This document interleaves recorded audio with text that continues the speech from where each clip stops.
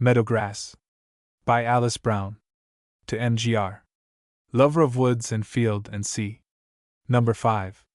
We who are Tiverton born, though false ambition may have ridden us to market, or the world's voice incited us to kindred clamoring, have a way of shutting our eyes, now and then, to present changes, and seeing things as they were once, as they are still, in a certain sleepy yet altogether individual corner of country life. And especially do we delight in one bit of fine mental tracery, etched carelessly, yet for all time, so far as our own short span is concerned, by the unerring stylus of youth, the outline of a little red schoolhouse, distinguished from the other similar structures within Tiverton bounds by District No. V, painted on a shingle, in primitive black letters, and nailed aloft over the door. Up to the very hollow which made its playground and weedy garden, the road was elm-bordered and lined with fair meadows, skirted in the background by shadowy pines, so soft they did not even wave, they only seemed to breathe. The treasures of the road. On either side, the way was plumed and paved with beauties so rare that now, disheartened dwellers in city streets, we covetously con over in memory that roaming walk to school and home again. We know it now for what it was, a daily progress of delight. We see again the old watering trough, decayed into the mellow loveliness of gray lichen and greenest moss. Here beside the ditch whence the water flowed, grew the pale forget-me-not and sticky star-blossomed cleavers. A step farther, beyond the nook where the spring bubbled first, were the riches of the common roadway, and over the gray, lichen-bearded fence, the growth of stubbly upland pasture. Everywhere, in road and pasture too, thronged milkweed, odorous haunt of the bee and those friliest butterflies of the year, born of one family with drifting blossoms, and straightly tall, the solitary mullein, dust-covered but crowned with a gold softer and more to be desired than the pride of kings. Perhaps the carriage folk from the outer world, who sometimes penetrate Tiverton's leafy quiet, may wonder at the queer little enclosures of sticks and pebbles on many a bare, tree-shaded slope along the road. Left there from some game, they say to one another, and drive on, satisfied. But these are no mere discarded playthings, dear ignorant travelers. They are tokens of the mimic earnest with which child life is ever seeking to sober itself, and rushing unsummoned into the workaday fields of an aimlessly frantic world. They are houses, and the stone boundaries are walls. This tree stump is an armchair, this board a velvet sofa. Not more truly is this thorn bush, my thorn bush, and this dog, my dog. Across the road, at easy running distance from the schoolhouse at noontime or recess, crawled the little river, with its inevitable hole, which each mother's son was warned to avoid in swimming, lest he be seized with cramp there where the pool was bottomless. What eerie wonders lurked within the mirror of those shallow brown waters! Long black hairs cleaved and clung in their limpid flowing. To this day, I know not whether they were horsehairs far from home, or swaying willow roots. The boys said they were, truly, hairs of the kind destined to become snakes in their last estate, and the girls, listening, shivered with all Mother Eve's premonitory thrill along the backbone. Wishbugs, too, were here, skimming and darting. The peculiarity of a wishbug is that he will bestow upon you your heart's desire, if only you hold him in the hand and wish. But the impossible premise defeats the conclusion.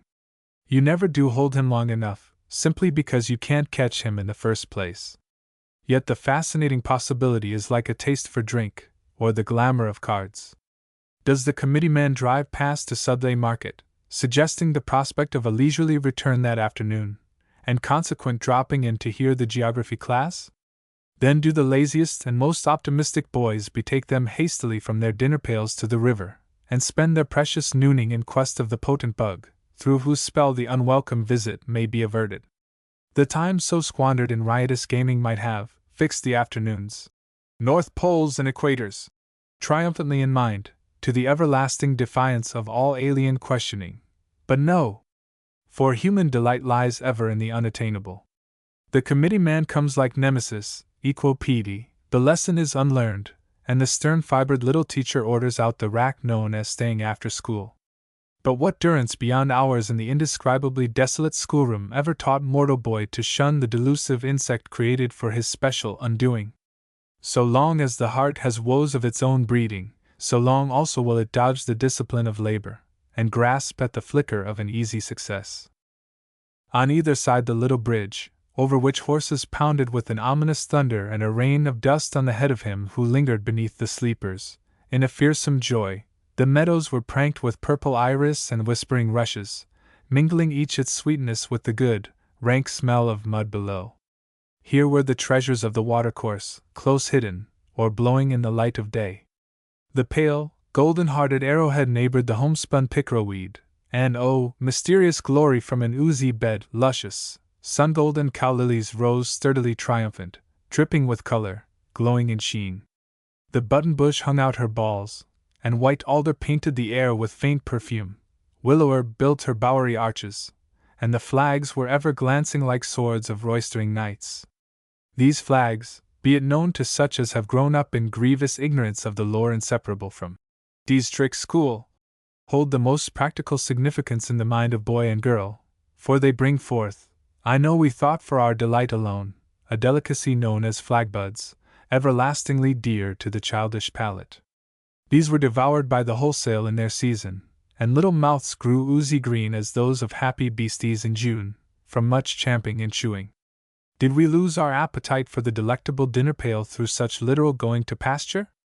I think not.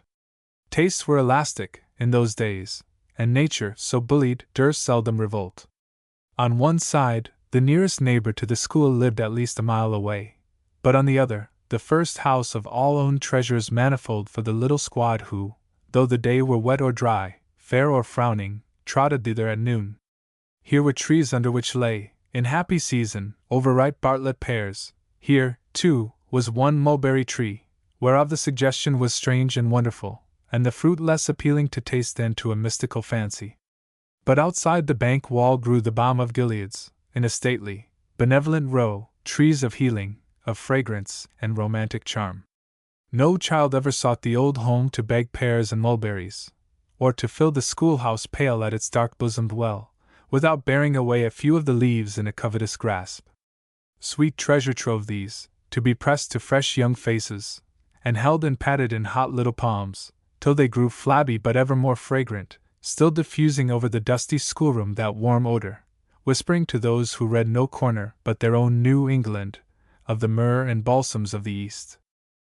We knew everything in those days, we aimless knights-errant with dinner pail and slate, the dry, frosty hollow where gentians bloom when the pride of the field is over, the woody slopes of the hepaticas awakening, under coverlet of withered leaves, and the sunny banks where violets love to live with their good gossip, the trembling anemone.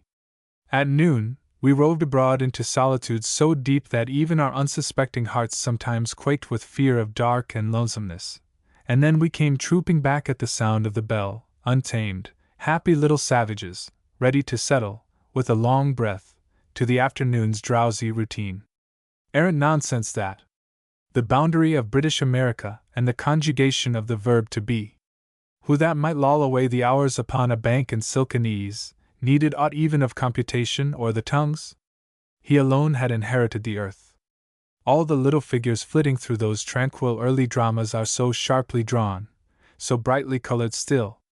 I meet Melissa Crane sometimes nowadays, a prosperous matron with space enough on her broad back for the very largest plaid ever woven, but her present identity is hazy and unreal. I see instead, with a sudden throb of memory, the little Melissa, who, one recess, accepted a sugar doughnut from me, and said, with a quaint imitation of old folks' manner, "I think your mother will be a real good cook, if she lives." I hear of Susie Martin, who went out west, married, and grew up with the country in great magnificence, but to me she is and ever will be the little girl who made 70 pies, one Thanksgiving time, thereby earning the somewhat stinted admiration of those among us who could not cook. Many a great deed, tacitly promised in that springtime, never came to pass, many a brilliant career ingloriously ended. There was Sam Marshall. He could do sums to the admiration of class and teacher, and Cuvier-like, evolve an entire flock from Colburn's 2 geese and a half. His memory was prodigious. He could name the presidents, bound the states and territories, and rattle off the list of prepositions so fast that you could almost see the spark shower from his rushing wheels of thought. It was an understood thing among us, when Sam was in his teens, that he should at least enter the Senate. Perhaps he would even be president, and scatter offices, like halfpence, among his scampering townsmen. But today he patiently does his haying, by hand, and goes sledding in the winter. The Senate is as far from him as the polar star, and I question whether he could even bear the crucial test of 2 geese and a half. Yet I still look upon him with a thrill of awe, as the man selected by the popular vote to represent us in fame's Valhalla, and mysteriously defeated by some unexpected move of the unseen hand at a game. There were a couple of boys such good comrades as never to be happy save when together.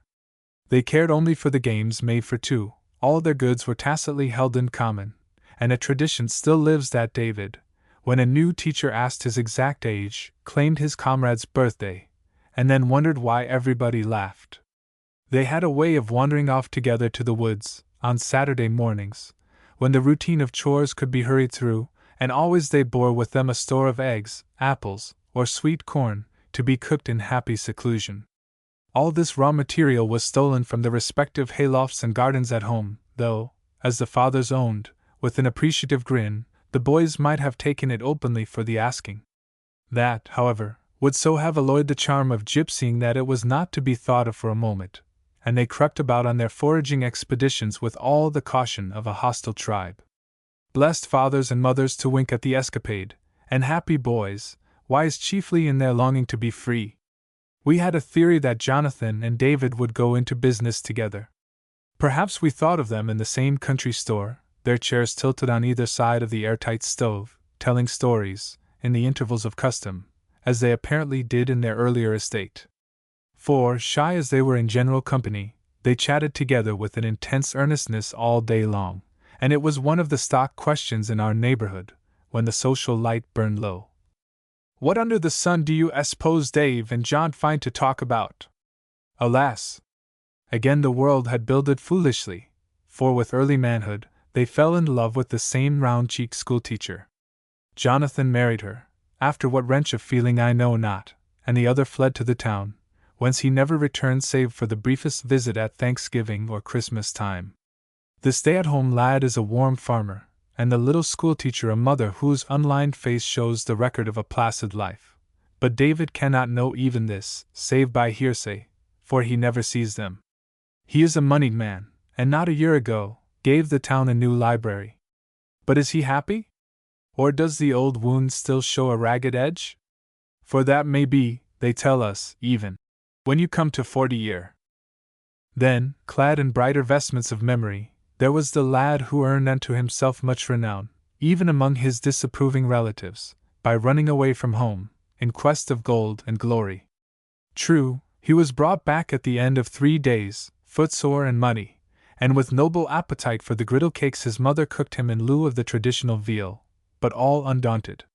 He never tried it again, yet people say he has thrown away all his chances of a thrifty living by perpetual wandering in the woods with gun and fishing rod, and that he is cursed with a deplorable indifference to the state of his fences and potato patch. No one could call him an admirable citizen, but I am not sure that he has chosen the worser part, for who is so jovial and sympathetic on a winter evening, when the apples are past, and even the shining cat purrs content before the blaze, or in the wood solitudes, familiar to him as his own house door? Partridges' nests? He said one spring, with a cock of his eye calculated to show at once a humorous recognition of his genius and his delinquencies. Sartain! I wish I was as sure where I keep my scythes, Ned. He has learned all the lore of the woods, the ways of wild critters, and the most efficacious means both to woo and kill them. Prim spinsters eye him acridly, as a man given over to shiftless ways, and wives set him up, like a lurid guidepost, before husbands prone to lapse from domestic thrift. But the dogs smile at him, and children, for whom he is ever ready to make kite or dory, though all his hay should mildew, or to string thimbleberries on a grass spear while supper cools within, tumble merrily at his heels. Such as he should never assume domestic relations, to be fettered with requirements of time and place.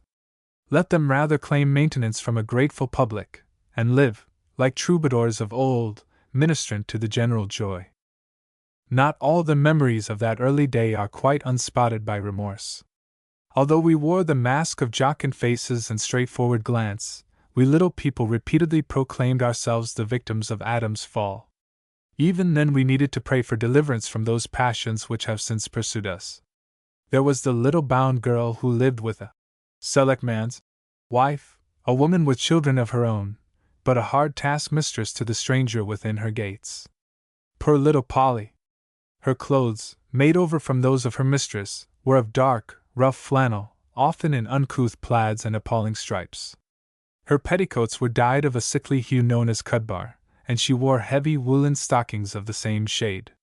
Polly got up early, to milk and drive the cows. She set the table, washed milk pans, and ran hither and thither on her sturdy cudbar legs, always willing, sometimes singing, and often with a mute, questioning look on her little freckled face, as if she had already begun to wonder why it has pleased God to set so many boundary lines over which the feeble may not pass.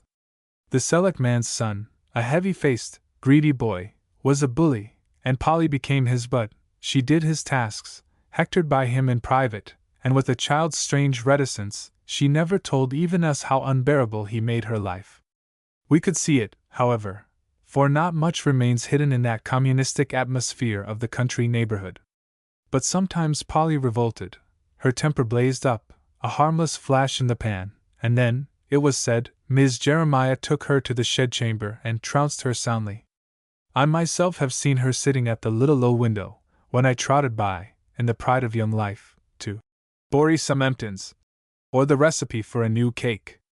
Often she waved a timid hand to me, and I am glad to remember a certain sunny morning, illuminated now because I tossed her up a bright hollyhock in return. It was little to give out of a full and happy day, but Polly had nothing. Once she came near great good fortune, and missed it. For a lady, who boarded a few weeks in the neighborhood, took a fancy to Polly, and was stirred to outspoken wrath by our tales of the severity of her life. She gave her a pretty pink cambric dress, and Polly wore it on last day, at the end of the summer term. She was evidently absorbed in love of it, and sat, smoothing its shiny surface with her little cracked hand, so oblivious to the requirements of the occasion that she only looked up dazed when the teacher told her to describe the Amazon River, and unregretfully let the question pass. The lady meant to take Polly away with her, but she fell sick with erysipelas in the face, and was hurried off to the city to be nursed. A sight to behold, as everybody said. And whether she died, or whether she got well and forgot Polly, none of us ever heard.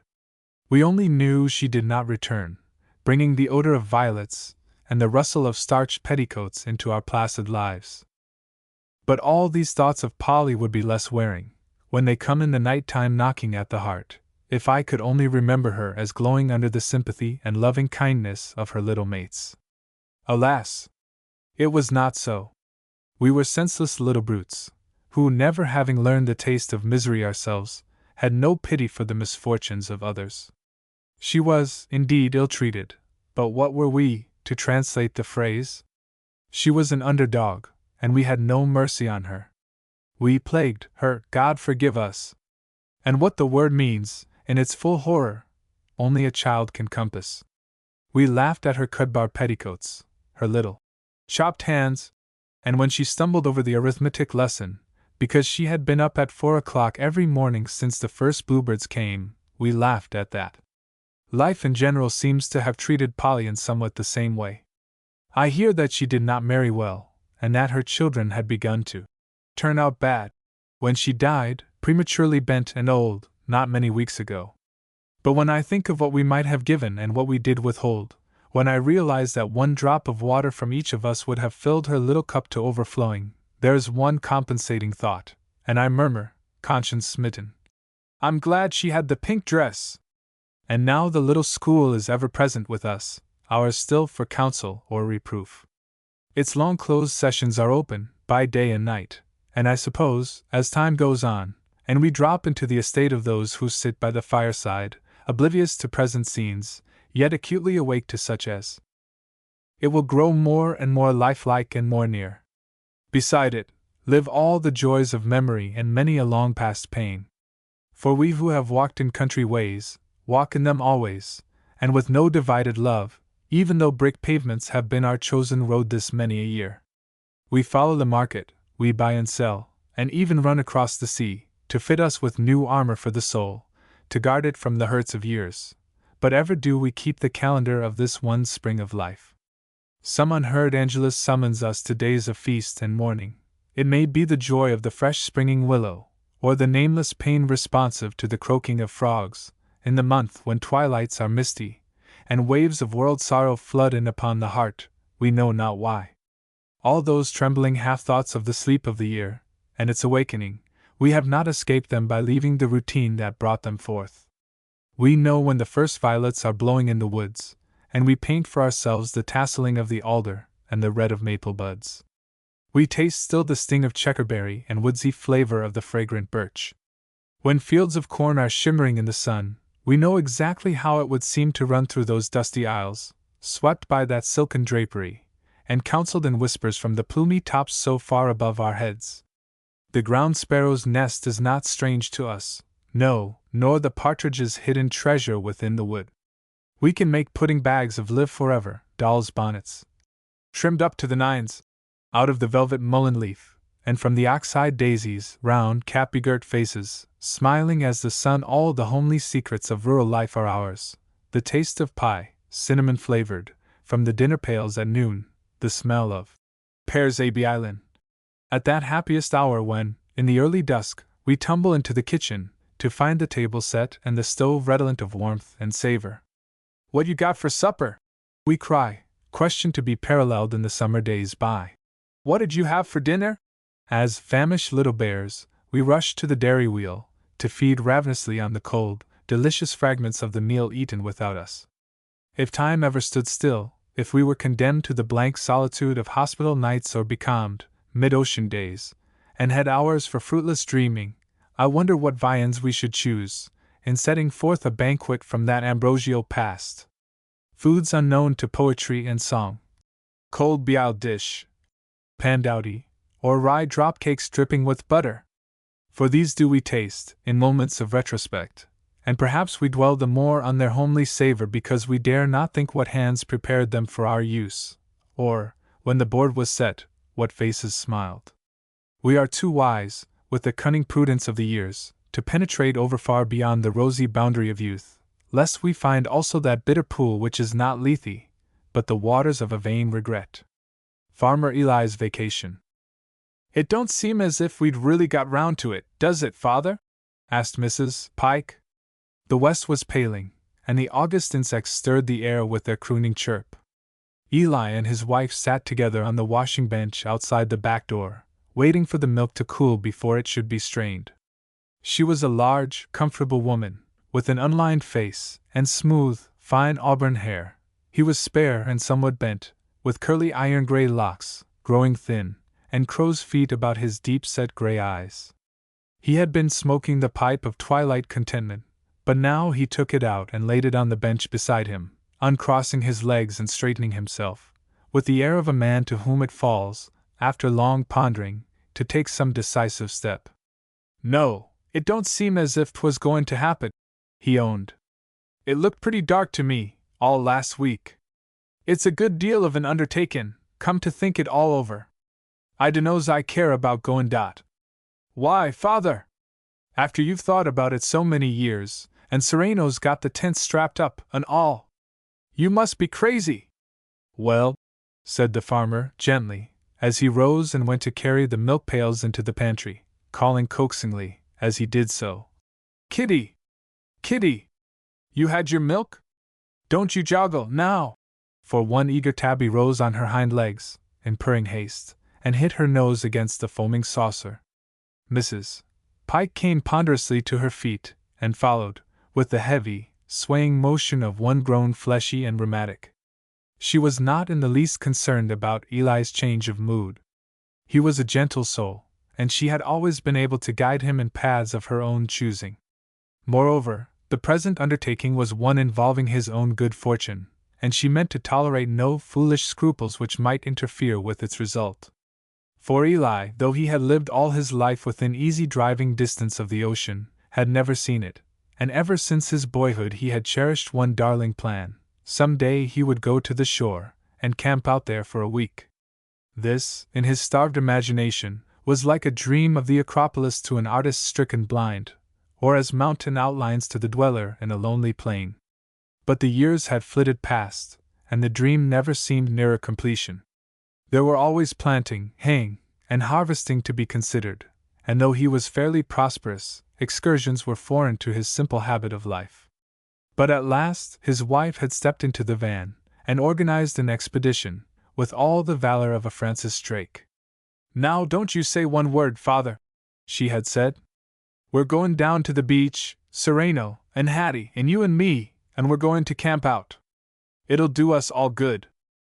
4 days before the date of the excursion, Eli had been solemn and tremulous, as with joy, but now, on the eve of the great event, he shrank back from it, with an undefined notion that it was like death, and that he was not prepared. Next morning, however, when they all rose and took their early breakfast, preparatory to starting at 5, he showed no sign of indecision, and even went about his outdoor tasks with an alacrity calculated, as his wife approvingly remarked, to "forward the VYG." He had at last begun to see his way clear, and he looked well satisfied when his daughter Hattie and Sereno, her husband, drove into the yard, in a wagon cheerfully suggestive of a wandering life. The tents and a small hair trunk were stored in the back, and the horses' pail swung below. "Well, father," called Hattie, her rosy face like a flower under the large shade hat she had trimmed for the occasion. "Guess we're going to have a good day." He nodded from the window, where he was patiently holding his head high and undergoing strangulation, while his wife, breathing huskily with haste and importance, put on his stock. "You come in, Hattie, and help pack the doughnuts into that lard pail on the table," she called. "I guess you'll have to take 2 pails. They ain't very big." At length, the 2 teams were ready, and Eli mounted to his place, where he looked very slender beside his towering mate. The hired man stood leaning on the pump, chewing a bit of straw, and the cats rubbed against his legs, with tails like banners. They were all impressed by a sense of the unusual. "Well, goodbye, Luke," Mrs.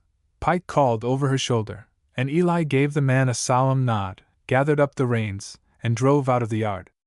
Just outside the gate he pulled up. "Whoa!" he called, and Luke lounged forward. "Don't you forget them cats! Get up, doll!" And this time they were gone. For the first 10 miles of the way, familiar in being the road to market, Eli was placidly cheerful. The sense that he was going to do some strange deed, to step into an unknown country, dropped away from him, and he chatted, in his intermittent, serious fashion, of the crops and the lay of the land. "Pretty bad job up along here, ain't it, father?" called Sereno, as they passed a sterile pasture where 2 plodding men and a yoke of oxen were redeeming the soil from its rocky fetters.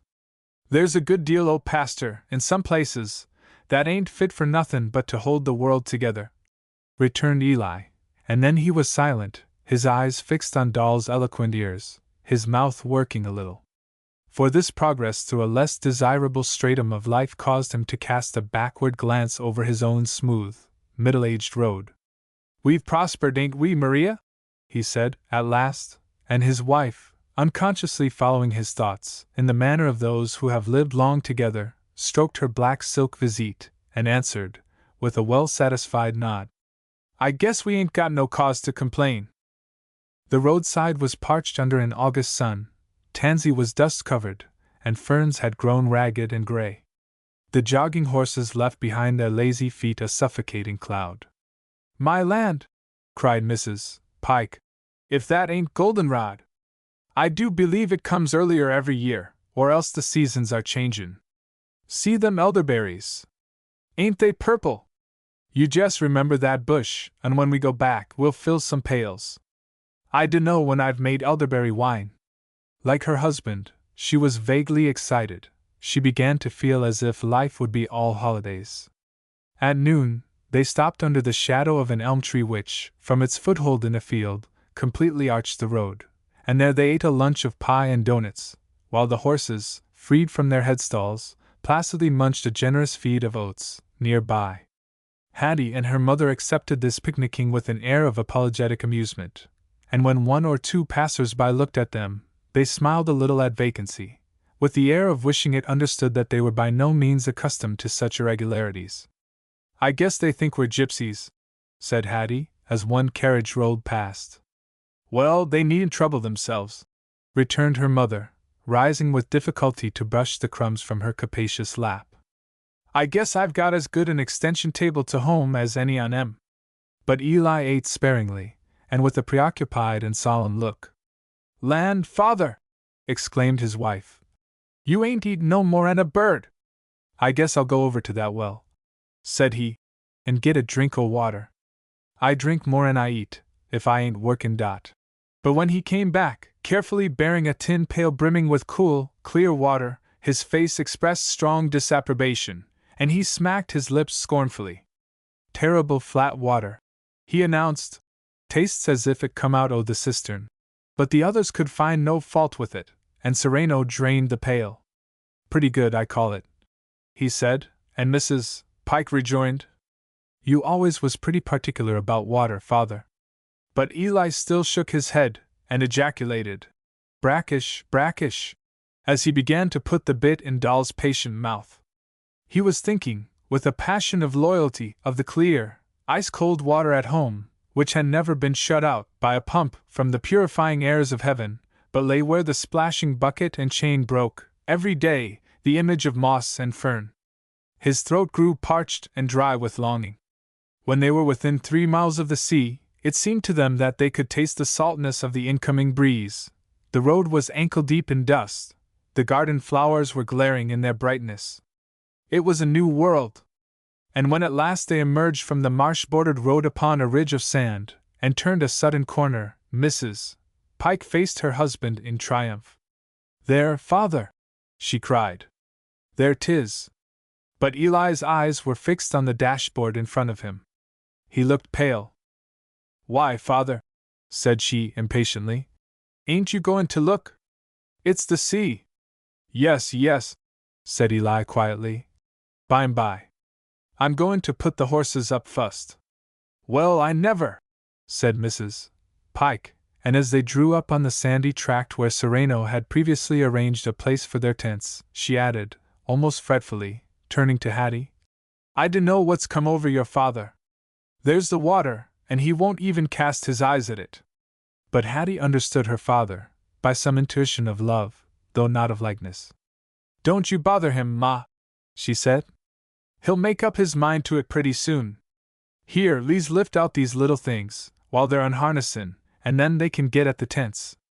Mrs. Pike's mind was diverted by the exigencies of labor, and she said no more. But after the horses had been put up at a neighboring house, and Sereno, red-faced with exertion, had superintended the tent-raising, Hattie slipped her arm through her father's, and led him away. "Come, Pa," she said in a whisper.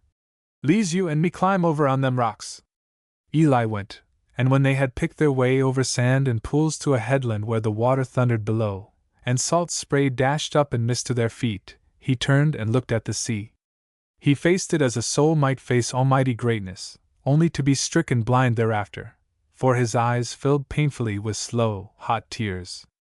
Hattie did not look at him, but after a while she shouted in his ear, above the outcry of the surf, "Here, Pa, take my handkerchief. I don't know how 'tis about you, but this spray gets in my eyes." Eli took it obediently, but he did not speak, he only looked at the sea. The two sat there, chilled and quite content, until 6 o'clock, when Mrs. Pike came calling to them from the beach, with dramatic shouts, emphasized by the waving of her ample apron. "Supper's ready! Sereno's built a bonfire, and I've made some tea." Then they slowly made their way back to the tents, and sat down to the evening meal. Sereno seemed content, and Mrs. Pike was bustling and triumphant. The familiar act of preparing food had given her the feeling of home. "Well, father, what think?" she asked, smiling exuberantly, as she passed him his mug of tea. "Does it come up to what you expected?" Eli turned upon her his mild, dazed eyes. "I guess it does," he said gently. That night they sat upon the shore while the moon rose and laid in the water her majestic pathway of light. Eli was the last to leave the rocks, and he lay down on his hard couch in the tent, without speaking. "I wouldn't say much to father," whispered Hattie to her mother, as they parted for the night. "He feels it more'n we do." "Well, I s'pose he is some tired," said Mrs. Pike, acquiescing, after a brief look of surprise. "It's a good deal of a jaunt, but I dunno but I feel payday ready. Should you take out your hairpins, Hattie?" She slept soundly and vocally, but her husband did not close his eyes. He looked, though he could see nothing, through the opening in the tent, in the direction where lay the sea, solemnly clamorous, eternally responsive to some infinite whisper from without his world. The tension of the hour was almost more than he could bear.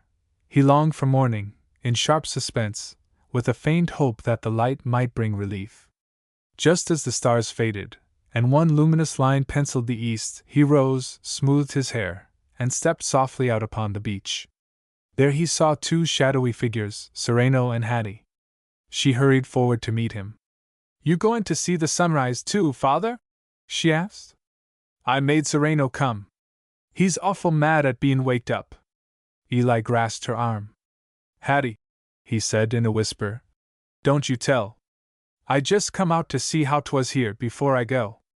I'm going home, I'm going now." "Why, father?" said Hattie, but she peered more closely into his face, and her tone changed. "All right," she added, cheerfully. "Serene'll go and harness up." "No, I'm going to walk." "But, father, I don't mean to break up your stayin' here, nor your mother's. You tell her how 'twas. I'm going to walk." Hattie turned and whispered to her husband for a moment. Then she took her father's hand. "I'll slip into the tent and put you up somethin' for your breakfast and luncheon," she said. "Sereno's gone to harness, for, Pa, you must take one horse, and you can send Luke back with it Friday, so's we can get the things home. What do we want of 2 horses down here, at 2 and 9 pence a day?" "I guess I know." So Eli yielded. But before his wife appeared, he had turned his back on the sea, where the rose of dawn was fast unfolding. As he jogged homeward, the dusty roadsides bloomed with flowers of paradise, and the insects' dry chirp thrilled like the song of angels. He drove into the yard just at the turning of the day, when the fragrant smoke of many a crackling fire curls cheerily upward, in promise of the evening meal. "What's busted?" asked Luke, swinging himself down from his load of fodder corn, and beginning to unharness Doll. "Oh, nothin'," said Eli, leaping from the wagon as if 20 years had been taken from his bones. "I guess I'm too old for such jaunts.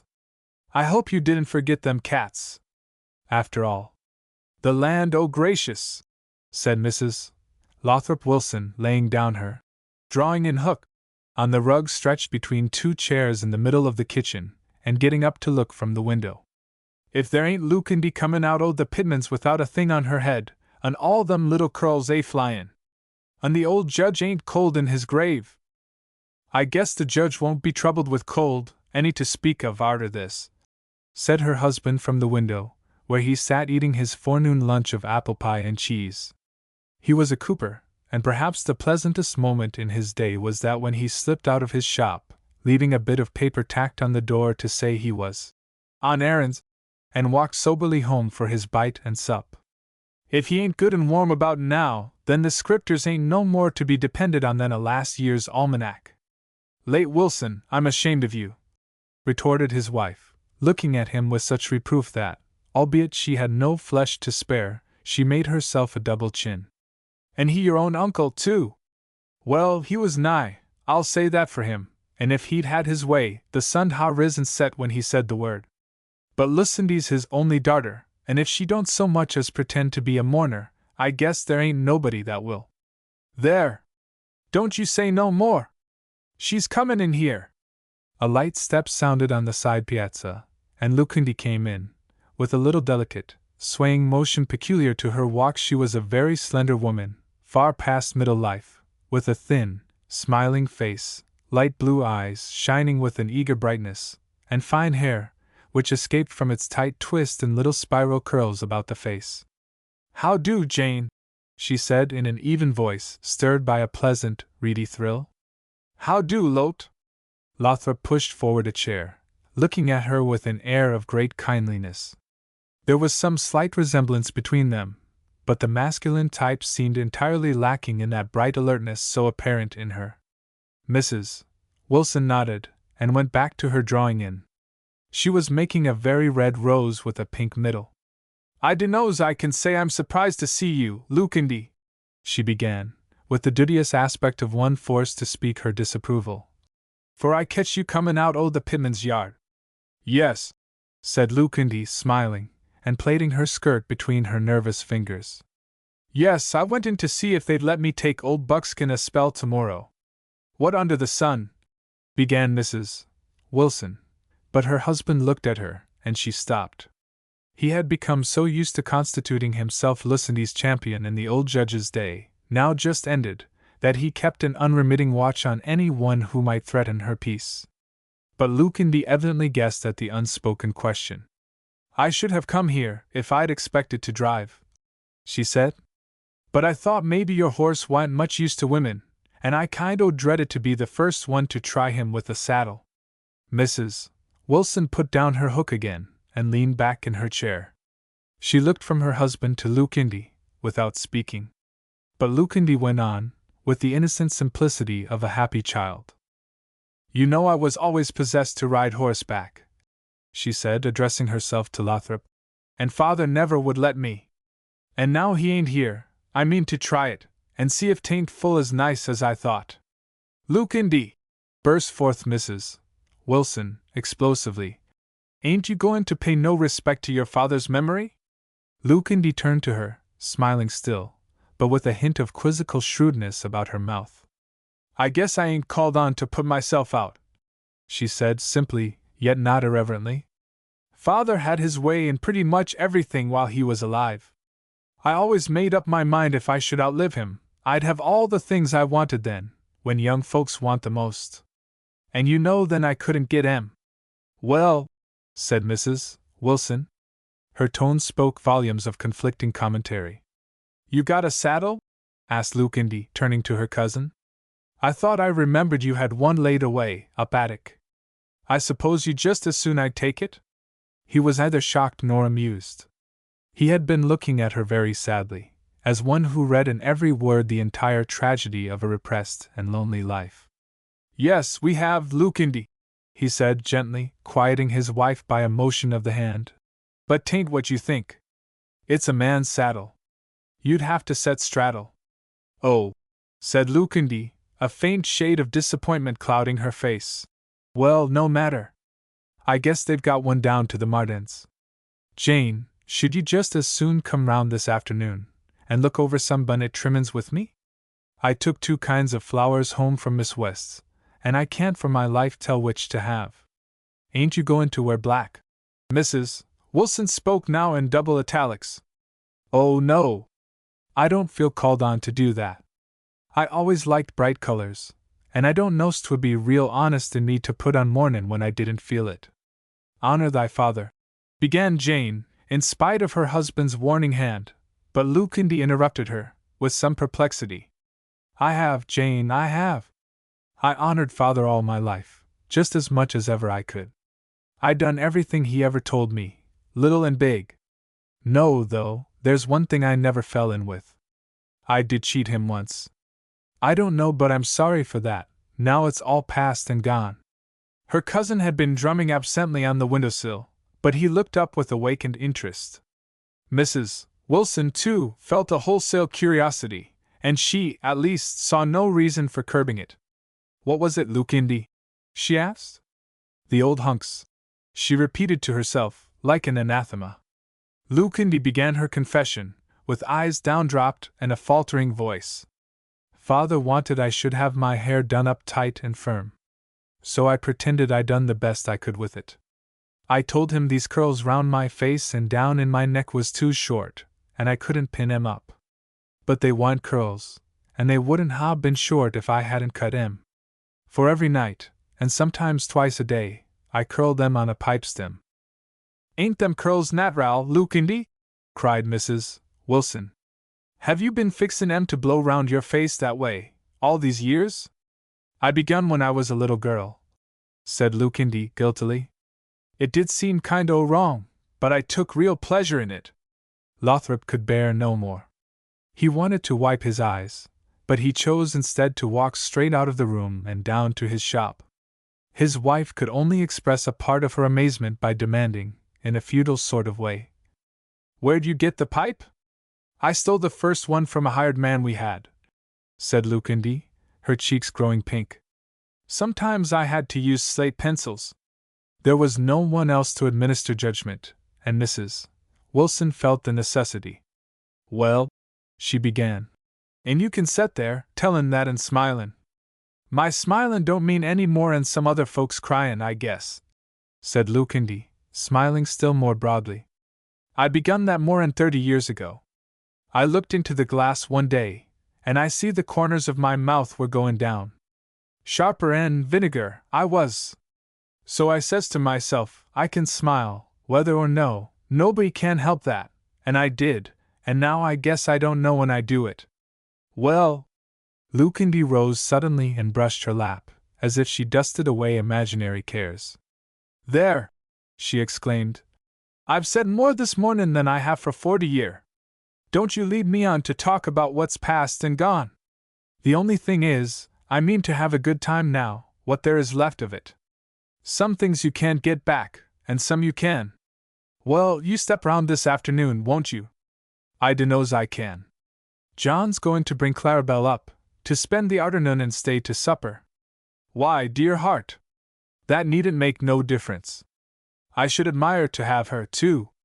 I'll show her some shells and coral I found this mornin', up attic." Lucindy had almost reached the street when she turned, as with a sudden resolution, and retraced her steps. "Jane," she called, looking in at the kitchen window. "It's a real bright day, pretty as any tea ever I see. Don't you worry for fear o' my disturbin' them that's gone, if I do try to catch at somethin' pleasant. If they're wiser now, I guess they'll be glad I had sense enough left to do it." That afternoon Mrs. Wilson, in her best gingham and checked sunbonnet, took her way along the village street to the old Judge Wilson house. It was a colonial mansion, sitting austerely back in a square yard.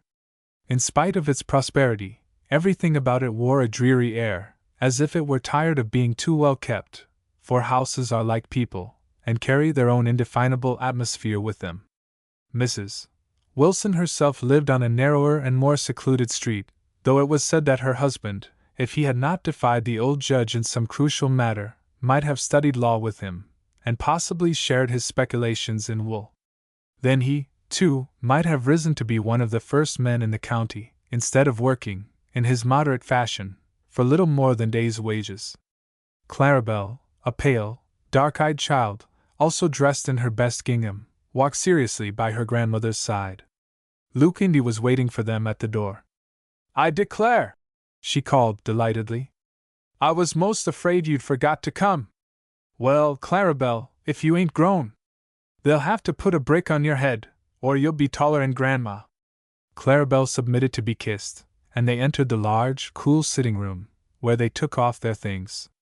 "You make yourself at home, Jane," said Lucindy, fluttering about, in pleasant excitement. "I ain't going to pay you a mite of attention till I see Clarabelle fixed. Now, Clarabelle, remember! You can go anywhere's you're a mind to. And you can touch anything there is. You won't find a thing a little girl can hurt.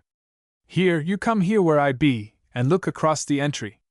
See that big lamp on the table? Well, if you unhook them danglin' things and peek through 'em, you'll find the brightest colors. My, how pretty they be! I've been lookin' through 'em this mornin'. I used to creep in and do it when I was little," she continued in an aside to Mrs. Wilson. "Once I lost one." A strange look settled on her face. She was recalling a bitter experience. "There!" she said, releasing Clarabelle with a little hug. "Now run along! If you look on the lower shelf of the whatnot, you'll see some shells and coral I put there for just such a little girl." Clarabelle walked soberly away to her playing. "Don't you hurt nothin'!" called Mrs. Wilson, and Clarabelle responded properly. "No, There!" said Lucindy, watching the precise little back across the hall. "Now le's talk a mite about vanity. You reach me that green box behind your chair. Here's the best flowers Miss West had for what I wanted. Here's my bonnet, too. You see what you think. She set the untrimmed bonnet on her curls, and laid first a bunch of bright chrysanthemums against it, and then some strange lavender roses. The roses turned her complexion to an ivory whiteness, and her anxious, intent expression combined strangely with that undesirable effect. "My soul, Lucindy!" cried Mrs. Wilson, startled into a more robust frankness than usual. "You do look like the old Nick." A shade came over Miss Lucindy's honest face. It seemed, for a moment, as if she were going to cry. "Don't you like 'em, Jane?" she asked, appealingly. "Won't neither of 'em do?" Mrs. Wilson was not incapable of compunction, but she felt also the demands of the family honor. "Well, Lucindy," she began soothingly, "now 'tain't any use, is it, for us to say we ain't gettin' on in years? We be. You re my age, and, why, look at Clarabelle in there. What should you say, if you see me settin' out to meetin' with red flowers on my bunnet? I should be nothin' but a Loganstock." Lucindy laid the flowers back in their box, with as much tenderness as if they held the living fragrance of a dream. "Well," she said wistfully. Then she tried to smile. "Here," interposed Mrs. Wilson, not overpleased with the part she felt called upon to play. "You give me your bunnet. Don't I see your old sheaf o' wheat in the box? Let me pin it on for you. There now, don't that look more suitable?" By the time she had laid it on, in conventional flatness, and held it up for inspection, every trace of rebellion had apparently been banished from Lucindy's mind. "Here," said the victim of social rigor. "You hand me the box, and I'll set it away." They had a cozy, old-fashioned chat, touching upon nothing in the least revolutionary, and Mrs. Wilson was glad to think Lucindy had forgotten all about the side saddle.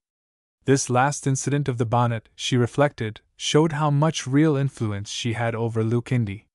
She must take care to exert it kindly but seriously now that the old judge was gone. "You goin' to keep your same help?" she asked, continuing the conversation. "Oh, yes.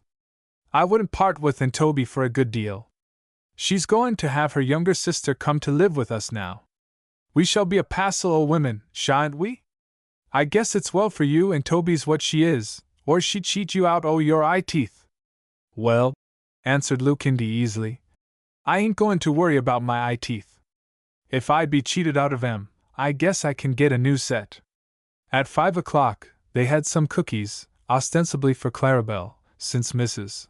Wilson could not stay to tea, and then, when the little maid had taken hers out to the front steps, Lucindy broached a daring plan, that moment conceived.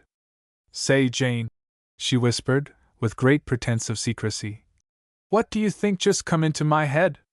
Do you s'pose Mattie would be put out, if I should give Clarabelle a hat? Mercy sakes, no! All in the family so.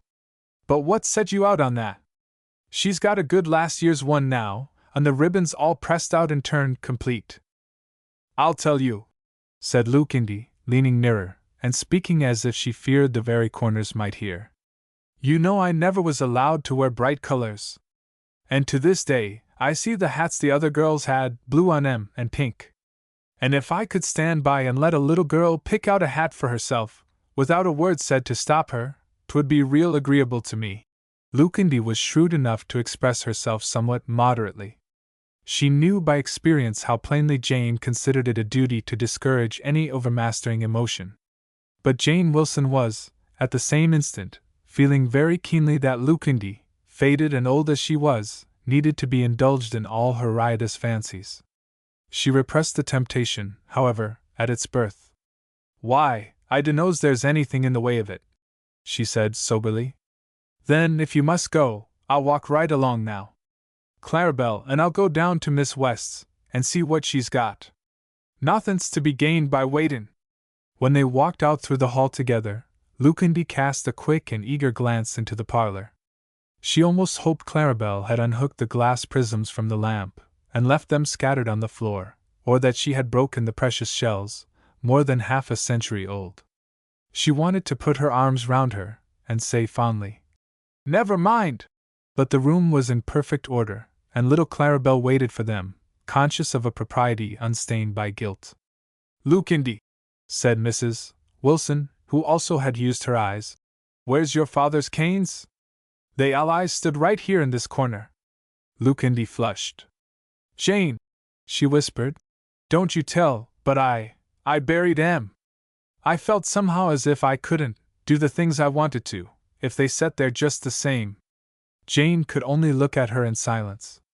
"Well," she said at length, "it takes all kinds o' people to make a world." That, at least, was non-committal. She left the shoppers at her own gate, and they walked on together. Lucindy was the more excited of the two. "Now, Clarabelle," she was saying, "you remember you can choose any hat you see, and have it trimmed just the way you like. What color do you set by most?" "I don't know," said Clarabelle. "Blue, I guess." "Well, there's a hat there all trimmed with it. I see it this mornin'. Real bright, pretty blue. I believe there was some little knot and yellow flowers on it, too. But mind you don't take it unless you like it." Miss West's shop occupied the front room of her house, a small yellow one on a side street. The upper part of the door was of glass, and it rang a bell as it opened. Lucindy had had very few occasions for going there, and she entered with some importance. The bell clanged, and Miss West, a portly woman, came in from the back room, whisking off her apron in haste. "Oh, that you, Miss Lucindy?" she called. "I've just been fryin' some risdonets. Well, how'd the flowers suit?" "I haven't quite made up my mind," said Lucindy, trying to speak with the dignity befitting her quest. "I just come in with little Clarabelle here. She's going to have a new hat, and her grandma said she might come down with me to pick it out. You've got some all trimmed, I believe?" Miss West opened a drawer in an old-fashioned bureau. "Yes," she said. "I've got two my niece trimmed for me before she went to make her visit to Sudley. One's blue. I guess you've seen that. Then there's a nice white one. The weekly says white's all the go, this year." She took out two little hats, and balanced them on either hand. The blue one was strongly accented. The ribbon was very broad and very bright, and its nodding cowslips gleamed in cheerful yellow. "Ain't that a beauty?" whispered Lucindy close to the little girl's ear. "But there! Don't you have it unless you'd rather. There's lots of other colors, you know, pink, and all sorts." Clarabelle put out one little brown hand, and timidly touched the other hat. "This one," she said. It was very plain, and very pretty, yet there were no flowers, and the modest white ribbon lay smoothly about the crown. Miss Lucindy gave a little cry, as if someone had hurt her. "Oh!" she exclaimed. "Oh, Clarabelle!" "You sure?" Clarabelle was sure. "She's got real good taste," put in Miss West. "Shall I wrop it up?"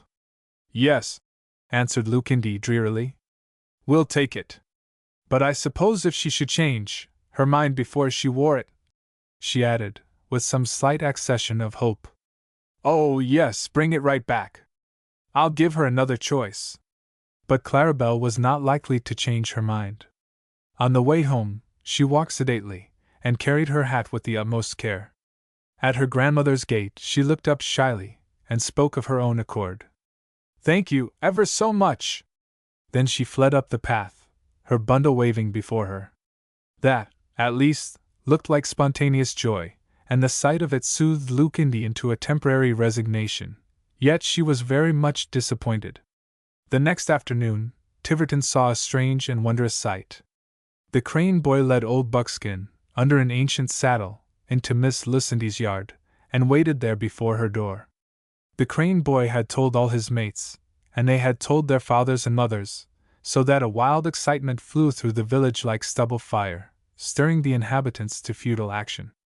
"It's like the Clips," said one of the squad of children collected at the gate. "Only they ain't no smoked glass." Some of the grown people made an errand, for the sake of being in the street, but those who lived nearby simply mounted guard at their doors and windows. The horse had not waited long when Miss Lucindy appeared before the gaze of an eager world. Her face had wakened into a keen excitement. "Here!" she called to the Crane boy's brother, who was lingering in the background grinding his toes on the gravel and then lifting them in sudden agony. You take this kitchen chair and set it down side of him, so that I can climb up. The chair was placed, and Miss Lucindy essayed to climb, but vainly. Anne, she called, you bring me that little cricket. And Toby appeared unwillingly, the little cricket in her hand. She was a tall, red-haired woman, who bore the reputation of being willing to be torn into inch pieces for Miss Lucindy. Her freckled face burned red with shame and anger. For heaven's sake, you come back into the house, she whispered, with tragic meaning. You just give it up, and I'll scatter them boys. Sassy little peeps! What are they staring round here for, I'd like to know? But Lucindy had mounted the cricket with much agility, and seated herself on the horse's back.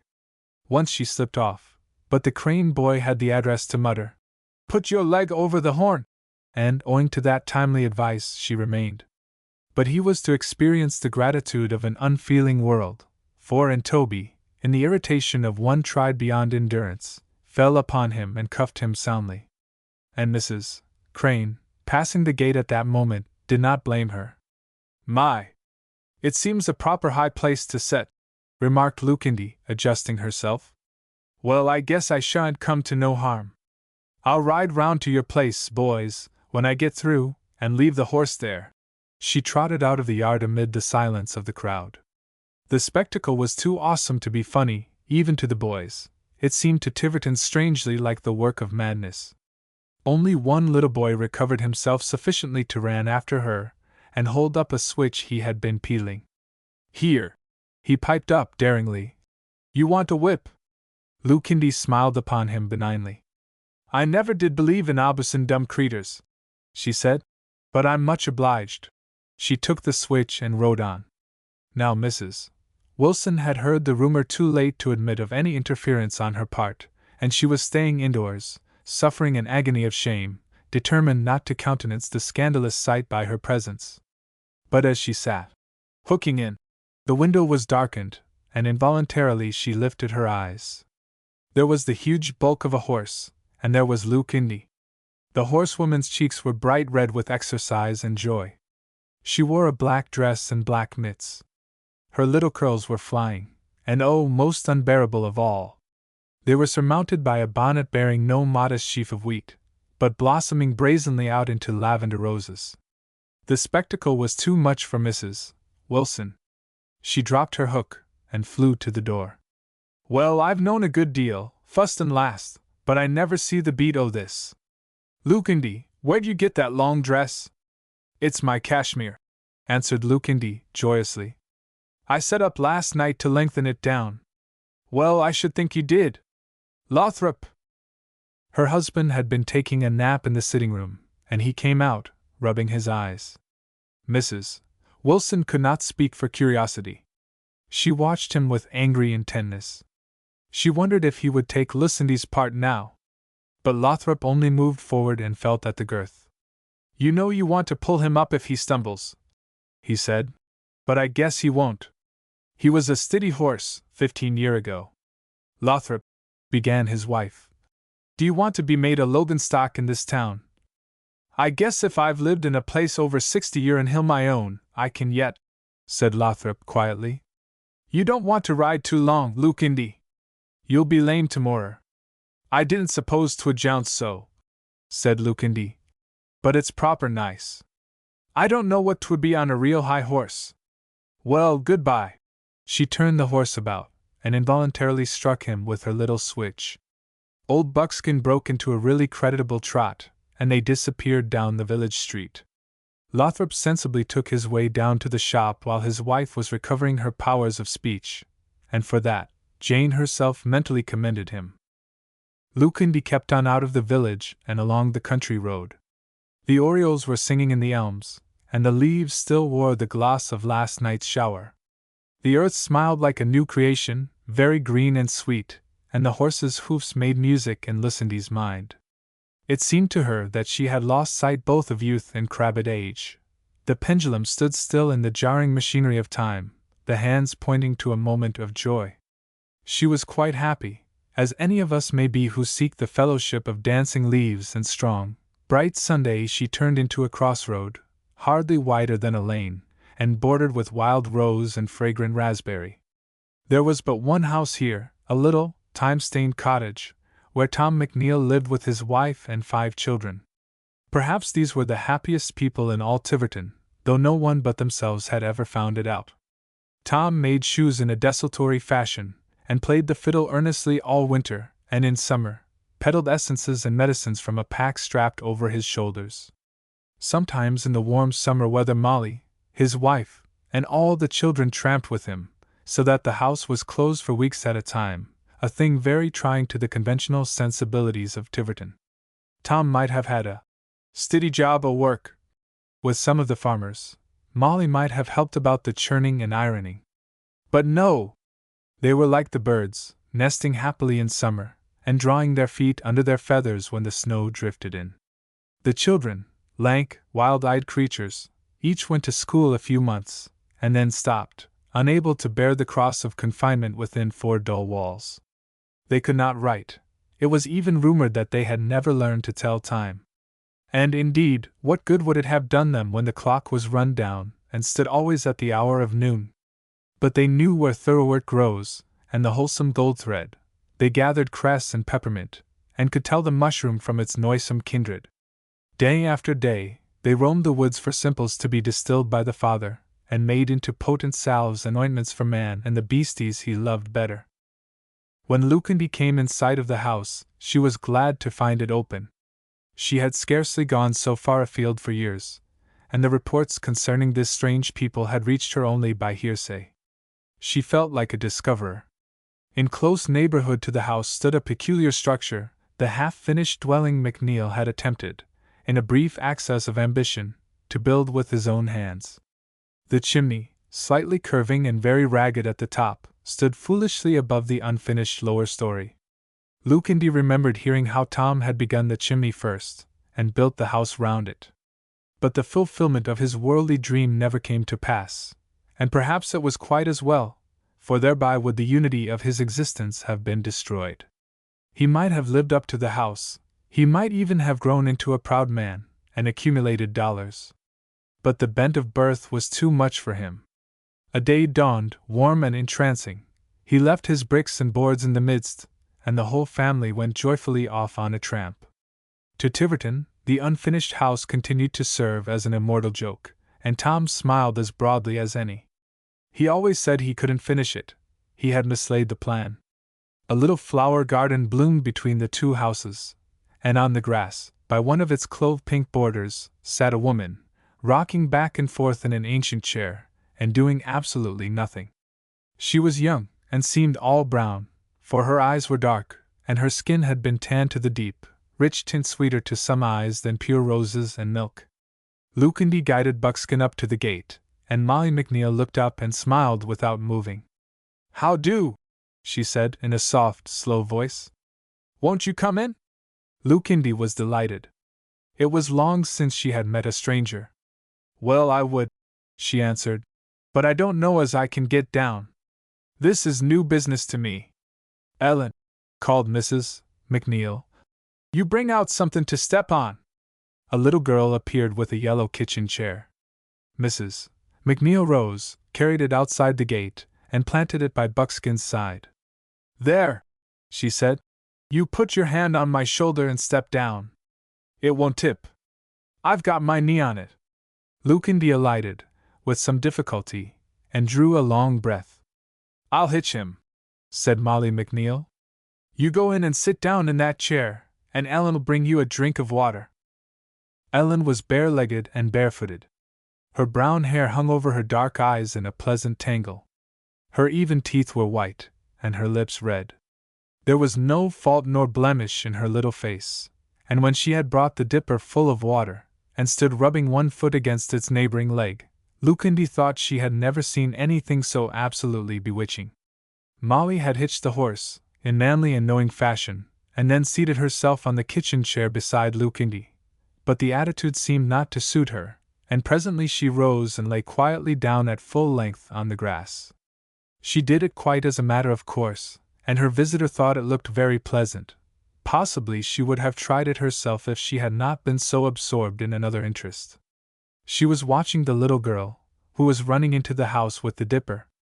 "Ain't she complete?" she said. "Your oldest?" "She ain't mine at all." Mrs.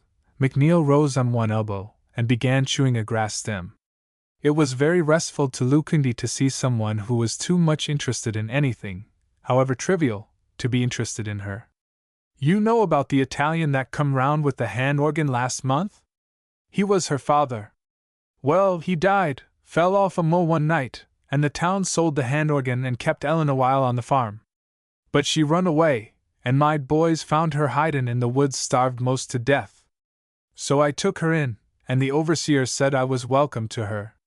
She's a nice little soul. She's proper good lookin'." Lucindy's eyes were sparkling.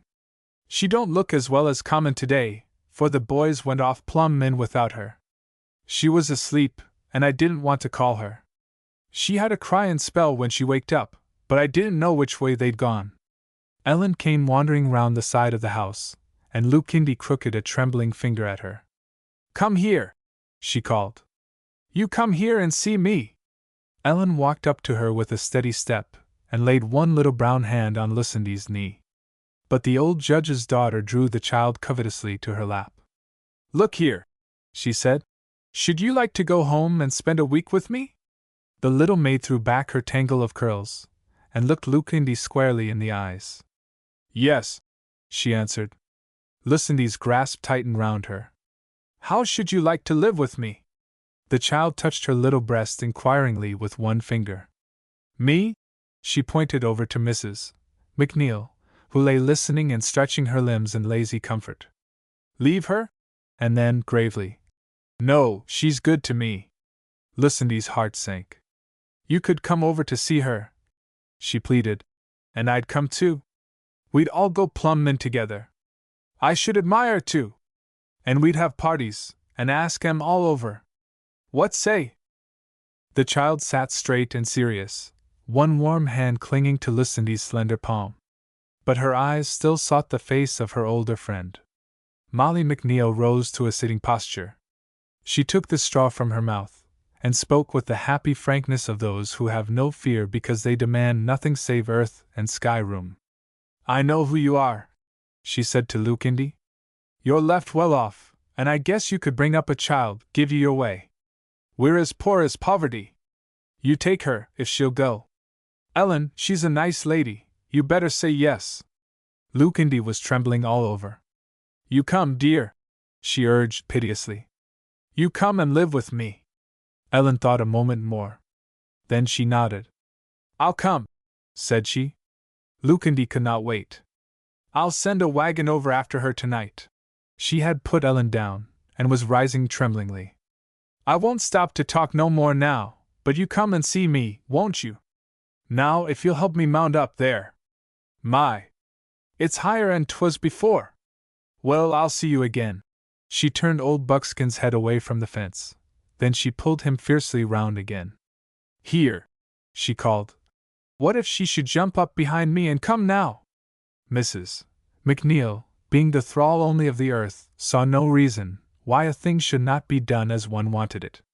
She lifted the child and set her on the horse behind Lucindy. And so, in this strange fashion, the two entered the high street of Tiverton. A few weeks after this, Mrs. Wilson and Lucindy went together to the little millinery shop. Ellen trotted between them, taking excursions into the street, now and again, in pursuit of butterflies or thistledown. When they entered, Miss West, who had seen their approach from her position at the ironing board, came forward with a gay little hat in her hand. It was trimmed with pink, and a wreath of tiny white flowers clung about the crown. She set it on Ellen's curls, and Ellen, her face quite radiant, looked up at Miss Lucindy for approval. But that lady was gazing anxiously at Mrs. Wilson. "Now, there ain't anything unsuitable about that, is there?" she asked. "I know it's gay, and I want it to be gay. I can tell about that. But is it all right? Is it such as you'd be willin' to have Clarabelle wear?" "It's a real beauty," Mrs. Wilson answered cordially, but she could not refrain from adding, while Miss West was doing up the hat, and Ellen surreptitiously tried on a black poke bonnet. "Now don't you spile her, Lucindy. She's a nice little girl as ever was, but you ain't no more fit to bring up a child than the cat. Lucindy did not hear. She was smiling at Ellen, and Ellen smiled back at her. They thought they knew. Told in the poorhouse. "Let me see," said old Sally Flint. "Was it 50 year ago, or was it onny 40? Summas betwixt 1825 and 26 it must ha' been when they were married, and 'twas in 41 he died." The other old women in the poorhouse sitting room gathered about her. Old Mrs. Forbes, who dearly loved a story, unwound a length of yarn with peculiar satisfaction, and put her worn shoe up to the fire. Everybody knew when Sally Flint was disposed to open her unwritten book of folk tales for the public entertainment, and today, having tied on a fresh apron and bound a new piece of red flannel about her wrist, she was, so to speak, in fighting trim. The other members of the poorhouse had scanty faith in that red flannel. They were aware that Sally had broken her wrist, some 20 years before, and that the bandage was consequently done on days when her hand felt kind o' cold, or was burnin' like fire embers. But there was an unspoken suspicion that it really served as token of her inability to work whenever she felt bored by the prescribed routine of knitting and sweeping. No one had dared presume on that theory, however, since the day when an untactful overseer had mentioned it, to be met by such a stream of unpleasant reminiscence concerning his immediate ancestry that he had retreated in dismay, and for a week after, had served extra pieces of pie to his justly offended charge. "They were married in June," continued Sally. "No, TWAN't, 'twas the last o' May. May 31st, no, May ain't but 30 days, has it? 30 days has September," quoted Mrs. Giles, with importance. "That's about all I've got left o' my shoelin', Miss Flint. May's got 31 days, sure enough. Call it the 31st, then. It's nigh enough, anyway. Well, Josh Martin and Lyddy and Crane was married, and for 9 year they lived like two kittens. Old Sperry Dyer, that wanted to get Lyddy himself, used to call 'em Cup and Sasser, there they be, he'd say, when he stood outside the meetin' house door and they drove up, 'There comes Cup and Sasser.' Lyddy was a little mite of a thing, with great black eyes, and if Josh hadn't been as tough as tripe, he'd ha' got all wore out waitin' on her. He even washed the potatoes for her, made the fires, on lugged water. Scared to death if she was sick. She used to have sick headaches, and one day he stopped choppin' pine limbs near the house 'cause the noise hurt Lyddy's head. Another time, I recollect, she had erysipelas in her face, and I went in to carry some elderblows, and found him readin' the Bible. 'Lord,' says I, 'Josh, that's onny Genesis. 'Tunt do the erysipelas a mite o' good for you to be set in there reading the begats. You better turn to Revelation.' But TWAN't all on his side, nother. 'Twas give and take with them. It used to seem as if Lyddy and kind o' worshipped him. Josh we all called him, but she used to say Joshua, and look at him as if he was the Lord A'mighty." "My! Sally!" said timid Mrs. Spencer under her breath, but Sally gave no heed, and swept on in the stream of her recollections. "Well, it went on for 15 year, and then Mandy Knowles, Josh's second cousin, come to help them with the work. Mandy was a queer creetur. I've studied a good deal over her, and I dunno's I've quite got to the bottom of her yit. She was one o' them sort o' slow women, with a fat face, and she hadn't got over dressin' young, though Lyddy and the rest of us that was over 30 was wearin' caps and talkin' about false fronts. But she never'd had no beaux, and when Josh begun to praise her and say how nice 'twas to have her there, it tickled her e'en a'most to death. She'd lived alone with her mother and 2 old maid aunts, and she didn't know nothin' about men folks. I allies thought she felt they was different somehow, kind o' cherubim and seraphim, and you'd got to mind 'em as if you was the children of Israel and they was Moses. Josh never meant a mite o' harm, I'll say that for him. He was just manlike, that's all. There's lots o' different kinds here, Miss Niles, you know. You've buried your third, and Josh was the kind that can't see more'n one woman to a time. He looked at Mandy, and he got over seein' Lyddy, and that's all. Things would ha' come out all right as they be for most married folks, if Lyddy and hadn't been so high-spirited. But she set the world by Joshua, and there 'twas. Ain't it nice to have her here? He kept on sayin' over and over to Lyddy, and she'd say yes. But by, when she found he was allies on hand to bring a pail o' water for Mandy, or to throw away her suds, or even help hang out the CLOS. I see 'em hanging out CLOS one day when I was going across their lot. Huckleberry, and he did look like a great gump, and so did she. Well then, LYDDY and got to seem in kind o' worried, and she had more sick headaches than ever. TWA'n't a year afore that, I'd been in one day when she had a headache, and he says, as if he was professin' his faith in me'din', by gum, I wish I could have them headaches for her, and I thought, oh, speakin' of it, about now, when I run into Boris some saleratus, and he hollered into the bedroom, LYDDY, and you got another headache? If I had such a head as that, I'd cut it off, and all the time Mandy did act like the very old Nick, just as any old maid would that hadn't set her mind on menfolks till she was 35. She bought a red plaid bow and pinned it on in front, and one day I catched her at the looking-glass pullin' out a gray hair. Land, Mandy, says I spoke right up, do you pull 'em out as fast as they come? That's why you ain't no grayer, I suppose. I was sayin' the other day, Mandy knows is gettin' on, but she holds her own pretty well. I dunno how she manages it, whether she dies or not, says I. And afore she could stop herself, Mandy turned round, red as a beet, to look at Josh and see if he heard. He stamped out into the woodhouse, but LYDDY and never took her eyes off her work. Them little spiteful things didn't seem to make no impression on her. I've thought a good many times since, she didn't care how handsome other women was, nor how scrawny she was herself, if she could on'y keep Josh. And Josh he got kind o' fretful to her, and she to him, and Mandy was all honey and cream. Nothin' would do but she must learn how to make the gingerbread he liked, and iron his shirts, and when LYDDY and found he seemed to praise things up just as much as he had when she done 'em, she give 'em up, and done the hard things herself, and let Mandy see to Josh. She looked pretty pinlin' then, mark my words, but I never see two such eyes in anybody's head. I s'pose 'twas a change for Josh, anyway, to be with a woman like Mandy, that never said her soul's her own, for LYDDY'd eyes had a quick way with her. But lan! You can't tell about men, what changes 'em or what don't. If you're tied to one, you've just got to bear with him, and be thankful if he don't run some kind of a rig and make you town talk. There was a murmur from gentle Lucy Staples, who had been constant for 50 years to the lover who died in her youth, but no one took any notice of her, and Sally Flint went on. It comes spring, and somehow or nother Mandy found out the last o' March was Josh's birthday, and nothin' would do but she must make him a present. So she walked over to Sudley, and bought him a great long pocket book that you could put your bills into without foldin' 'em, and brought it home, tickled to death because she'd been so smart.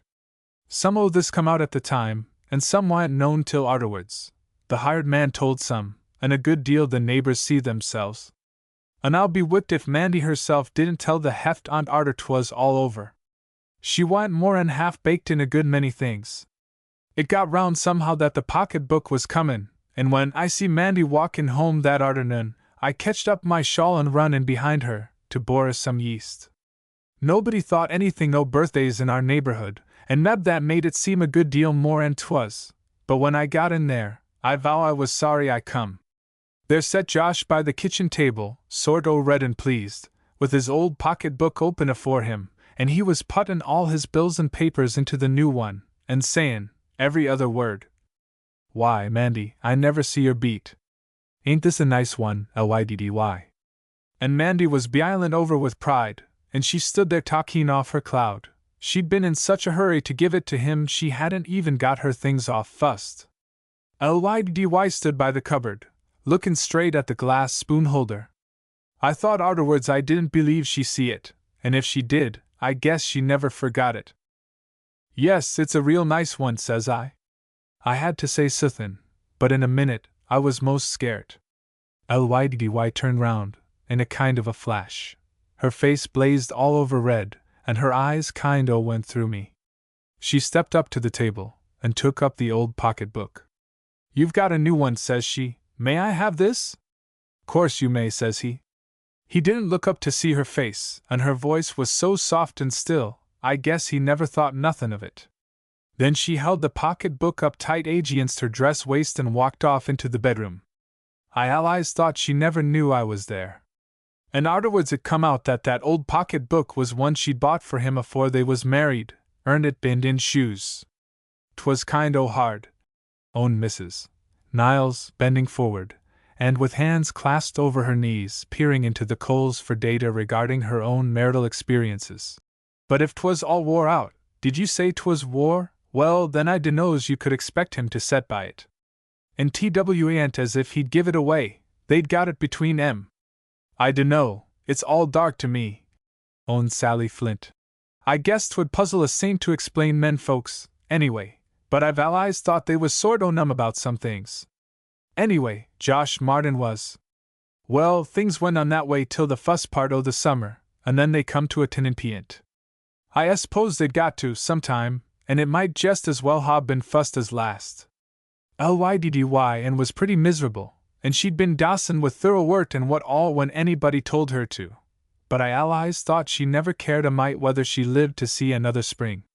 The day I'm comin' to, she was standin' over the fire fryin' fish, and Mandy was sort o' fiddlin' round, settin' the table, and not doin' much of anything arter all. I dunno how she come to be so aggravatin', for she was allies ready to do her part, if she had come between husband and wife. You know how hard it is to get a fish dinner. Well, Lyddy was tired enough anyway. And when Josh come in, Mandy she took a cinnamon rose out of her dress, and offered it to him. Here's a flower for your buttonhole, says she, as if she wa'n't more'n 16. And then she sat down in a chair, and fanned herself with a newspaper. Now that chair happened to be Lyddy's at the table, and she see what was being done. She turned right round, with the fish platter in her hand, and says she, in an awful kind of a voice, "You get up out o' my chair. You've took my husband away, but you shan't take my place at the table." The hired man was there, washin' his hands at the sink, and he told it to me jest as it happened. Well, I guess they all thought they was struck by lightnin', and Lyddy and most of all. Josh he come to, fust. He walked over to Lyddy and, "You put down that platter," says he. And she begun to tremble, and set it down. I guess they thought there was going to be murder done, for Mandy busted right out cryin' and come runnin' over to me, and the hired man took a step and stood side o' Lyddy, and he was a little mite of a man, Cyrus was, but he wouldn't ha' stood no violence. Josh opened the door that went into the front entry, and jest peant. "You walk in there," he says, "and you stay there. That's your half o' the house, and this is mine. Don't you dast to darken my doors." Lyddy, and she walked through the entry and into the foreroom, and he shut the door. "I wouldn't ha' done it," snorted old Mrs. Page, who had spent all her property in lawsuits over a right-of-way. "Catch me! You would if you'd a been Lyddy, said Sally Flint, with an emphatic nod. Then she continued, "I hadn't more'n heard Mandy's story afore I was over there, but jest as I put my foot on the door sill, Josh he come for'ard to meet me. 'What's wanted?' says he. And I declare for I was so scared I jest turned round and cut for home. And there sat Mandy, wringin' her hands. 'What be I goin' to do?' says she, over and over. 'Who ever'd ha' thought o' this?'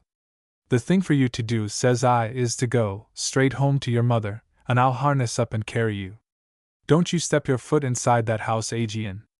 Maybe Ma'am will go over and pack up your things. You've made mischief enough.' So we got her off that arternoon, and that was an end of her." I never could see what made Josh think so quick that day. We never thought he was brighter'n common, but just see how in that flash o' bein' mad with Lyddy, and he'd planned out what would be most wormwood for her. He'd gi'n her the half o' the house she'd furnished herself with haircloth chairs and a whatnot, but TWAn't the part that was fit to be lived in. She stayed pretty close for 3 or 4 days, and I guess she never had nothin' to eat. It made me kind o' sick to think of her in there settin' on her haircloth sofy, and lookin' at her wax flowers and the coral on the whatnot, and thinkin' what end she'd made. It was of a Monday she was sent in there, and Tuesday night I slipped over and put some luncheon on the winder sill, but 'twas there the next day, and Cyrus see the old crower fly up and get it. And that same Tuesday mornin', Josh had a jay in her come and begin a partition right straight through the house. It was all rough boards like a high fence, and it cut the front entry in two, and went right through the kitchen, so the kitchen stove was one side on't, and the sink the other. Lyddy side had the stove. I was glad o' that, though I s'pose she most had a fit every day to think o' him tryin' to cook over the airtight in the settin' room. Seemed kind o' queer to go to the front door, too, for you had to open it wide and squeeze round the partition to get into Lyddyn's part, and a little mite of a crack would let you into Josh's. But they didn't have many callers. It was a good long while afore anybody dared to say a word to her, and as for Josh, there wa'n't nobody that cared about seein' him but the tax collector and peddlers. Well, the trouble Josh took to carry out that mad fit. He split wood and laid it down at Lyddyn's door, and he divided the eggs and milk, and shoved her half inside. He bought her a separate barrel o' flour, and all the groceries he could think on. They said he laid money on her window-sill. But take it all together, he was so busy actin' like a crazed one that he never got his taters dug till most time for the frost. Lyddy and she never showed her head among the neighbors agin. When she see she'd got to stay there, she begun to cook for herself, but one day, one o' the neighbors heard her pleadin' with Josh, out in the cowyard, while he was milkin'. "Oh, Joshua," she kep' sayin' over and over, "you needn't take me back, if you'll on'y let me do your work. You needn't speak to me, and I'll live in the other part, but I shall be crazy if you don't let me do your work. Oh, Joshua! Oh, Joshua!" She cried and cried as if her heart would break, but Josh went on milkin' and never said a word. I s'pose she thought he'd let her, the old hunks, for the next day, she baked some pies and set 'em on the table in his part. She reached in through the winder to do it. But that night, when Josh come home, he hove 'em all out into the backyard, and the biddies eat 'em up. The last time I was there, I see them very pieces o' pie plate, white and blue-edged, under the syringa bush. Then she kind o' give up hope, I guess, but no! I'm gittin' ahead o' my story. She did try him once more. Of course his room's got to lookin' like a hog's nest. My! I guess when she see him doin' his own washin', she thought the pocket-book was a small affair," interpolated Mrs. Niles. "She used to go round peerin' into his winders when he wa'n't there, and one day, arter he'd gone off to trade some steers, she jest spunked up courage and went in and cleaned all up. I see the bed airin', and went over and ketched her at it. She hadn't more'n got through and stepped outside when Josh come home, and what should he do but take the wheelbarrow in, beat out as he was drivin' oxen 5 mile, go down to the gravel pit and get a barrelful o' gravel.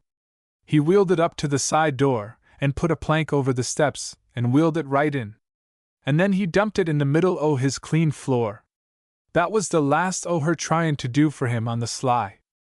I should ha' had some patience with him if twa'n't for one thing he done to spite her. Seemed as if he meant to shame her that way afore the whole neighborhood. He wouldn't speak to her himself, but he sent a painter by trade to tell her he was going to paint the house, and to ask her what color she'd ruther have. The painter said she acted sort o' wild, she was so pleased. She told him yaller, and Josh had him go right to work on next day. But he had her half painted yaller, and his a kind of a drab, I guess you'd call it. He sold a piece o' mosage to pay for't.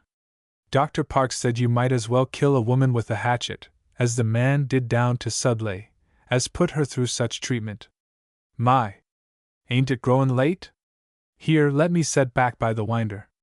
I want to see who goes by today. And I'll cut my story short. Well, they lived just that way. Lyddy, and she looked like an old woman, in a month or two. She looked every minute as old as you do, Miss Gridley. Ain't you 69? Well, she wa'n't but 36.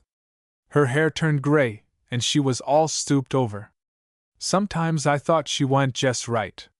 I used to go in to see if she'd go coltsfootin' with me, or plummin', but she never'd make me no answer. I recollect 2 things she said. One day, she said rockin' backards and forards in a straight chair, holdin' her hands round her knees, and she says, "I ain't got no pride, Sally Flint. I ain't got no pride." And once she looked up kind o' pitiful and says, "Ain't it queer I can't die, but poor creeter, I never thought she knew what she was sayin'." She'd ha been the last one to own she wa'n't contented if she'd had any government over her words. Well, Josh he turned the hired man away because he couldn't do for him over the airtight stove, and he got men to help him by day's works. And through the winter he just sat over the fire and sucked his claws, and thought how smart he was. But one day 'twas awful cold, and we'd been tryin' out lard, and the fat ketched fire, and everything was all up in arms anyway. Cyrus he was goin' by Josh's, and he didn't see no smoke from the settin' room stove. So he jest went to the side door and walked in, and there set Josh in the middle of the room. Couldn't move hand nor foot. Cyrus didn't stop for no words, but he run over to our house, hollerin', "Josh Hardin's got a stroke," and Ma'am left the stove all over fat and run, and I arter her, I guess Lyddy and must ha seen us comin', for we hadn't more'n got into the settin' room afore she was there. The place was cold as a barn, and it looked like a hurrah's nest. Josh never moved, but his eyes follered her when she went into the bedroom to spread up the bed. "You help me, Cyrus," says she, kind, twittery like, but calm. "We'll carry him in here. I can lift." But our men folks got there just about as they was tryin' to plan how to take him, and they hitched him onto the bed.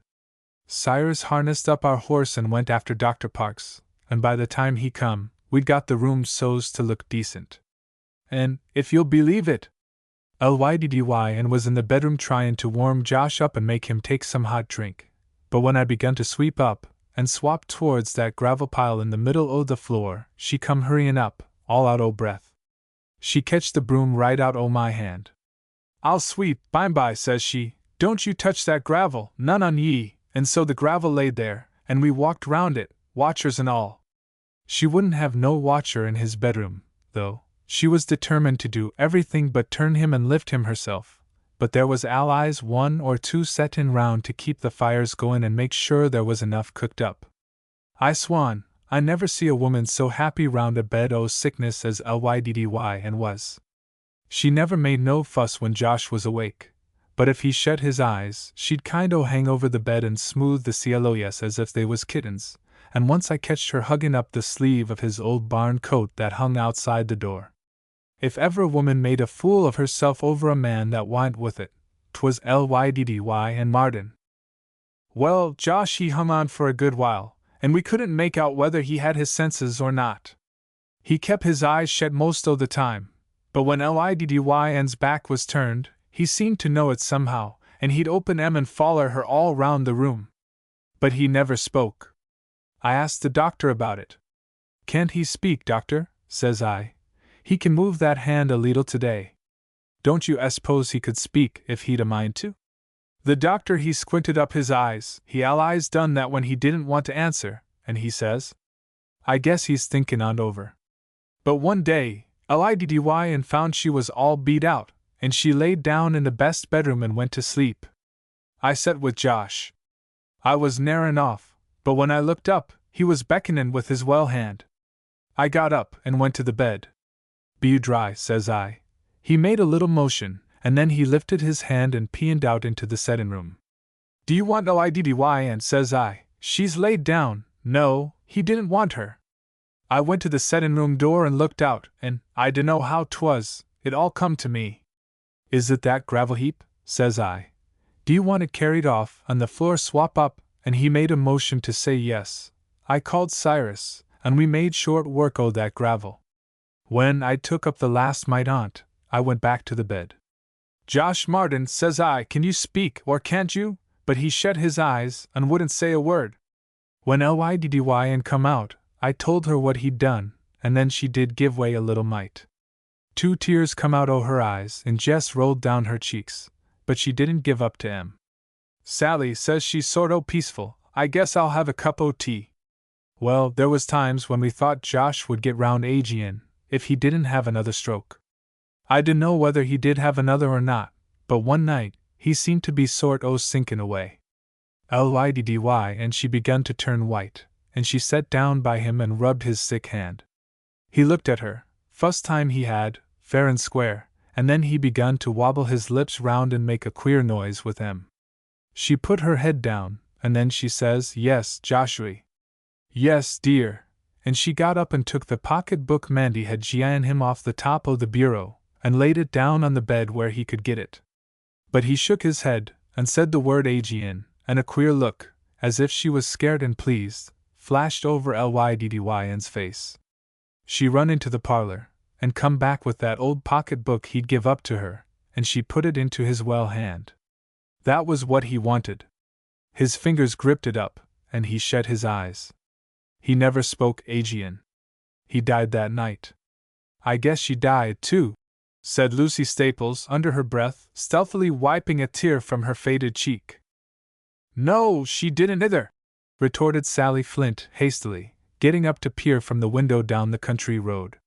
She lived a good many year, right in that very room he drove her out on, and she looked as if she owned the earth.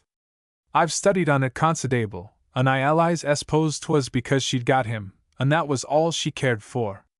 There's the hearse now, and 2 carriages step and step. Land! Who's dead? Exclaimed Mrs. Forbes, getting up in haste, while her ball rolled unhindered to the other end of the room. It's Lyddy and Martin, returned Sally Flint, with the triumphant quiet of one first at the goal. I see it this morning in the County Democrat, when I was doing up my wrist, and you was all so busy. Heman's ma. It was 9:30 of a radiant winter's night, and the widder pole's tooth still ached, though she was chewing cloves, and had applied a cracker poultice to her cheek. She was walking back and forth through the great low-studded kitchen, where uncouth shadows lurked and brooded, still showing themselves ready to leap aloft with any slightest motion of the flames that lit behind the old black fire-dogs. At every trip across the room, she stopped to look from the window into the silver paradise without, and at every glance she groaned, as if groaning were a duty. The kitchen was unlighted save by the fire and one guttering candle, but even through such inadequate illumination the widder pole was a figure calculated to stir rich merriment in a satirical mind. Her contour was rather square than oblong, and she was very heavy. In fact, she had begun to announce that her ankles wouldn't bear her much longer, and she should see the day when she'd have to set by, from morning to night, like old and ruddy green that had the dropsy so many years afore she was laid away. Her face, also, was cut upon the broadest pattern in common use, and her small, dull eyes and closely shut mouth gave token of that firmness which, save in ourselves, we call obstinacy. Tonight, however, her features were devoid of even their wonted dignity, compressed, as they had been, by the bandage encircling her face. She looked like a caricature of her unprepossessing self. On one of her uneasy journeys to the window, she caught the sound of sleigh bells, and staying only to assure herself of their familiar ring, she hastily closed the shutter, and going back to the fireplace, sank into a chair there, and huddled over the blaze. The sleigh drove slowly into the yard, and after the necessary delay of unharnessing, a man pushed open the side door, and entered the kitchen. He, too, was short and square of build, though he had no superfluous flesh. His ankles would doubtless continue to bear him for many a year to come. His face was but slightly accented. He had very thin eyebrows, light hair, and only a shaggy fringe of whisker beneath the chin. This was Heman Blaisdell, the widder pole's brother-in-law, for whom she had persistently kept house ever since the death of his wife, 4 years ago. He came in without speaking, and after shaking himself out of his great coat, sat silently down in his armchair by the fire. The widder pole held both hands to her face, and groaned again. At length, curiosity overcame her, and quite against her judgment, she spoke. She was always resolving that she would never again take the initiative, but every time her resolution went down before the certainty that if she did not talk, there would be no conversation at all, for Heman had a staying power that was positively amazing. Well? She began, interrogatively. Heman only stirred slightly in his chair. Well? Ain't you going to tell me what went on at the meetin'? Her query answered patiently, yet with a certain dogged resistance of her.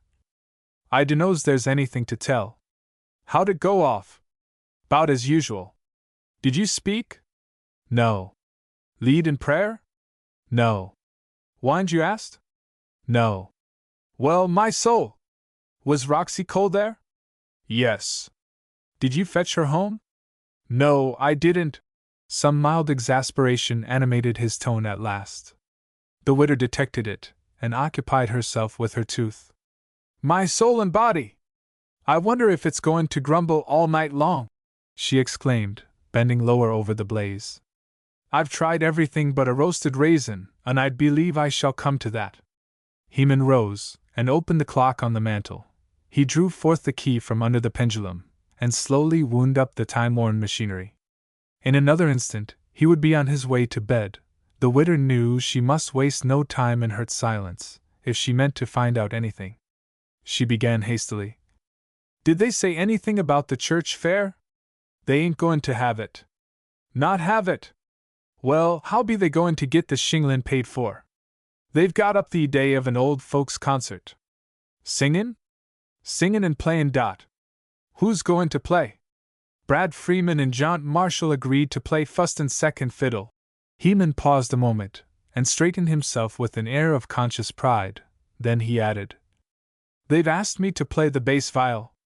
The widow had no special objections to this arrangement, but it did strike her as an innovation, and when she had no other reason for disapproval, she still believed in it on general principles.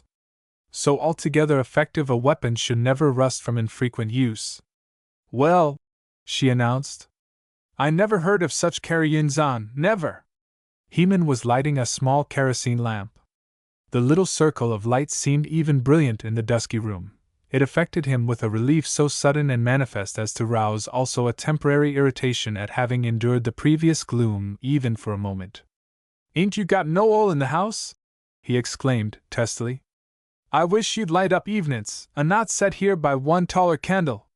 He had ventured on this remonstrance before, the only one he permitted himself against his housekeeper's ways, and at the instant of making it, he realized its futility. "The GRE lamp's all full," said the widow, warming her apron and pressing it to her poulticed face. "You can light it if you've got the heart to. That was poor Mary's lamp, and hard as I've tried, I never could bring myself to put a match to that wick.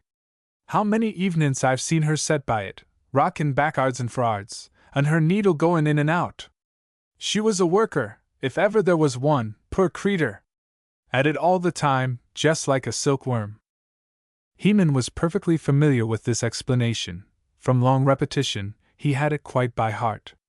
Possibly that was why he did not wait for its conclusion, but tramped stolidly away to his bedroom, where he had begun to kick off his shoes by the time his sister-in-law reached a period.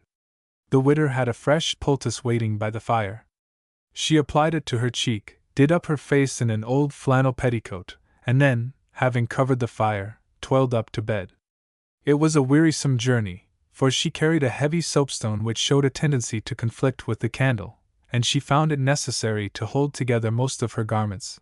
These she had loosened a mite by the fire, according to custom on cold nights, after Heman had left her the field.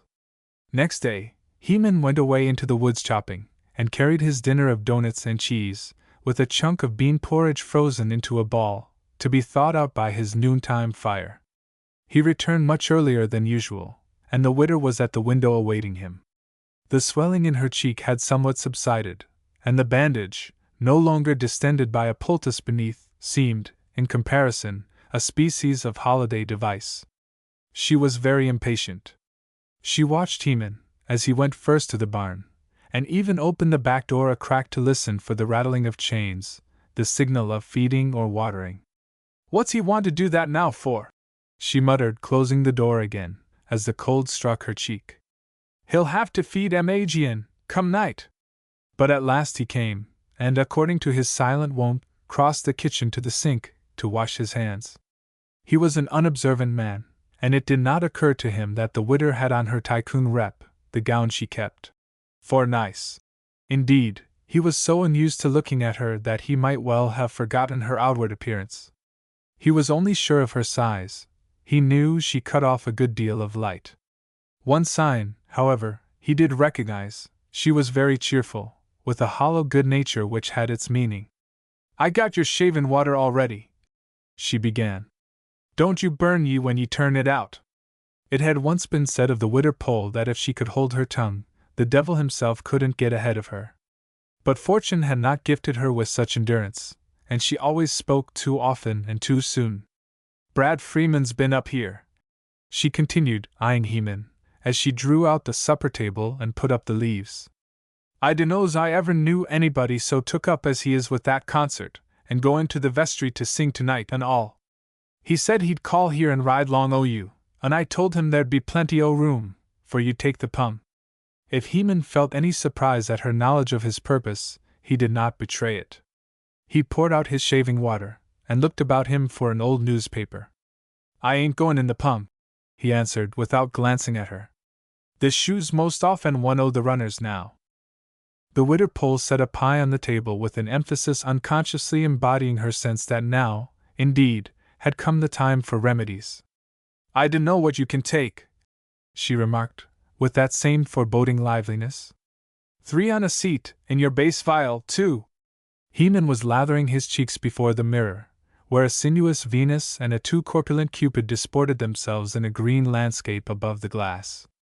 There ain't going to be 3, he said patiently. T'others are goin' by themselves. The Widder took up her stand at a well-chosen angle, and looked at him in silence. He paid no attention to her, and it was she who, of necessity, broke into speech. Well, I've got no more to say. Do you mean to tell me you'd go off playin' on fiddles and bass viols, and leave me, your own wife's sister, settin' here the whole evenin' long, all swelled up with the toothache? Heman often felt that he had reached a state of mind where nothing could surprise him, but this point of view was really unexpected. He decided, however, with some scorn, that the present misunderstanding might arise from a confusion of terms in the feminine mind. This ain't the concert, he replied, much as if she had proposed going to the polls. It's the rehearsal. That means where you play the tunes over. The concert ain't comin' off for a month. And now the Widder Pole spoke with the air of one injured almost beyond reparation. I'd like to know what difference that makes. If a man's goin' where he can't take his women folks, I say he'd better stay to home. And if there's things goin' on there you don't want me to get hold of, I tell you, Heman Blaisdell, you'd better by half stop shaving you now, and take yourself off to bed at 7 o'clock. Traipsin' round playin' the fiddle at your age. Ain't I fond o' music? No, you ain't, burst forth Heman, roused to brief revolt where his beloved instrument was concerned. You don't know Old Hundred from Yankee Doodle. The Widder walked round the table and confronted him as he was turning away from the glass, shaving mug in hand. You answer me one question. I know who's going to be there, and set in the chorus and sing alto. Brad Freeman told me, as innocent as a lamb. Heman Blaisdell, you answer me? Be you going to bring anybody here to this house, and set her in poor Mary's place? If you be, I ought to be the fust one to know it. Heman looked at the shaving mug for a moment, as if he contemplated dashing it to the floor. Then he tightened his grasp on it, like one putting the devil behind him. No, I ain't, he said doggedly, adding under his breath. Not unless I'm drove to tea. I dunno who could ha' done more, said the Widder, so patently with the air of continuing for an indefinite period that Heman reached up for his hat. Where you goin'? Mercy sakes alive! Don't you mean to eat no supper, now I've got it all ready? But Heman pushed his way past her and escaped, muttering something about feedin' the critters. Perhaps the critters, under his care, were fed oftener than those on farms where the inglenook was at least as cozy as the barn. These slight skirmishes always left Heman with an uneasy sense that somehow he also must be to blame, though he never got beyond wondering what could have been done to avert the squall.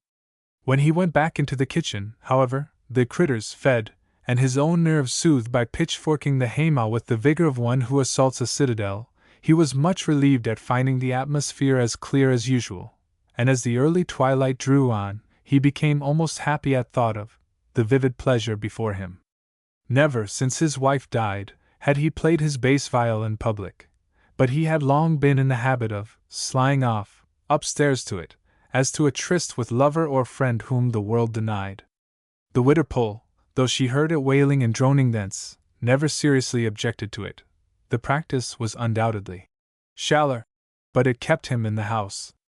They ate supper in silence, and then, while she washed the dishes, Heman changed his clothes and went to the barn to harness. He stood for a moment, irresolute, when the horse was ready, and then backed him into the old blue pung. A queer little smile lurked at the corners of his mouth. "I guess the shoe'll go once more," he muttered. "No, I ain't going to marry Aegean. I said I ain't and I ain't. But I guess I can give a neighbor a lift if I want to." Brad Freeman was waiting near the tack door when Heman led the horse out of the barn. He was lank and lean, and his thick red hair strayed low over the forehead. His army overcoat was rent here and there beyond the salvation which lay in his wife's patient mending, and his old fur cap showed the skin in moth-eaten patches. Yet Heman thought, with a wondering protest, how young he looked, how free from care. "Hello, Heman!" called Brad. "How are ye?" responded Heman, with a cordiality Brad never failed to elicit from his brother man. Heman left the horse standing, and opened the back door. He stopped short. An awful vision confronted him, the widder Pole, clad not only in the tycoon rep, but her best palm leaf shawl, her fitch tippet, and pumpkin hood. Her face was still bandaged, and her headgear had been enwound by a green barège veil. She stepped forward with an alertness quite unusual in one so accustomed to remembering her weight of mortal flesh. "Here," she called. "You kind'll help me climb in. I ain't so spry as I was once. You better give me a real boost. But, land! I mustn't talk. I wouldn't get a mite of air into that tooth for $1 bill." Heman stepped into the house for his bass viol, and brought it out with an extremity of tender care. He placed it, enveloped in its green baize covering, in the bottom of the pung. Some ludicrous association between the baize and the green barège veil struck Brad so forcibly that he gave vent to a chuckle, sliding cleverly into a cough. He tried to meet Heman's eye, but Heman only motioned him to get in, and took his own place without a word. Brad wondered if he could be ill. His face had grown yellowish in its pallor, and he seemed to breathe heavily. Midway in their drive to the vestry, they passed a woman walking briskly along in the snowy track. She was carrying her singing books under one arm, and holding her head high with that proud lift which had seemed, more than anything else, to keep alive her girlhood's charm. "There's Roxy," said Brad. "Here, Heman, you let me jump out, and you give her a lift." But Heman looked straight before him, and drove on. By the time they entered Tiverton Street, the vestry was full of chattering groups. Heman was the last to arrive. He made a long job of covering the horse, inside the shed, resolved that nothing should tempt him to face the general mirth at the widow's entrance. For he could not deceive himself as to the world's amused estimate of her guardianship and his submission.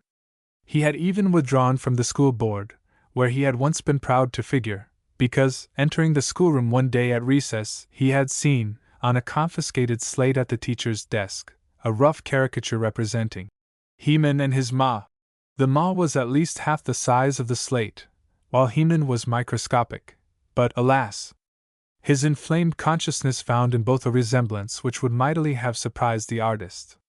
He felt that if he ever saw another testimony of art to his unworthiness, he might commit murder. When he did muster courage to push open the vestry door, the widder Pole sat alone by the stove, still unwinding her voluminous wrappings, and the singers had very pointedly withdrawn by themselves. Brad and John had begun to tune their fiddles, and the first perlusive snapping of strings at once awakened Heman's nerves to a pleasant tingling. He was excited at the nearness of the coming joy. He drew a full breath when it struck home to him, with the warm certainty of a happy truth, that if he did not look at her, even the widder Pole could hardly spoil his evening. Everybody greeted him with unusual kindliness, though some could not refrain from coupling their word with a meaning glance at the colossal figure near the stove. One even whispered, "She treed ye, didn't she, Heman?" He did not trust himself to answer, but drew the covering from his own treasure, and began his part of the delicious snapping and screwing. "Where's Roxy?" called John Marshall.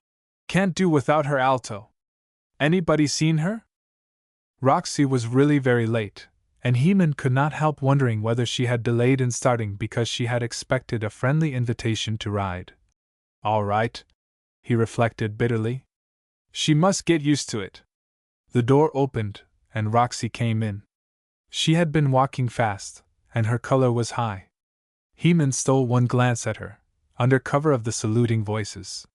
She was 40 years old, yet her hair had not one silver thread, and at that instant of happy animation, she looked strikingly like her elder sister, to whom Heman used to give lozenges when they were boy and girl together, and who died in India.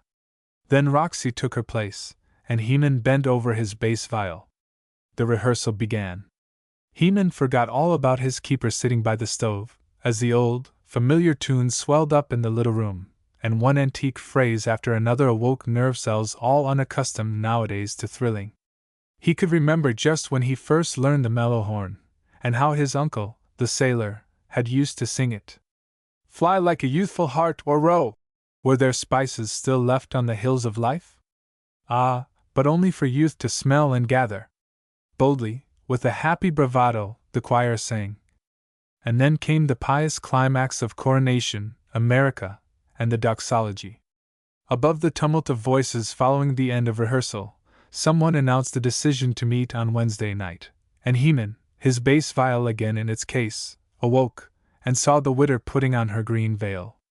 Rosa Tolman nudged her intimate friend, Laura Pettis, behind Heman's back, and whispered, "I wonder if she's had a good time? There ain't been a soul for her to speak to, the whole evenin' long." The other girl laughed, with a delicious sense of fun in the situation, and Heman recoiled. The sound was like a blow in the face. "Say, Heman," said Brad, speaking in his ear, "I guess I'll walk home, so't you can take in Roxy." But Heman had bent his head, and was moving along with the rest, like a man under a burden. "No," said he drearily. "I can't. You come along." His tone was quite conclusive, and Brad, albeit wondering, said no more. The three packed themselves into the pung, and drove away. Heman was conscious of some dull relief in remembering that he need not pass Roxy again on the road, for he heard her voice ring out clearly from a group near the church. He wondered if anybody would go home with her, and whether she minded the dark spell o' woods by the river. No matter. It was of no use. She must get used to her own company. The widow was almost torpid from her long sojourn by the stove, but the tingling air roused her at last, and she spoke, though mumblingly, remembering her tooth. "Proper nice tunes, wa'n't they? Was most on 'em new?" But Brad could not hear, and left it for Heman to answer, and Heman gave his head a little restive shake, and said, "No." At his own gate he stopped. "I guess I won't car you down home," he said to Brad. It was only a stone's throw. Brad hesitated. "No, I didn't mean for ye to," answered he. "But I'll stop and help unharness." "No," said Heman gently. "You better not. I'd ruther do it." Even a friendly voice had become unbearable in his ears. So Brad stepped down, lifted out his fiddle case, and said good night. Heman drove into the yard, and stopped before the kitchen door. He took the reins in one hand, and held out the other to the widder. "You be a mite careful o' your feet," he said. "That bass viol slipped a little for'ard when we come down Lamson's Hill." She rose ponderously. She seemed to sway and hesitate, then she set one foot cautiously forward in the pung. There was a rending crash. The widder pole had stepped into the bass viol. She gave a little scream, and plunged forward. "My foot's catched!" she cried. "Can't you help me out?" Heman dropped the reins. He put his hands on her arms, and pulled her forward. He never knew whether she reached the ground on her feet or her knees. Then he pushed past her, where she floundered, and lifted out his darling. He carried it into the kitchen, and lighted the candle, with trembling hands. He drew back the cover. The bass viol had its mortal wound. He could have laid both fists into the hole. He groaned. "My God Almighty!" he said aloud. The widder pole had stumbled into the room. She threw back her green veil, and her face shone ivory white under its shadow. Her small eyes were starting. She looked like a culprit whom direst vengeance had overtaken at last. At the sound of her step, Heman lifted his hurt treasure, carried it tenderly into his bedroom, and shut the door upon it. He turned about, and walked past her out of the house. The widder pole followed him, wringing her mittened hands. "Oh, Heman!" she cried. "Don't you look like that! Oh, you'll do yourself some mischief, I know you will. But Heman had climbed into the pum, and given old Game Leg a vicious cut. Swinging out of the yard they went, and the widder pole ran after until, just outside the gate, she reflected that she never could overtake him and that her ankles were weak. Then she returned to the house, groaning.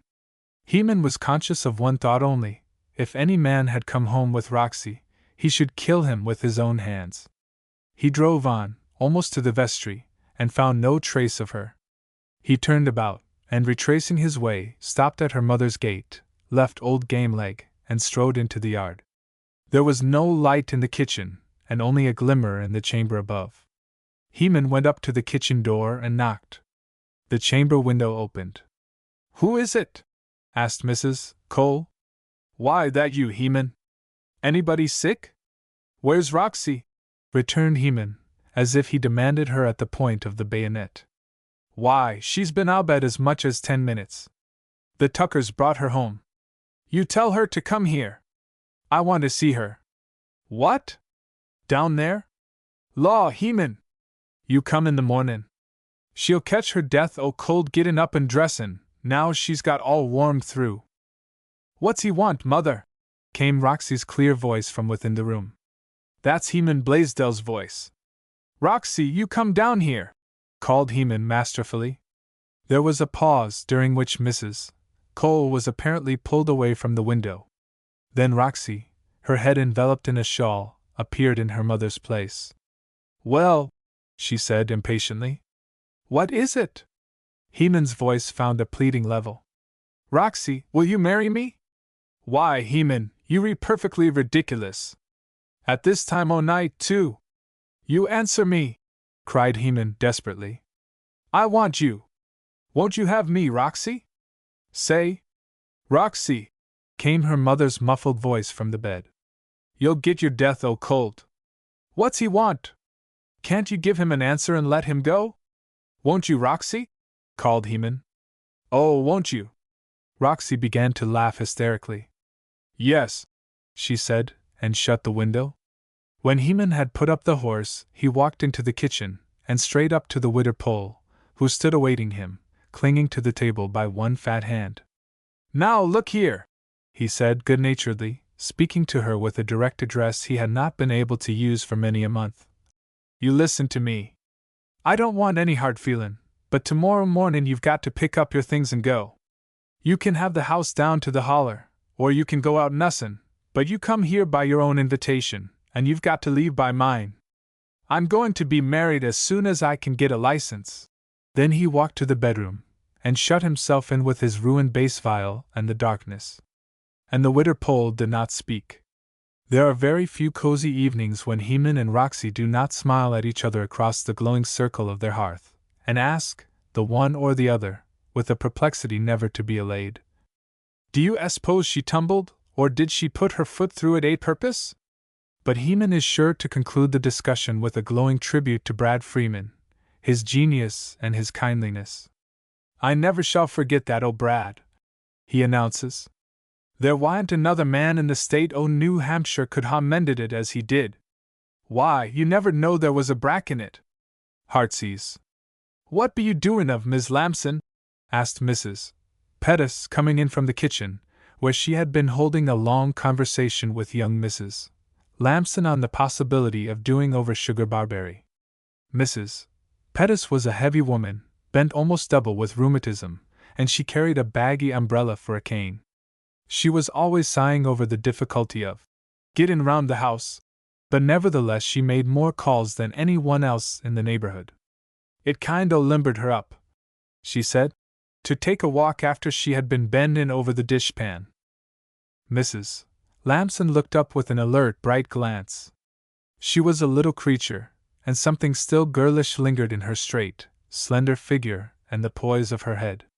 Old Lady Lamson was over 80, and she dressed with due deference to custom, but everything about her gained, in the wearing, an air of youth. Her aggressively brown front was rumpled a little, as if it had tried to crimp itself, only to be detected before the operation was well begun, and the purple ribbons of her cap flared rakishly aloft. "I just took up a garter," she said, with some apology in her tone. Kind o' fiddlin' work, ain't it? Last time I was here, you was knittin' mittens, continued Mrs. Pettis, seating herself laboriously on the lounge, and leaning forward upon the umbrella clutched steadily in two fat hands. Your dreadful forehand. I remember I said so then. Samuel ain't got a mitten to his name, I says, nor he won't have 'fore November. Well, I guess David's pretty well on for everything now, answered Mrs. Lamson, with some pride. He's got 5 pair o' new mittens, and my little blue chist full o' stockins. I knit 'em 2 and 2, and 2 and 1, and toed some on 'em off with white and some with red, so's to keep 'em in pairs. But Mary said I'd better not knit any more, for fear the moths get into 'em, and so I stopped and took up this garter. But 'tis dreadful fiddlin' work. A brief silence fell upon the two, while the sweet summer scent stole in at the window, the breath of the cinnamon rose, of growing grass and good brown earth. Mrs. Pettis pondered, looking vacantly before her, and old Lady Lamson knit hastily on. Her needles clicked together, and she turned her work with a jerk in beginning a row. But neither was oppressed by lack of speech. They understood each other, and no more thought of making talk than of pulling up a seed to learn whether it had germinated. It was Mrs. Pettis who, after a natural interval, felt moved to speak. Mary's master thoughtful of you, ain't she? 'Tain't many sons' wives would be so tender of anybody, now is it? Mrs. Lamson looked up sharply, and then, with the same quick movement, bent her eyes on her work. Mary means to do just what's right, she answered. If she don't make out, it ain't for lack o' tryin'. So I says to Samuel this mornin', old Lady Lamson ain't one thing to concert herself with, says I, but to get dressed and set by the winder. When dinner time comes, she's got nothin' to do but hitch up to the table, and she don't have to touch her hand to a dish. Now ain't that so, Mis' Lamson? That's so, agreed Mrs. Lamson, with a little sigh, instantly suppressed. It's different from what I thought to myself 'twould be when Mary come here. 'Tain't in natur' she'll have the feelin' for me she would for her own, I says, but I believe she has, and more too. When she come for good, I made up my mind I'd put up with everything, and say 'twas all in the day's work, but law, I never had to. She and David both act as if I was sugar or salt, I dunno which. Don't ye never help round washin' days? Law, no! Mary won't hear to tea. She'd ruther have the dishes wait till everything's on the line, and if I stir a step to go into the garden to pick a mess o' beans, or kill a currant worm, she's right arter me. Mother, don't you fall, she says, a dozen times a day. I dunno what David'd do to me, if I let anything happen to you, and David, he's ketched it, too. One night, long towards Thanksgivin' time, I kicked the soapstone out o' bed, and he come runnin' up as if he was bewitched. Mother, says he, did you fall? You ain't had a stroke, have ye? Old Lady Lamson laughed huskily. Her black eyes shone, and her cap ribbons nodded and danced, but there was an ironical ring to her merriment. Do tell, responded Mrs. Pettis, in her ruminating voice. Well, things were different when we was young married folks, and used to do our own spinnin' and weavin'. I guess so. Mrs. Lamson dropped her busy hands in her lap, and leaned back a moment, in eager retrospect. Do you recollect that Friday we spun from 4 o'clock in the mornin' till 6 that evenin', because the men folks had gone in the Maasach, and all we had to do was to stop and feed the critters? And Hiram Peasley come along with tinware, and you says, if you're a mind to stop at my house, and throw a colander in a long-handled dipper over the fence, under the flowerin' currant, and wait till next time for your pay, I'll take 'em, says you. But I ain't goin' to leave off spinnin' for anything less 'n Gabriel's trumpet, says you. I remember your sayin' that, as if 'twas only yisterday, and arter you said it, you kind o' drawed down your face and looked scairt. And I never thought on Agee until next Sabbath evenin', when Jim Bellows rose to speak and made some handle about the day o' judgment, and then I tickled right out. How you do set by them days, said Mrs. Pettis, striving to keep a steady face, though her heavy sides were shaking. I guess you remember 'em better 'n your prayers. Yes, I laughed out loud, and you passed me a pep'mint over the pew, and looked as if you was goin' to cry. Don't, says you, and it sort o' come over me you knew what I was login' at. Why, if there ain't John Freeman stoppin' here, Mary's sister's brother-in-law, you know. Lives down to Belle Pient. Guess he's pulling up to give the news. Mrs. Pettis came slowly to her feet and scanned the farmer, who was hitching his horse to the fence. When he had gone round to the back door, she turned and grasped her umbrella with a firmer hand. Well, I guess 't'm pay me to set down agin, she announced. I'm going to take it easy on the way home. I dunno but I'll let down the bars and poke a little ways into the north pasture and see if I can't get a mite o' pen'ryal. I'll be an agin tomorrow or next day. So do, returned Mrs. Lamson. 'Tain't no use to ask you to come down, I suppose? You don't get out so fur nowadays. No, said the other, still with that latent touch of sarcasm in her voice. If I should fall, there'd be a great hurrah, boys, fire on the mountain, run, boys, run. Mrs. Pettis toiled out into the road, and old Lady Lamson, laying her knitting on the table, bent forward, not to watch her out of sight, but to make sure whether she really would stop at the north pasture. No, she's going by, she said aloud, with evident relief. No, she ain't either. I'll be whipped if she ain't lettin' down the bars. 'Twould smell kind o' good, I declare. She was still peering forward, one slender hand on the windowsill, when Mary, a pretty young woman, with 2 nervous lines between her eyes, came hurrying in. Mother, she began, in that unnatural voice which is supposed to allay excitement in another. I dunno what I'm going to do. Stella's sick. You don't say, said old Lady Lamson, turning away from the window. What do they think 'tis? Fever, John says. And she's so full-blooded it'll be likely to go hard with her. They want me to go right down, and David's got to carry me. John would, but he's gone to be referee in that land case, and he won't be back for a day or 2. It's a mercy David's just home from town, so he won't have to change his CLOS right through. Now, Mother, if he should have little Liza Tolman come and stay with you, do you think anything would happen, s'posen we left you alone just one night? A little flush rose in the old lady's withered cheek. Her eyes gleamed brightly through her glasses. Don't you worry one mite about me, she replied, in an even voice. You change your dress and get off afore it's dark. I shall be all right. David's harnessin' now, said Mary, beginning to untie her apron. I sent John down to the lower barn to call him. But, Mother, if anything should happen to you. Lord a massy! Nothin' 'as goin' to, the old lady broke forth, in momentary impatience. Don't stand here talkin'. You better have your mind on Stella. Fever's a quicker complaint than old age. It allies was and allies will be. Oh, I know it! I know it! Cried Mary, starting toward the door. There ain't a thing for you to do. There's new bread and preserves on the dairy wheel, and you have Liza Tolman pick you up some chips and build the fire for your tea, and don't you wash the dishes, Mother. Just leave 'em in the sink. And for mercy's sake, take a candle, and not meddle with kerosene. Come, ain't you ready? Came David's voice from the door. I can't keep the horse standin' here till he's all eat up with flies. Mary fled to her bedroom, unbuttoning her dress as she ran, and David came in, bringing an air of outdoor freshness into the little sitting room, with his regal height, his broad shoulders, and tanned, fresh face. Well, Mother, he said, putting a hand of clumsy kindliness on her shoulder. If anything happens to you while we're gone, I shall wish we'd let the whole caboodle of them die in their tracks. Don't s'pose anything will, d'ye? Law, no, David! Exclaimed the old lady, looking at him with beaming pride. You stand still and let me pick that mite o' lint off your arm. I shall be tickled to death to get rid on ye. Now, Mother, counseled Mary, when she came but of the bedroom, hastily tying her bonnet strings.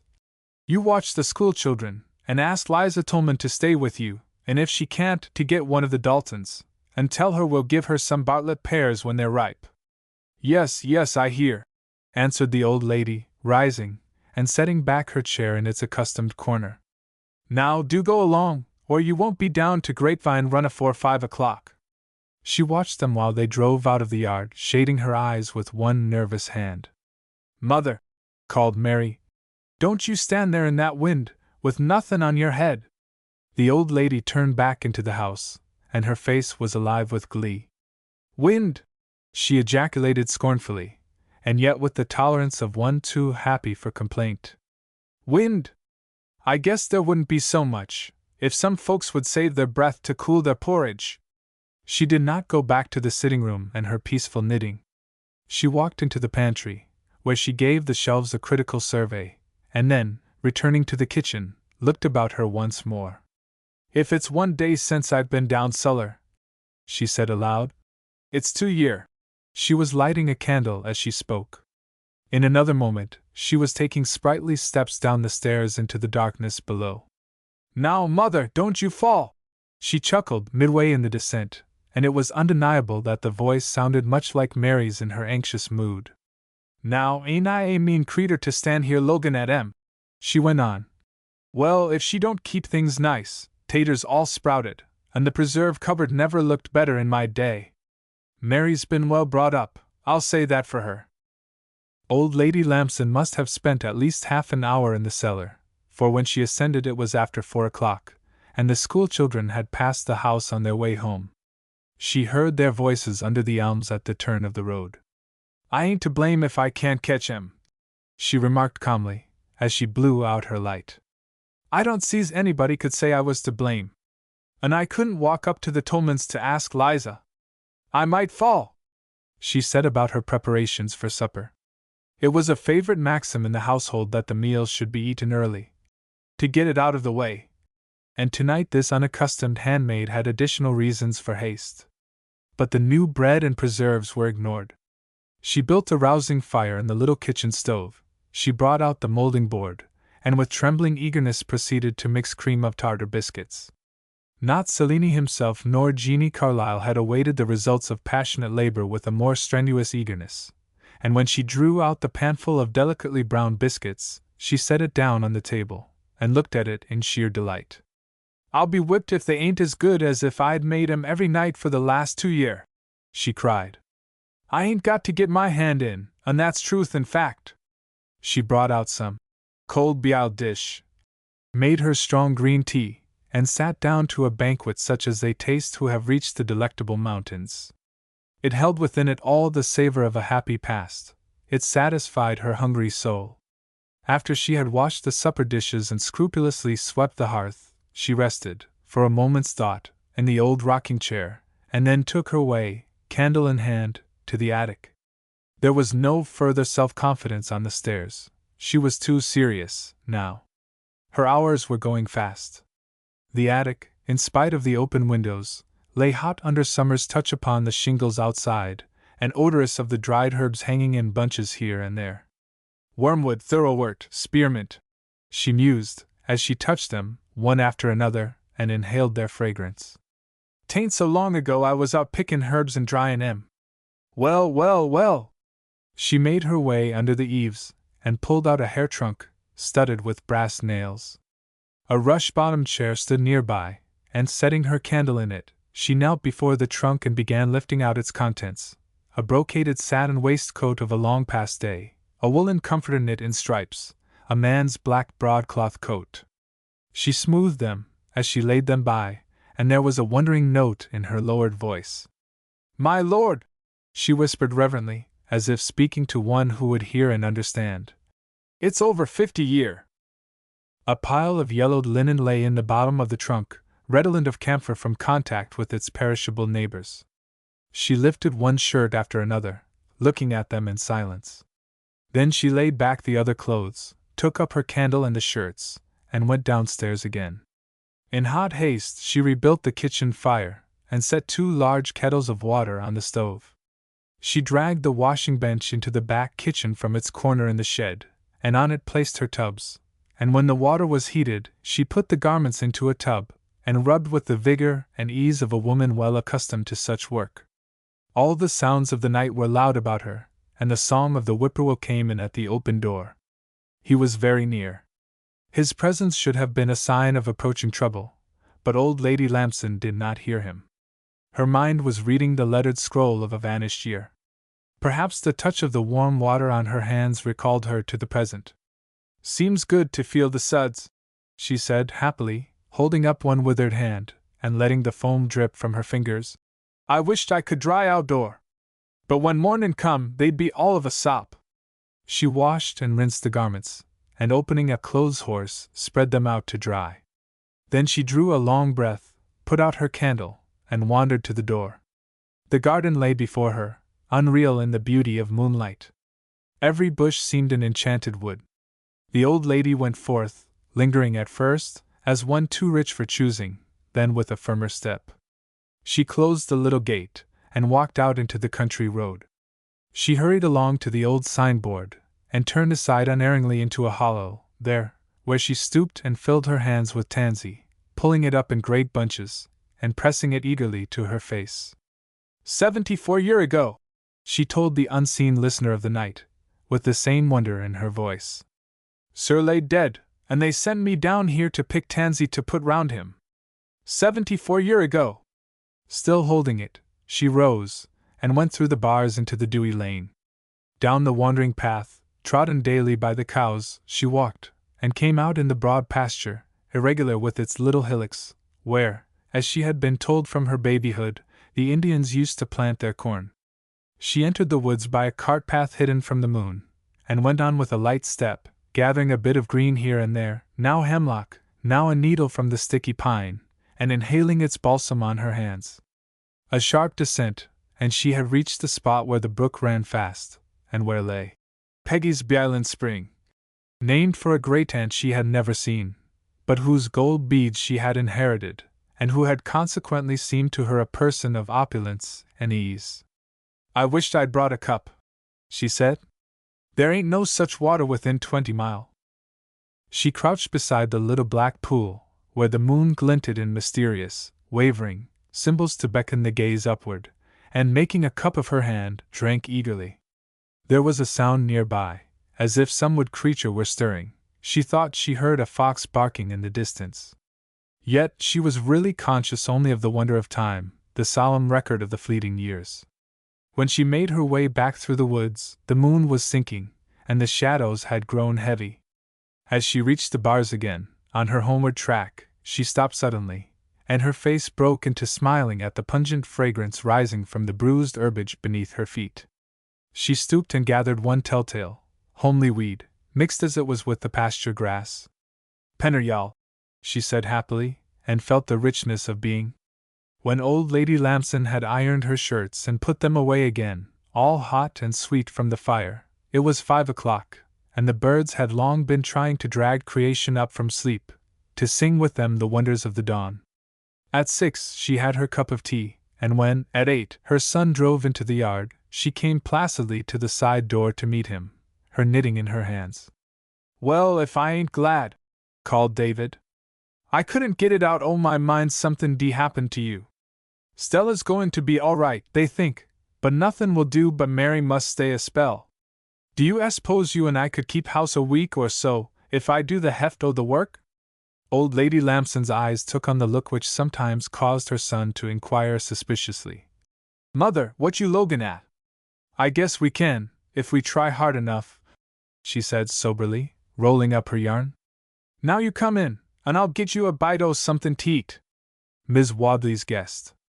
Cyrus Pendleton sat by the kitchen fire, his stockinged feet in the oven, and his hands stretched out toward the kettles, which were bubbling prosperously away, and puffing a cloud of steam into his face.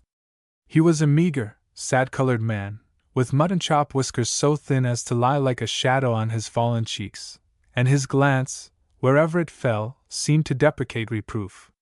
Thick layers of flannel swathed his throat, and from time to time he coughed wheezingly, with the air of one who, having a cold, was determined to be conscientious about it.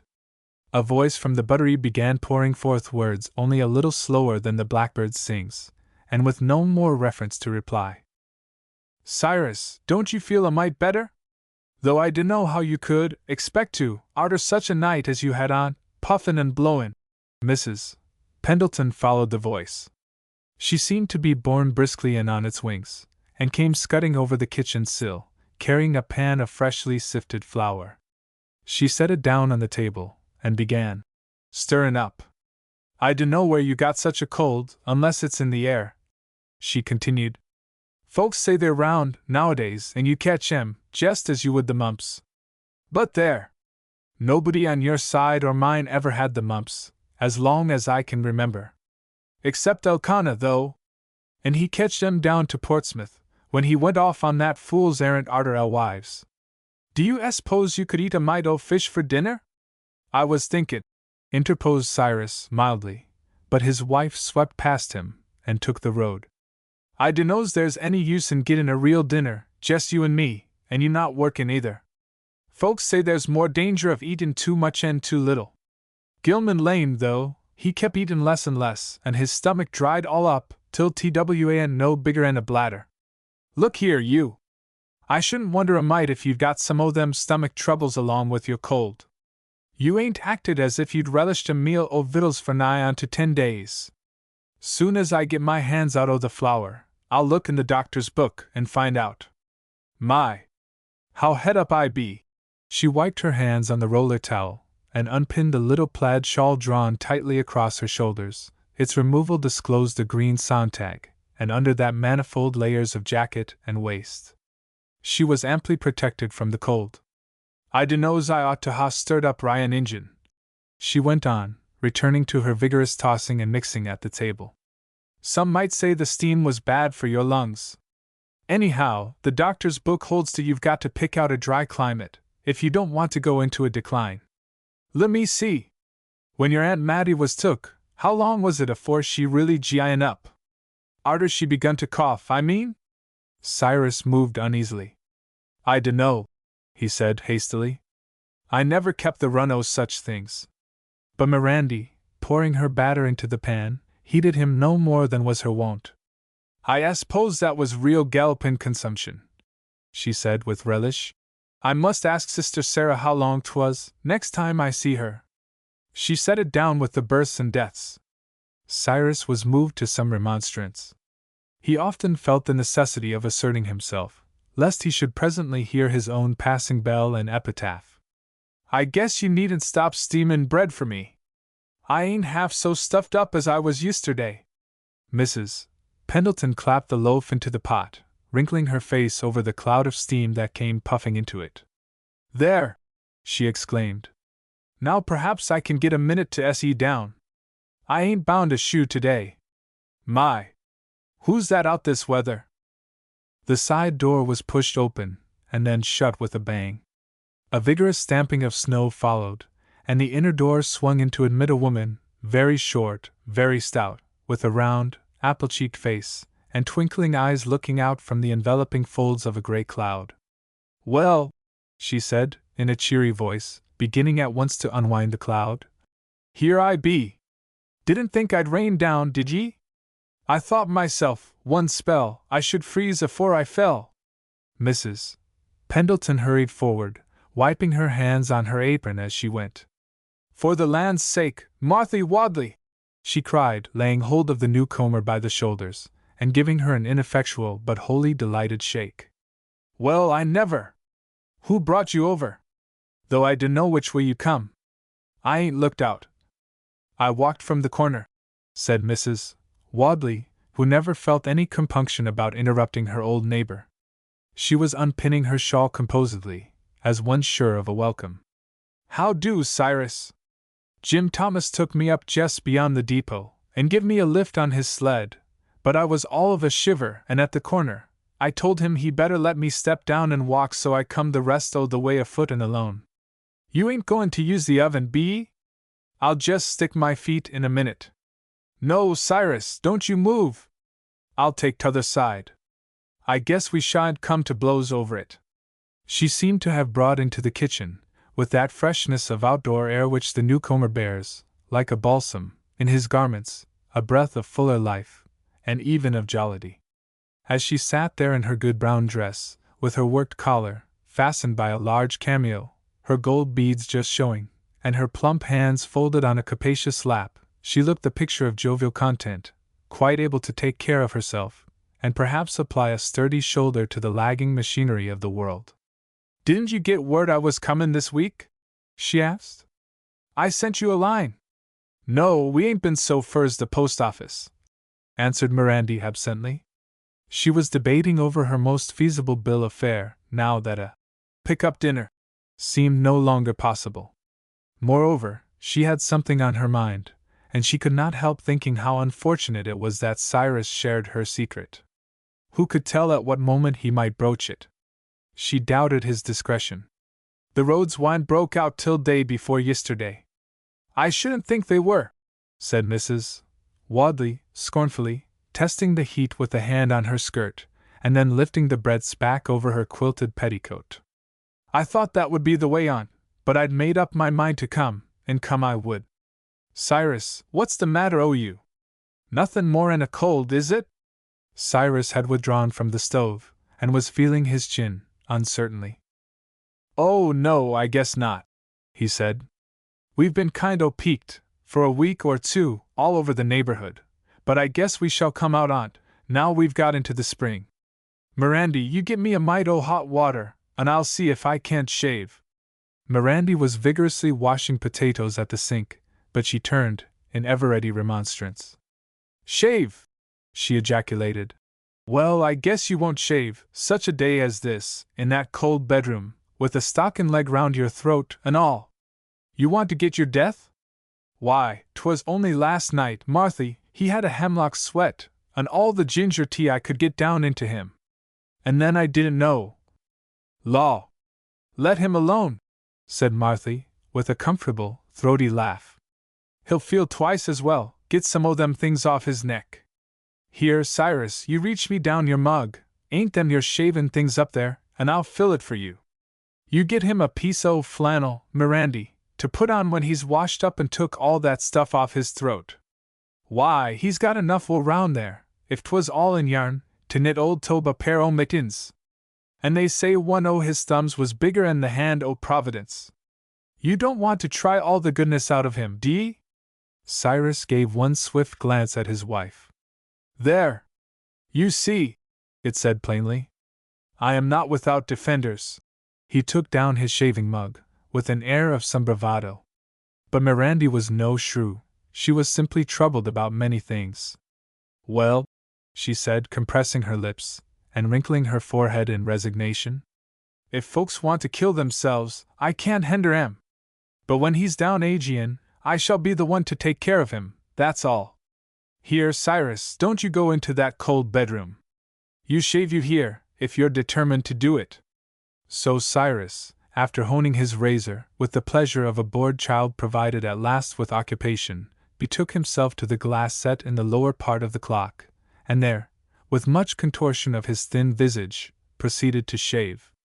Mirandy put her potatoes on to boil, and set the fish on the stove to freshen. Then she sat down by the window, with a great basket beside her, and began to bind shoes. Here, said Mrs. Wadley, coming to her feet and adjusting her skirt. You give me a needle! I've got my thimble right here in my pocket. It's 3 months since I've seen a shoe. I should admire to do a pair or two. I wish I could promise ye more, but somehow I'm bewitched to get over home right arter dinner. Mrs. Pendleton laid down her work and leaned back in her chair. Cyrus turned, cleared his throat, and looked at her. Marthy, said the hostess, you ain't going over there to that lonesome house, this cold snap? Ain't I? Asked Mrs. Wadley, composedly, as she trimmed the top of her shoe preparatory to binding it. Well, you see if I ain't. In the fust place, went on Mrs. Pendleton nervously, the crossroad ain't broke out, and you can't get there. I dunno's a horse could plow through, and s'posin they could. Cyrus ain't no more fit to go out and carry you over in a fly. Don't you worry, said Mrs. Wadley, binding off one top. While I've got my own legs, I don't mean to be beholden to nobody. I've had a proper nice time all winter, fust with Lucy and then with and I tell ye 'tain't everybody that's got 2 darters married so well, but for the last fortnight, I've been in a real to come home. They've kept me till I wouldn't stay no longer, and now I've got so near as this, I guess I ain't going to stop for nobody. Mrs. Pendleton looked despairingly at her husband, and he, absently wiping his razor on a bit of paper, looked at her. Marthy! She burst forth. No, Cyrus, don't you say one word. You can't go. There's somebody there. Mrs. Wadley, in turn, put down her work. Somebody there, she ejaculated. Where? In your house. In my house? What for? I dunno, said Mirandy unhappily. Dunno? Well, what are they doing there? I dunno that. We only know there's somebody there. Here the brown bread kettle boiled over, creating a diversion, and Mirandy gladly rose to set it further back. A slight heat had come into Mrs. Wadley's manner. Cyrus, said she, with emphasis, I should like to have you speak. I left that house in your care. I left the key with you, and I should like to know who you've been and got in there. Cyrus opened his mouth, and then closed it again without saying a word. He looked appealingly at his wife, and she took up the tale with some joy, now that the first plunge had been made. Well, she said, folding her hands in her apron, and beginning to rock back and forth, a little color coming into her cheeks, and her eyes snapping vigorously. You see, this was the way 'twas. Cyrus, do let me speak. Cyrus had ineffectually opened his mouth again. Wa'n't it in November you went away? I thought so. Just after that first sprinklin' o' snow, that looked as if 'twould lay all winter. Well, we took the key, and hung it up inside the clock, and there 'tis now, and once a week, reg'lar as the day come round, Cyrus went over, and opened the winders, and aired out the house. Mrs. Wadley sat putting her thimble off and on. I know all about that, she interposed. But who's in there now? That's what I want to find out. I'm comin' to that. I don't want to get ahead o' my story. And so it went on till it come 2 weeks ago Friday, and Cyrus went over just the same as ever. And when he hitched to the gate, he sees smoke comin' out o' the chimbley, and there was a man's face at one square o' glass. She paused, enjoying her climax. Well? Why don't you go ahead? Mirandy Jane Pendleton, I could shake you. You can talk fast enough when somebody else wants the floor.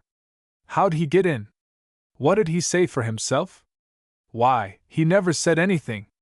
Cyrus didn't see him. Didn't see him? I thought he see him lookin' out the winder. Why, yes. So he did, but he didn't see him to speak to. He just nailed up the door and come away. Mrs. Wadley turned squarely upon the delinquent Cyrus, who stood, half-shaven, absently honing his razor. Cyrus, said she, with an alarming decision, will you open your head and tell me what you nailed up that door for? And where you got your nails? I s'pose you don't carry 'em round with you, ready for any door 't happens to need nailin' up? This fine sarcasm was not lost on Cyrus. He perceived that he had become the victim of a harsh and ruthless dealing. I had the key to the front door with me, and I thought I'd just step round and nail up t'other one, he said, in the tone of one conscious of right. There was some nails in the woodshed. Then I heard somebody steppin' round inside, and I come away. You come away, repeated Mrs. Wadley, rising in noble wrath. You nailed up the door and come away. Well, if you ain't a weak sister. Mirandy, you hand me down that key, out o' the clock, while I get my things. She walked sturdily across to the bedroom, and Mirandy followed her, wringing her hands in futile entreaty. My soul, Marthy! You ain't goin' over there. You'll be killed, as sure as you step foot into the yard. Don't you remember how that hired man down to Sudley told the whole family out into the barn, one arter another, and chopped their heads off? You gi me t'other end o' my cloud, commanded Mrs. Wadley. I'm glad I've got on stockin' feet. Where's t'other mitten? Oh, there 'tis, down by the astio leg. Cyrus, if you knew how you looked with your face plastered over o' lather, you'd wipe it off, and hand me down that key. Can't you move? Well, I guess I can reach it myself. She dropped the house key carefully into her pocket, and opened the outer door. Both Cyrus and his wife knew they were powerless to stop her. Oh, Marthy, do come back! Wailed Mrs. Pendleton after her. You ain't had a mite o' dinner, and you'll never get out o' that house alive. I'd rather by half hitch up myself, began Cyrus, but his wife turned upon him, at the word, bundled him into the kitchen, and shut the door upon him. Then she went back to her post in the doorway, and peered after Mrs. Wadley's square figure on the dazzling road, with a melancholy determination to stand by her to the last. Only when it occurred to her that it was unlucky to watch a departing friend out of sight, did she shut the door hastily, and go in to reproach Cyrus and prepare his dinner. Mrs. Wadley plodded steadily onward. Her face had lost its robustness of scorn, and expressed only a cheerful determination. Once or twice her mouth relaxed, in retrospective enjoyment of the scene behind her, and she gave vent to a scornful ejaculation. "A man in my house!" she said once, aloud. "I guess we'll see." She turned into the crossroad, where stood her dear and lonely dwelling, with no neighbors on either side for half a mile, and stopped a moment to gaze about her. The road was almost untraveled, and the snow lay encrusted over the wide fields, sparkling on the heights and blue in the hollows. The brown bushes by a hidden stone wall broke the sheen entrancingly. Here and there a dry leaf fluttered, but only enough to show how still such winter stillness can be, and a flock of little brown birds rose, with a soft whir, and settled further on.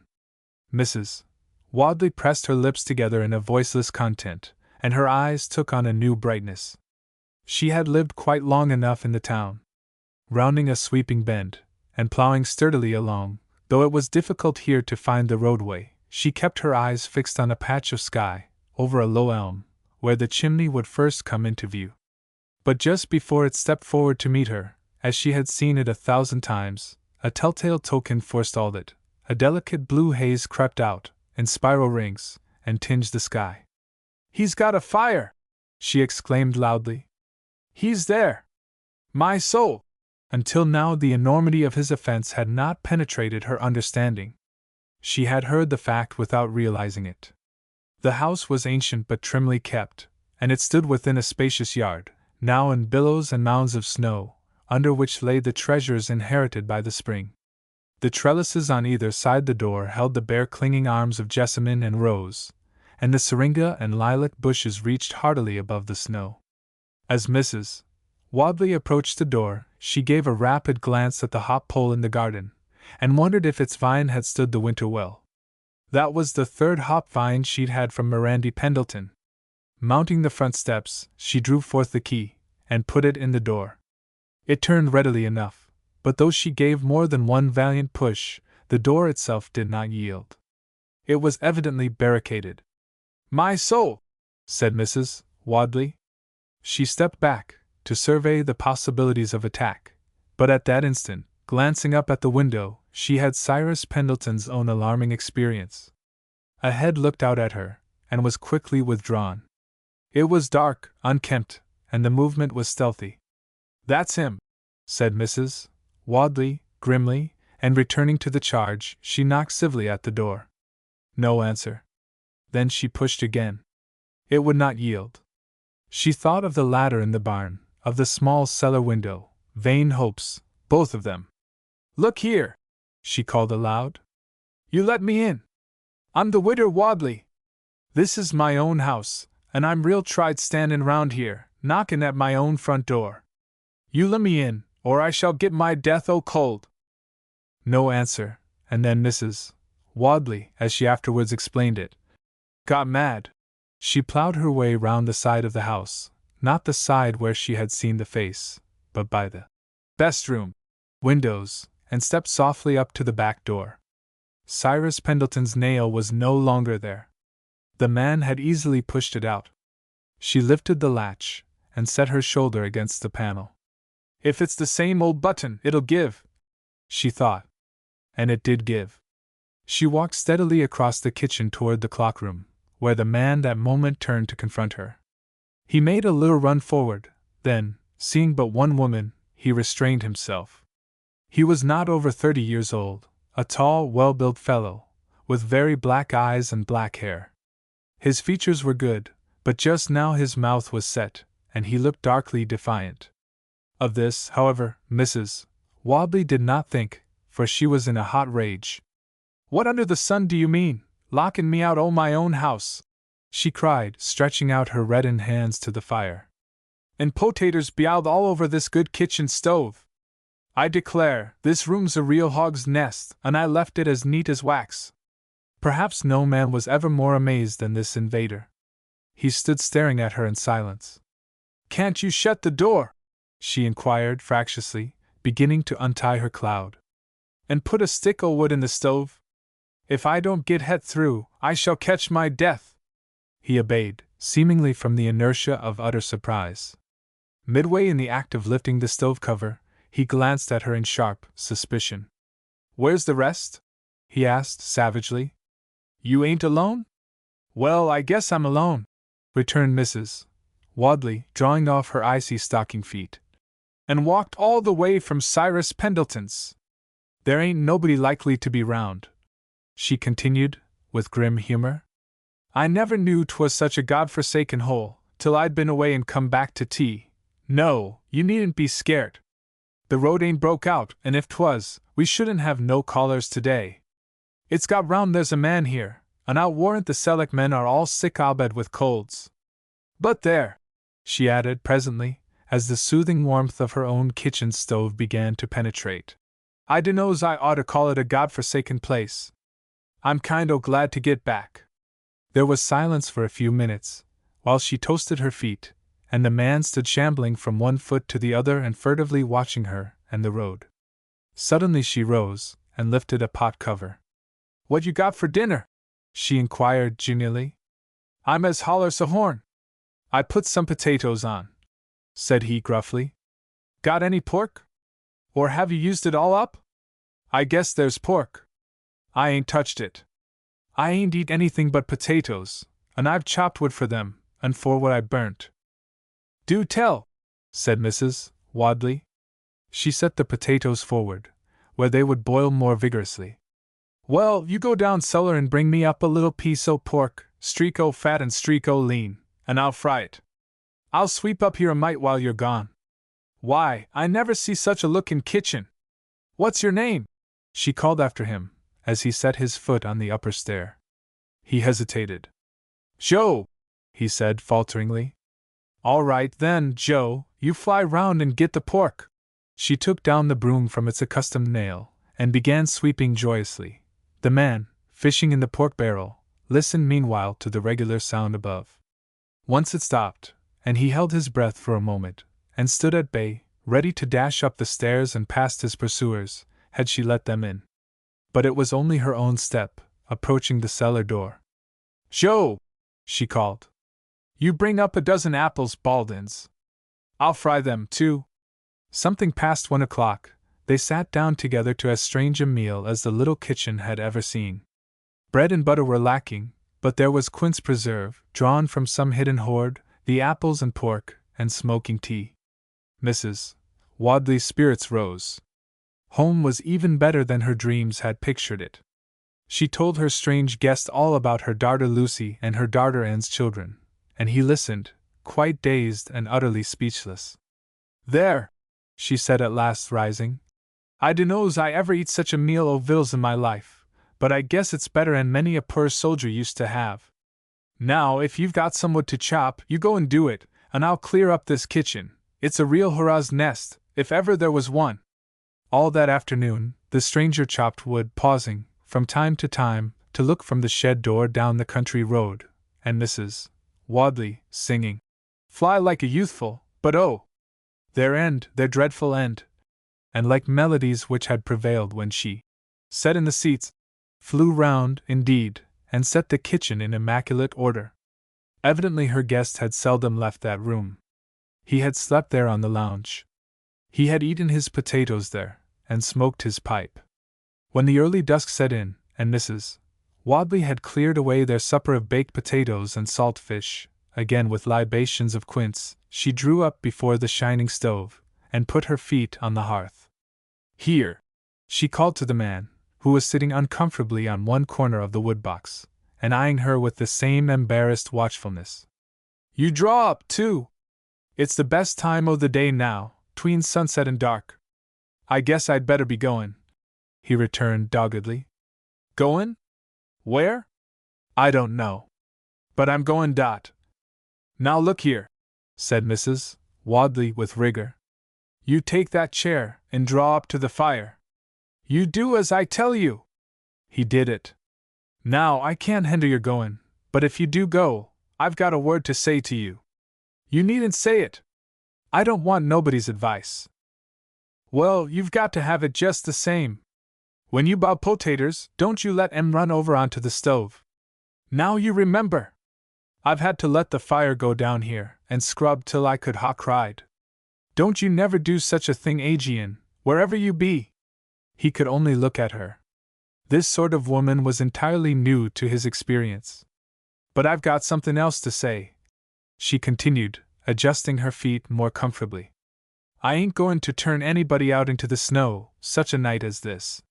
You're welcome to stay, but I want to know what brought ye here. I ain't one o' them that meddles and makes, and if you ain't done nothin' out o' the way, and I ain't called on for a witness, you needn't be afraid o' my tellin' dot. You will be called on, he broke in, speaking from a desperation outside his own control. It's murder! I've killed a man! He turned upon her with a savage challenge in the motion, but her face was set placidly forward, and the growing dusk had veiled its meaning. Well, she remarked at length, ain't you ashamed to set there talkin' about it? You must have brass enough to line a kittle. Why ain't you been, like a man, and gieing yourself up, instead o' livin' here, tinnin' my kitchen upside down? Now you tell me all about it. It'll do ye good. I'm goin', said the man, breathing hard as he spoke. I'm goin' away from here tonight. They never'll take me alive. It was this way. There was a man over where I lived that's most drunk himself underground, but he ain't too fur gone to do mischief. He told a lie about me, and lost me my place in the shoe shop. Then one night, I met him goin' home, and we had words. I struck him. He fell like an ox. I killed him. I didn't go home no more. I didn't even see my wife. I couldn't tell her. I couldn't be took there. So I run away. And when I got starved out and my feet were most froze walkin', I see this house, all shut up, and I come here. He paused, and the silence was broken only by the slow, cozy ticking of the liberated clock. Well, said Mrs. Wadley at last in a ruminating tone. Well, be you a drinkin' man? I never was till I lost my job, he answered, sullenly. I had a little then.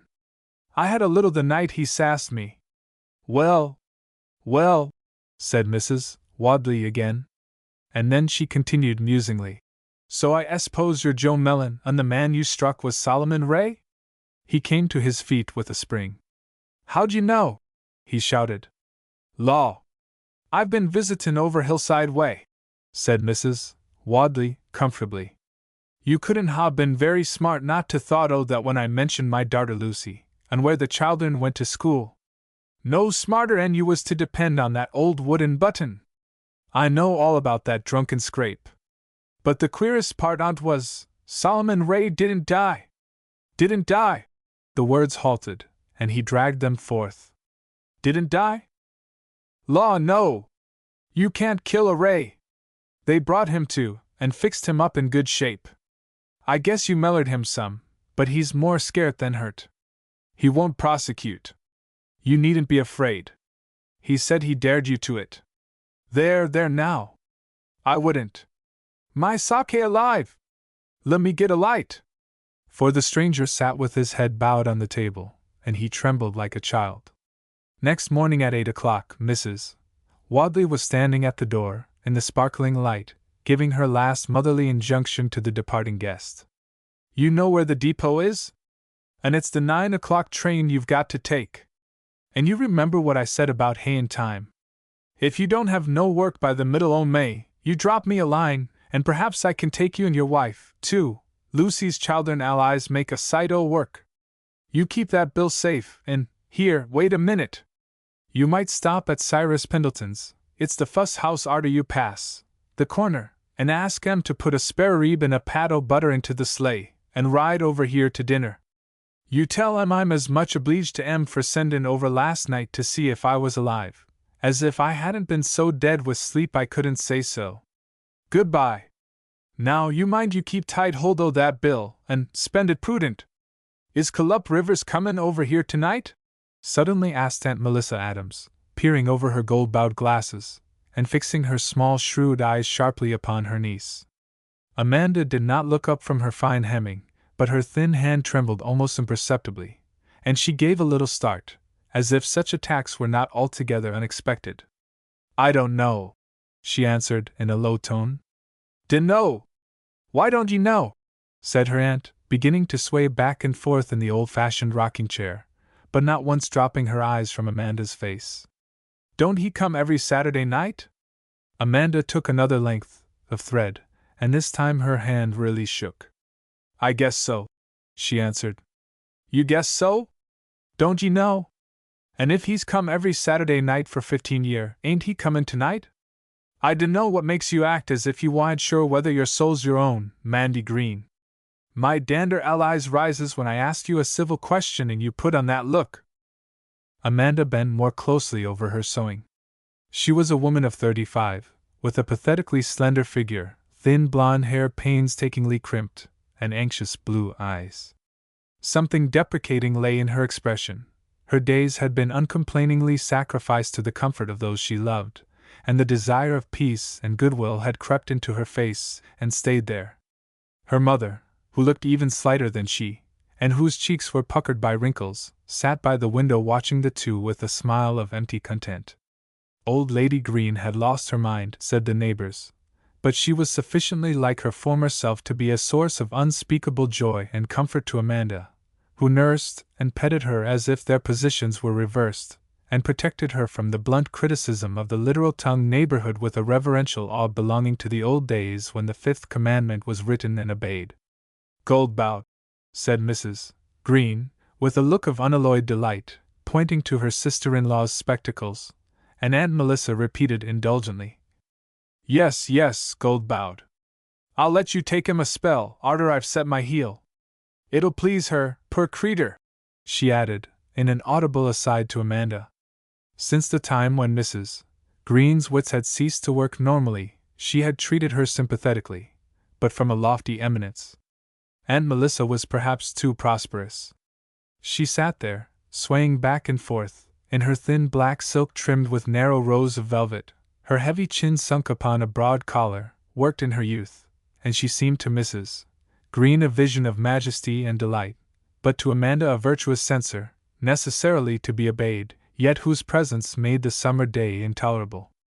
Even her purple cap ribbons bespoke terror to the evildoer, and her heavy face was set, as a judgment, toward the doom of the man who knew not how to account for his actions.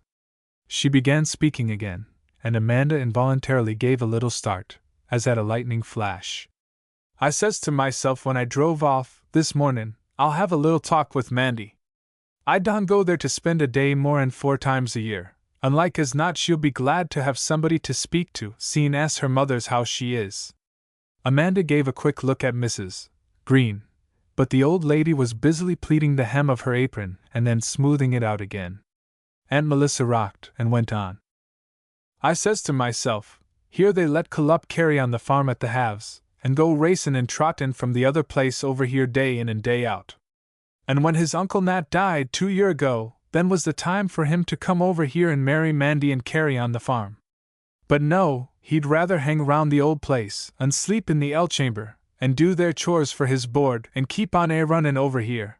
And when young Nat married, I says to myself, that'll make him speak. But it didn't, and you real Loganstock, Mandy Green, if ever there was one. Every time the neighbors see him steppin' by Saturday nights, all fixed up, with that brown coat on he's had since the year 1, they have suthin' to say, goin' over to Mandy's, that's what they say. And on'y last Saturday one on 'em hollered out to me, when I was pickin' a mess o' peas for Sunday, wonder what Mandy'll answer when he gets round to a skin of her. I hadn't a word to say. You better go to him, says I, at last." Amanda had put down her sewing in her lap, and was looking steadfastly out of the window, with eyes brimmed by 2 angry tears. Once she wiped them with a furtive movement of the white garment in her lap. Her cheeks were crimson. Aunt Melissa had lashed herself into a cumulative passion of words. "And I says to myself, if there ain't nobody else to speak to Mandy, I will, I says, when I was combin' my hair this mornin'. She ain't got no mother, I says, nor as good as none, and if she ain't spunk enough to look out for herself, somebody's got to look out for her. and then it all come over me. I'd speak to Club himself, and bein' Saturday night, I knew I should catch him here." "Oh, Aunt Melissa!" gasped Amanda. "You wouldn't do that!" "Yes, I would too," asserted Aunt Melissa, setting her firm lips. "You see if I don't, and afore another night goes over my head." But while Amanda was looking at her, paralyzed with the certainty that no mortal aid could save her from this dire extremity, there came an unexpected diversion. Old Lady Green spoke out clearly and decidedly from her corner, in so rational a voice that it seemed like one calling from the dead. "Mandy, what be you cryin' for? You come here and tell me what 'tis, and I'll see 't. You'll spile your eyes, Mandy, if you take on so." There, ma'am, 'tain't anything," said Amanda, hurrying over to her chair and patting her on the shoulder. "We was just havin' a little spat, Aunt Melissa and me, but we've got all over it. Don't you want to knit on your garter a little while now?" But the old lady kept her glazed eyes fixed on Amanda's face. "Be you well today, Mandy?" she said wistfully. "If you ain't well, you must take suthin' dot. There! Don't you make a to-do, and she'll come round all right," said Aunt Melissa, moving her chair about so that it faced the old lady. "I'll tell her suthin' to take up her mind a little," and she continued in the loud voice which was her concession to Mrs. Green's feebleness of intellect. "They've got a boarder over to the Blaisdells." Mrs. Green sat up straight in her chair, smoothed her apron, and looked at her sister with grateful appreciation. "Do tell," she said primly. "Yes, they have. Name's Chapman. They thought he was a book agent fust. But he's buyin' up old dishes and all matter o' truck. He wanted my andirons, and I told him if I hadn't got a son in a Boston store, he might ha' come round me, but I know the valley o' things now. You don't want to sell them blue coverlids o' yourn, d'ye?" Aunt Melissa sometimes asked the old lady questions from a sense of the requirements of conversation, and she was invariably startled when they elicited an answer. "Them coverlids I wove myself, 55 years ago come next spring," said Mrs. Green firmly. "Sally and Mason and me used to set up till the clock struck 12 that year, spinnin' and weavin'. Then we had a cup or two o' green tea, and went to bed." "Well, you wove 'em, and you don't want to sell 'em," said Aunt Melissa, her eyes on her work. "If you do, Legia he'll take 'em right up to Boston for you, and I warrant he'll get you a new white spread for every one on 'em. That was the year afore I was married," continued old Lady Green. "I had a set o' white chiny with lavender sprigs, and my dress was changeable. He had a flowered waistcoat. Mandy, you go into the CLOS press in my bedroom and get out that waistcoat, and some o' them quilts, and my M's and O's tablecloths." Amanda rose and hurried into the bedroom, in spite of Aunt Melissa's whispered comment. "What makes you go to overhaulin' things? She'll forget it in a minute." While she was absent, a smart wagon drove up to the gate, and a young man alighted from it, hitched his horse, and knocked at the front door. Aunt Melissa saw him coming, and peered at him over her glasses with an unrecognizing stare. "Mandy!" she called. "Mandy, here's a peddler or suthin'. If he's got any essences, you ask him for a little bottle o' pep'mint." Amanda dropped the pile of coverlets on the sofa, and went to the front door. Presently she reappeared, and with her, smoothly talking her down, came the young man. His eyes lighted first on the coverlets, with a look of cheerful satisfaction. "Got all ready for me, didn't you?" he asked briskly. "Heard I was coming, I guess." He was a man of an alert Yankee type, with wax-blonde mustache and eyeglasses. He was evidently to be classed among those who have exchanged their country honesty for a veneer of city knowingness. "For the land's sake!" ejaculated Aunt Melissa, as soon as she had him at short range. "You're the one down to Blaisdells that's buyin' up all the old truck in the neighborhood. Well, you won't get my andirons." He had begun to unfold the blue coverlets and examine them with a practiced eye, while Amanda stood by, painfully conscious that some decisive action might be required of her, and her mother sat watching the triumph of her quilts in pleased importance. "They ain't worth much," he said, dropping them, with a conclusive air. "Fact is, they ain't worth anything, unless anybody's got a fancy for such old stuff. I'll tell you what, I'll give you 50 cents apiece for the lot.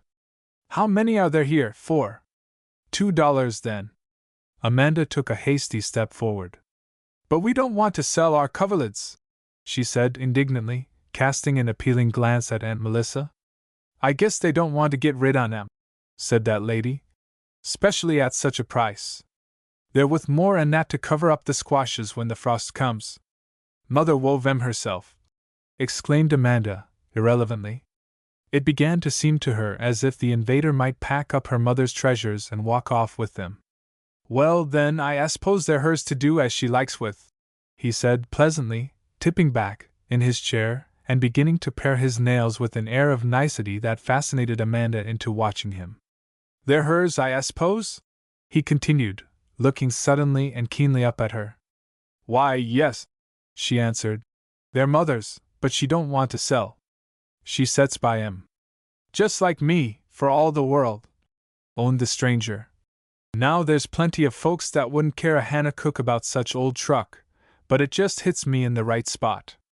Mother's doughnuts, mother's mince pies, I say. Can't improve on them. And when my wife and I bought our little place, I said to her, we'll have it all furnished with old-fashioned goods, and here I am, taking time away from my business, riding round the country, and paying good money for what's no use to anybody but me. What is your business? Interrupted Aunt Melissa. Oh, insurance, a little of everything, jack of all trades. Then he turned to old Mrs. Green and asked, abruptly, What'll you take for that clock? The old lady followed his alert forefinger until her eyes rested on the tall 8-day clock in the corner. She straightened herself in her chair and spoke with pride. That was Jonathan's Giareed Uncle Samuel's. He wound it every Sunday night, reg'lar as the day come round. I've rubbed that case up till I sweat like rain. Mandy she rubs it now. Well, what'll you take? Persisted he, while Amanda, in wordless protest, stepped in front of the clock. $5? $5, repeated the old lady, lapsing into senseless iteration. Yes, $5. But Aunt Melissa came to the rescue. $5 for that clock? She repeated, winding her ball and running the needles into it with a conclusive stab. Well, I guess there ain't any 8-day clocks going out o' this house for $5, if they go at all. Mandy, why don't you speak up and not stand there like a chicken with a pip? Oh, all right, said the visitor, shutting his knife with a snap and getting briskly on his feet. I don't care much about buying. That ain't a particularly good style of clock, anyway. But I like old things. I may drop in again, just to take a look at 'em. I suppose you're always at home? He said to Amanda, with his hand on the door. Yes, but sometimes I go to Sudley with butter. I go Monday afternoons most always, after washin' dot. With a cheerful good day he was gone, and Amanda drew a long breath of relief. Well, some folks have got enough brass to line a kittle, said Aunt Melissa, carefully folding her knitting work in a large silk handkerchief. Mandy, you'll have to get supper a little earlier and common for me. I told Hiram to come by 6:30. Do you s'pose Culup'll be round by that time? I'll wait all night afore I'll give up seein' him. I don't know, Aunt Melissa, said Amanda, nervously clearing the table of its pile of snowy cloth, and taking a flying glance from the window. She looked like a harassed animal, hunted beyond its endurance, but suddenly a strange light of determination flashed into her face. Should you just as leave set the table? She asked, in a tone of guilty consciousness.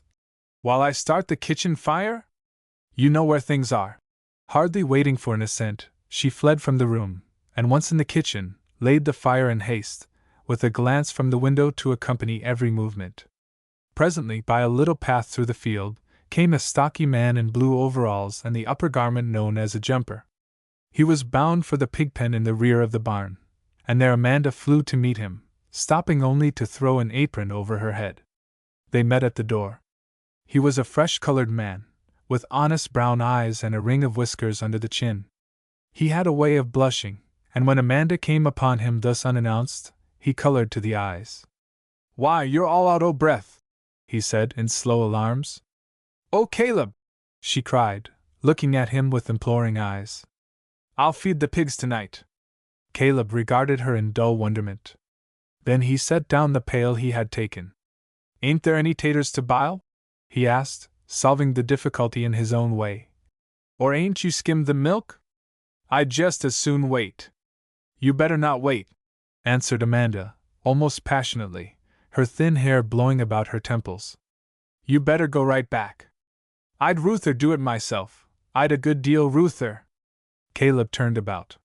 He took a few steps, then stopped, and called hesitatingly over his shoulder. I thought maybe I'd come and set a spell tonight. Then, indeed, Amanda felt her resolution crack and quiver. I guess you better come some other night, she said in a steady voice, though her face was wet with tears.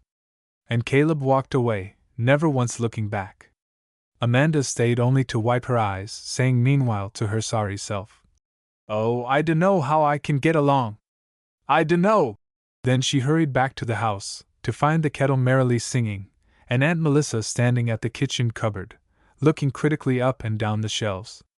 If you've got 2 sets o' them little gem pans, you might lend me one, she remarked, and Amanda agreed, not knowing what she gave.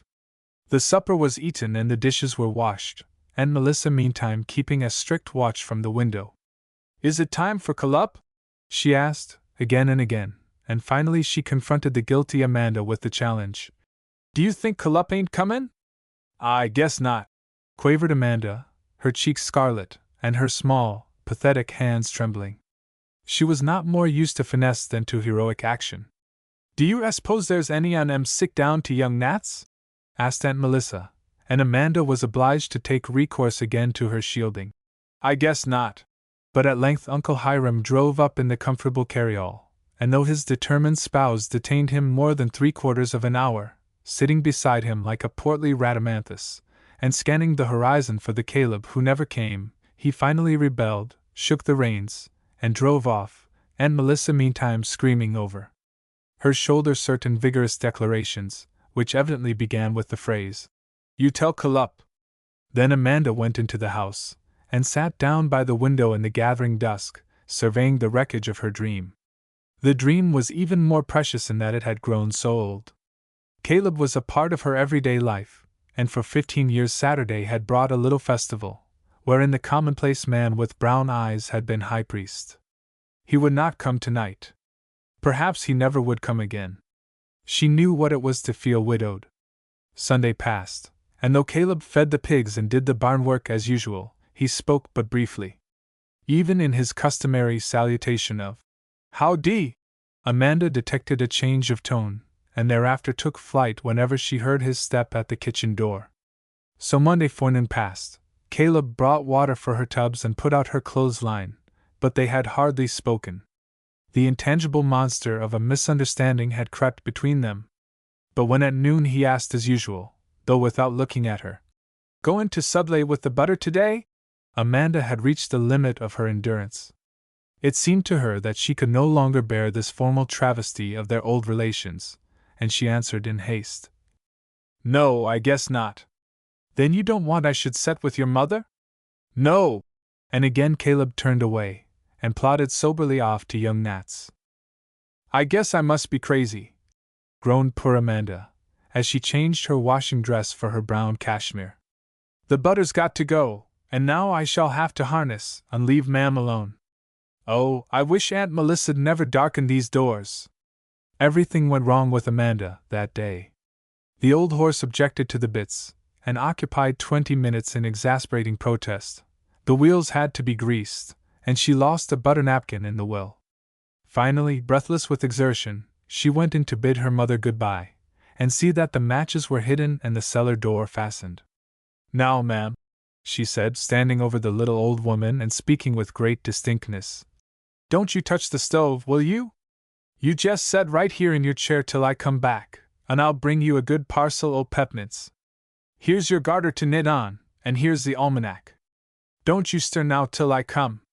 And so, with many misgivings, she drove away. When Amanda came back, she did not stay to unharness, but hurried up to the kitchen door and called, "You all right, ma'am?"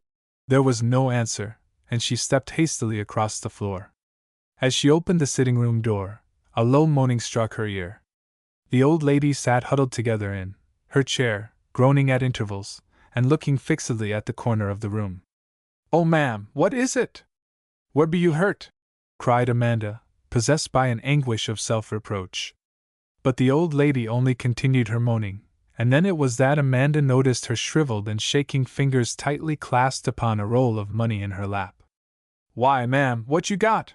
She cried. But even as she spoke, the explanation flashed upon her, and she looked up at the corner of the room. The 8-day clock was gone. Here, ma'am, you let me have it, she said, soothingly, and by dint of further coaxing she pulled the money from the old lady's tense fingers. There were $9 in crisp new bills. Amanda sat looking at them in unbelief and misery. Oh my! She whispered at length. What a world this is! Ma'am, did you tell him he might have 'em? I dunno what Jonathan'll do without that clock, moaned the old lady. I see it carried off myself. Did you tell him he might? Cried Amanda loudly. I dunno but I did, but I never'd ha' thought he'd ha' done it. I dunno what time 'tis now. And she continued her low voice lamenting. Oh my lord! Uttered Amanda, under her breath. Then she roused herself to the present exigency of comfort. You come and set in the kitchen a spell, she said coaxingly, and I'll go and get the things back. Old Lady Green looked at her with that unquestioning trust which was the most pathetic accompaniment of her state. You'll get 'em back, Mandy, won't ye? She repeated, smiling a little and wiping her eyes. That's a good gal. So we can tell what time 'tis. Amanda led her into the kitchen, and established her by the window. She shut the door of the denuded sitting room, and giving her courage no time to cool, ran across lots to the Blaisdells, the hated money clasped tightly in her hand. The family was at supper, and the stranger with them, when she walked in at the kitchen door. She hurried up to her enemy, and laid the little roll of bills by his plate. Her cheeks were scarlet, her thin hair flying. Here's your money, she said in a strained high voice, and I want our things. You hadn't ought to gone over there and talked over an old lady that. There she stopped. Amanda had never yet acknowledged that her mother was not in her perfect mind. Chapman took out a long pocket-book, and for a moment her courage stood at flood tide. She thought he was about to accept the money and put it away. But no! He produced a slip of white paper and held it up before her. She bent forward and examined it, a receipt signed by her mother's shaking hand. But it ain't right, she cried, helpless in her dismay. Captain Jabez, you speak to him. You know how 'tis about mother. She wouldn't any more ha' sold that clock than she'd ha' sold me. Captain Jabez looked at his plate in uncomfortable silence. He was a just man, but he hated to interfere. Well, there, he said at length, pushing his chair back to leave the table. It don't seem justly right to me, but then he's got the resate, and your mother signed it, and there 'tis. And you won't do anything? Cried Amanda, passionately, turning back to the stranger. You mean to keep them things? He was honestly sorry for her, as the business man for the sentimentalist, but he had made a good bargain, and he held it sacred. I declare, I wish it hadn't happened so, he said good-naturedly. But the old lady'll get over it. You buy her a nice bright little nickel clock that'll strike the half-hours, and she'll be tickled to death to watch it. Amanda turned away and walked out of the house. Here, called Chapman. Come back and get your money. But she hurried on. Well, I'll leave it with Captain Jabez, he called again. And you can come over and get it. I'm going in the morning early. Amanda was passing the barn, and there, through the open door, she saw the old clock pathetically loaded on the light wagon, protected by burlap, and tied with ropes. The coverlets lay beside it. A sob rose in her throat, but her eyes were dry, and she hurried across lots home.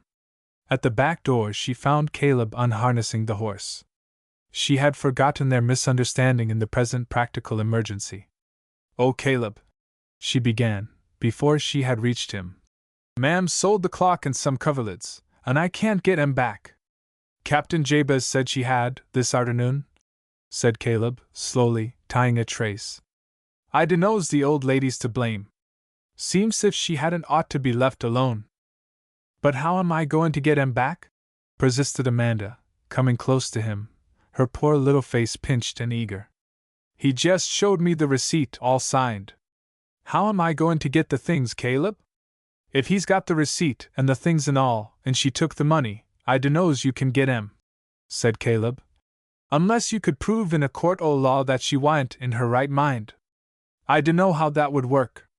Amanda stood looking him in the face. For the first time in all her gentle life she was questioning masculine superiority, and its present embodiment in Caleb Rivers. "Then you don't see's anything can be done?" she asked steadily. "Why, no," answered Caleb, still reflecting. "Not unless you should go to law.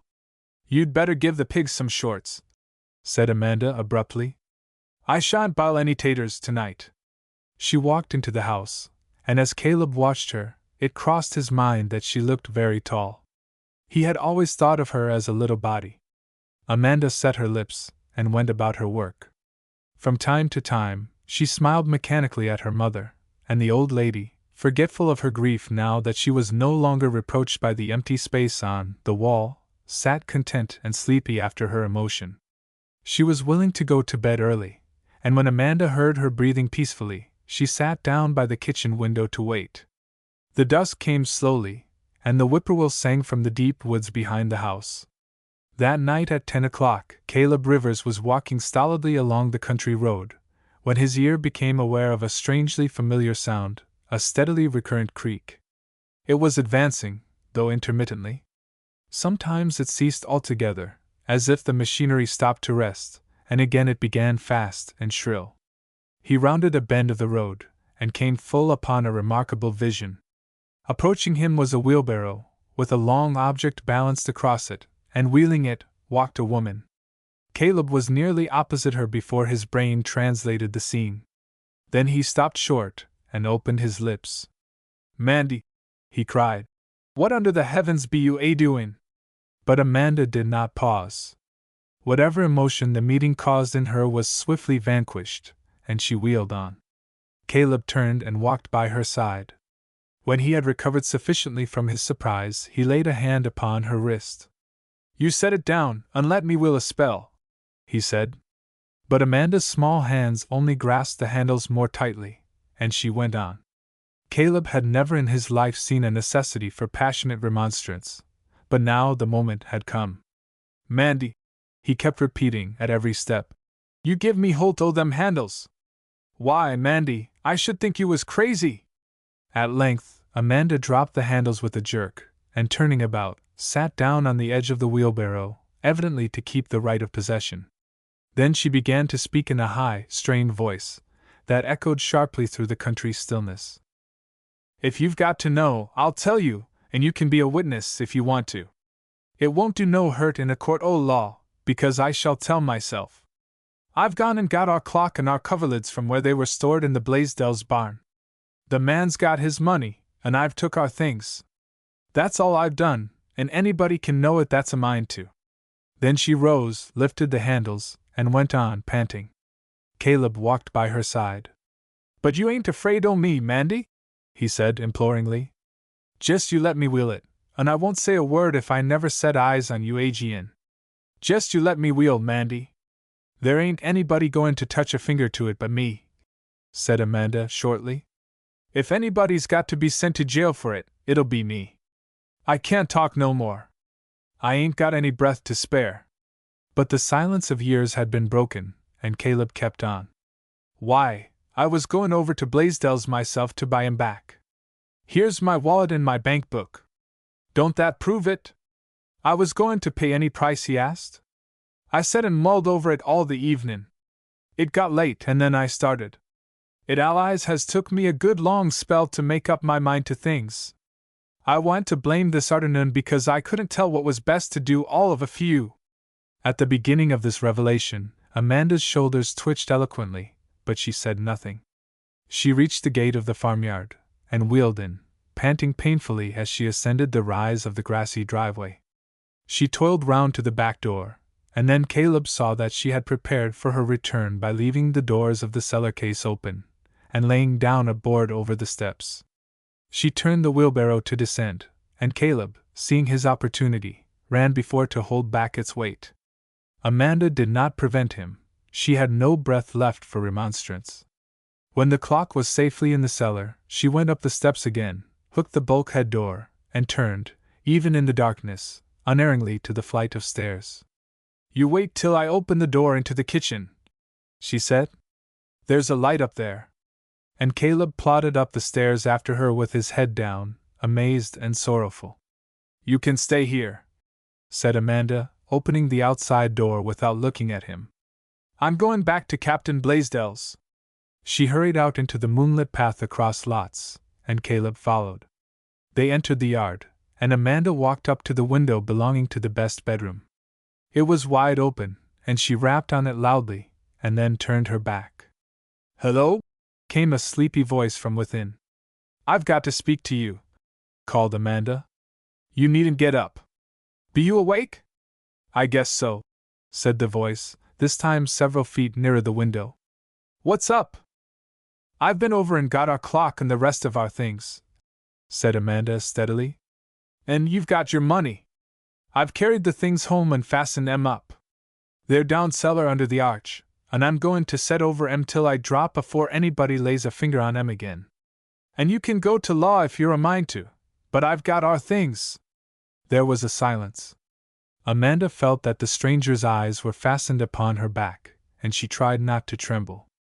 Caleb knew they were, for he and the man faced each other.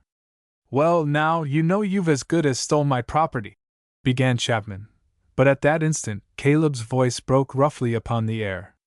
"You say that, Aegean," said he, "and I'll horsewhip you within an inch of your life. You touch them things, Aegean, and I'll break every bone in your body. I dunno whose they be, according to rights, but by gum!" And he stopped, for words will fail where a resolute heart need not. There was again a silence, and the stranger spoke. "Well, well," he said good-naturedly. "I guess we'll have to call it square.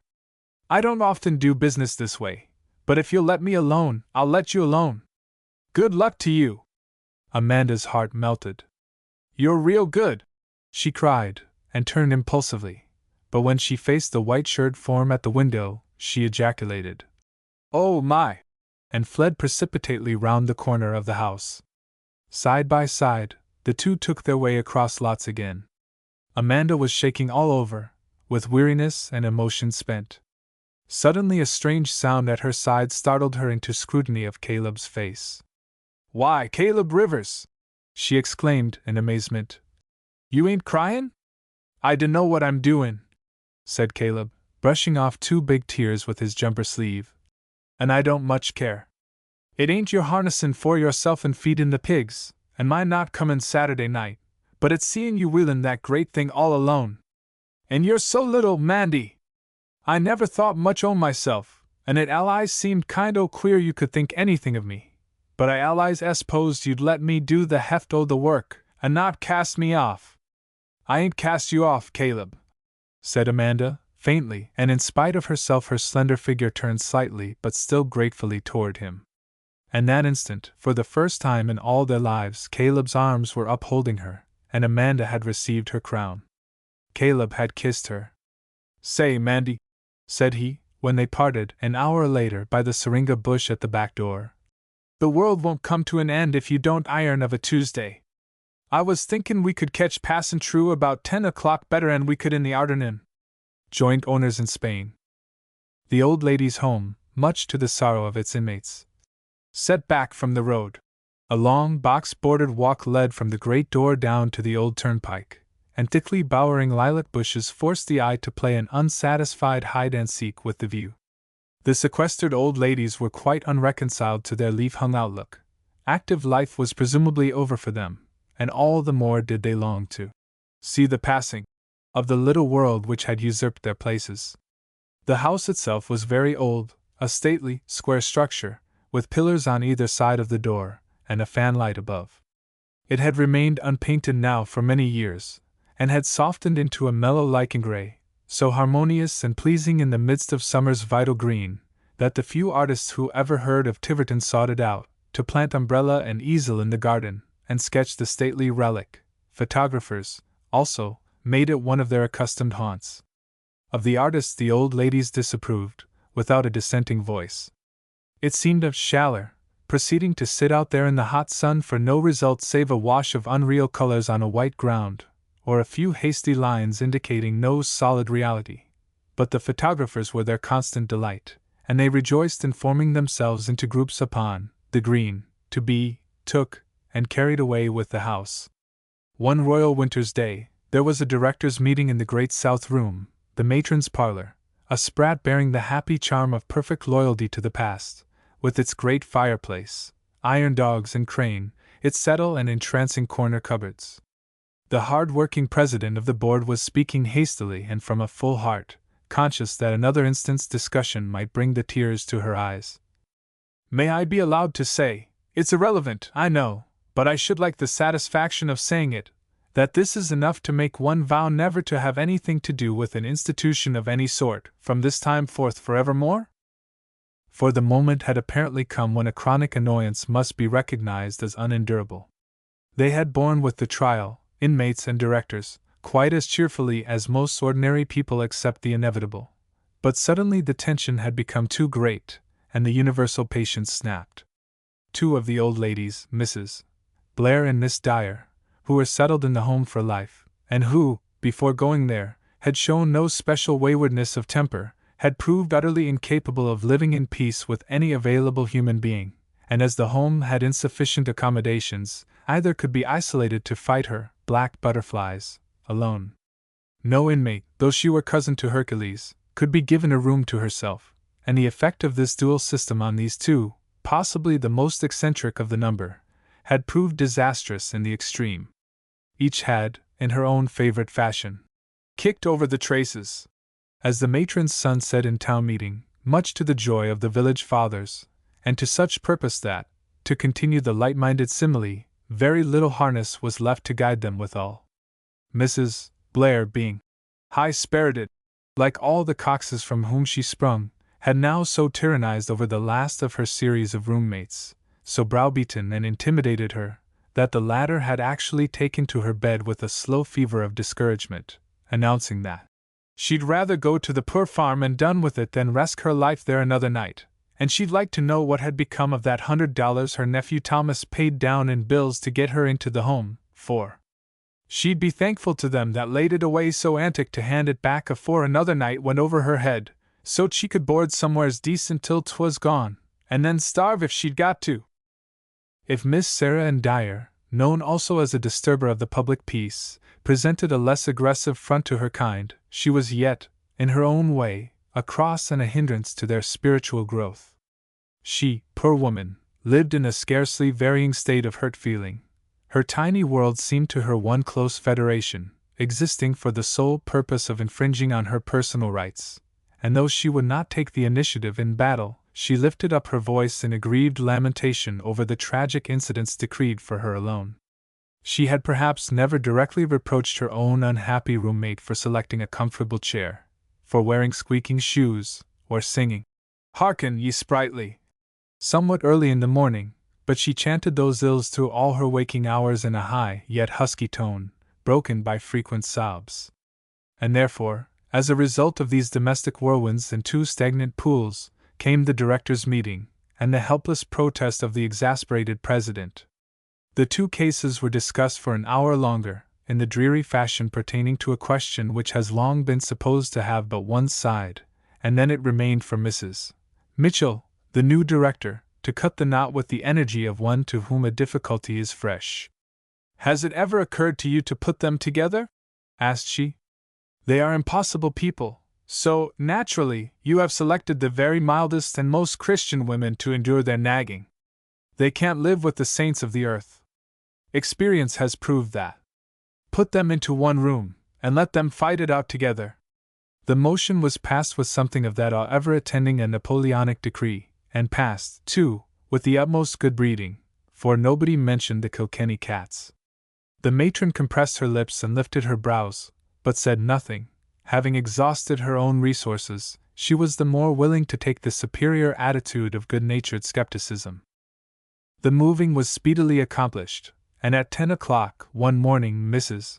Blair was ushered into the room where her forced colleagues sat by the window, knitting. There the two were left alone. Miss Dyer looked up, and then heaved a tempestuous sigh over her work, in the manner of one not entirely surprised by its advent, but willing to suppress it, if such alleviation might be. She was a thin, colorless woman, and infinitely passive, save at those times when her nervous system conflicted with the scheme of the universe. Not so Mrs. Blair. She had black eyes, like live coals, said her odd associates, and her skin was soft and white, albeit wrinkled. One could even believe she had reigned a beauty, as the tradition of the house declared. This morning she held her head higher than ever, and disdained expression except that of an occasional nasal snort. She regarded the room with the air of an impartial though exacting critic. 2 little beds covered with rising sun quilts, 2 little pine bureaus, 2 washstands. The sunshine lay upon the floor, and in that radiant pathway Miss Dyer sat. "If I'd thought I should come to this," began Mrs. Blair, in the voice of one who speaks perforce after long sufferance, "I'd died in my tracks afore I'd left my comfortable home down in Tiverton Holler. Story and a half house, a good cellar, and woods nigh by full o' sarsaparilla and gold thread. I've moved more times in this godforsaken place than a Methodist preacher, fust one room and then another, and bad is the best. It was poor pickins enough afore, but this is the crowner." Miss Dyer said nothing, but 2 large tears rolled down and dropped on her work. Mrs. Blair followed their course with gleaming eyes endowed with such uncomfortable activity that they seemed to pounce with every glance. "What under the sun be you carryin' on like that for?" she asked, giving the handle of the water pitcher an emphatic twitch to make it even with the world. "You ain't lost nobody, have ye, since I moved in here?" Miss Dyer put aside her knitting with ostentatious abnegation, and began rocking herself back and forth in her chair, which seemed not of itself to sway fast enough, and Mrs. Blair's voice rose again, ever higher and more metallic. "I dunno what you've got to complain of more'n the rest of us. Look at that dress you've got on, a good thick thibbit, and mine's a cheap, sleazy alpaca they palmed off on me because they knew my eyesight ain't what it was once. And you're settin' right there in the sun, gettin' het through, and it's cold as a barn over here by the door. My land! If it don't make me mad to see anybody without no more sperrit than a wet rag. If you've lost anybody, why don't ye say so? And if it's a mad fit, speak out and say that. Give me anybody that's got a tongue in their head, I say." But Miss Dyer, with an unnecessary display of effort, was hitching her chair into the darkest corner of the room, the rockers hopelessly snarling her yarn at every move. "I'm sure I wouldn't keep the sun off on anybody," she said tearfully. "It never come into my head to take it up, and I don't claim no share of anything. I guess if the truth was known, 'twould be seen I'd been used to a house lookin' south, and the 4-room winders all of a glare o' light, day in and day out, and Madeira vines climbin' over 'em, and a trellis by the front door, but that's all past and gone, past and gone. I never was one to take more'n belonged to me, and I don't care who says it, I never shall be. And I'd hold to that, if 'twas the last word I had to speak." This negative sort of retort had an enfeebling effect upon Mrs. Blair. "My land!" she exclaimed, helplessly. "Talk about my tongue! Vinegar's nothing to cold molasses if you've got to plow through it." The other sighed and leaned her head upon her hand in an attitude of extreme dejection. Mrs.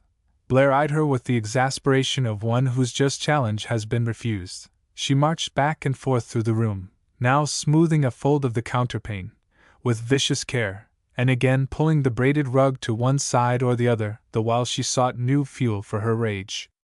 Without, the sun was lighting snowy knoll and hollow, and printing the fine-etched tracery of the trees against the crystal sky. The road was not usually much frequented in winter time, but just now it had been worn by the week's sledding into a shining track, and several sleighs went jingling up and down. Tiverton was seizing the opportunity of a perfect day and the best of going, and was taking its way to market. The trivial happenings of this faraway world had thus far elicited no more than a passing glance from Mrs. Blair. She was too absorbed in domestic warfare even to peer down through the leafless lilac boughs, in futile wonderment as to whose bells they might be, ringing merrily past. On one journey about the room, however, some chance arrested her gaze. She stopped, transfixed. "Forever!" she cried. Her nervous, blue-veined hands clutched at her apron and held it. She was motionless for a moment. Yet the picture without would have been quite devoid of interest to the casual eye. It could have borne little significance save to one who knew the inner life history of the Tiverton home, and thus might guess what slight events wrought all its joy and pain. A young man had set up his camera at the end of the walk, and thrown the cloth over his head, preparatory to taking the usual view of the house. Mrs. Blair recovered from her temporary inaction. She rushed to the window, and threw up the sash. Her husky voice broke strenuously upon the stillness. "Here! You keep right where you be! I'm goin' to be took! You wait till I come!" She pulled down the window, and went in haste to the closet, in the excess of her eagerness stumbling recklessly forward into its depths. "Where's my bandbox?" Her voice came piercingly from her temporary seclusion. "Where'd they put it? It ain't here in sight! My soul! Where's my bunnet?" These were apostrophes thrown off in extremity of feeling. They were not questions, and no listener, even with the most friendly disposition in the world, need have assumed the necessity of answering. So, wrapped in oblivion to all earthly considerations save that of her own inward gloom, the one person who might have responded merely swayed back and forth, in martyrized silence. But no such spiritual withdrawal could ensure her safety. Mrs. Blair emerged from the closet, and darted across the room with the energy of one stung by a new despair. She seemed about to fall upon the neutral figure in the corner, but seized the chair back instead, and shook it with such angry vigor that Miss Dyer cowered down in no simulated fright. "Where's my green bandbox?" The words were emphasized by cumulative shakes. "Anybody that's took that away from me ought to be beowled in aisle. Hangin's too good for 'em, but let me get my eye on 'em and they shall swing for tea. Yes, they shall, higher 'n Gilroy's kite." The victim put both trembling hands to her ears. "I ain't deef," she wailed. "Deef? I don't care whether you're deef or dumb, or whether you're numberin' a beetle. It's my bandbox I'm arter. I a sarl in Egypt. You might grind some folks in a mortar and you couldn't make 'em speak." It was of no use. Intimidation had been worse than hopeless.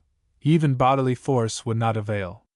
She cast one lurid glance at the supine figure, and gave up the quest in that direction as sheer waste of time. With new determination, she again essayed the closet, tossing shoes and rubbers behind her in an unsightly heap, quite heedless of the confusion of rights and lefts.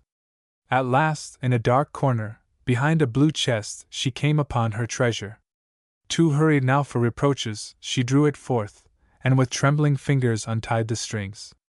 Casting aside the cover, she produced a huge scoop bonnet of a long past date, and setting it on her head, with the same fevered haste, tied over it the long figured veil destined always to make an inseparable part of her state array.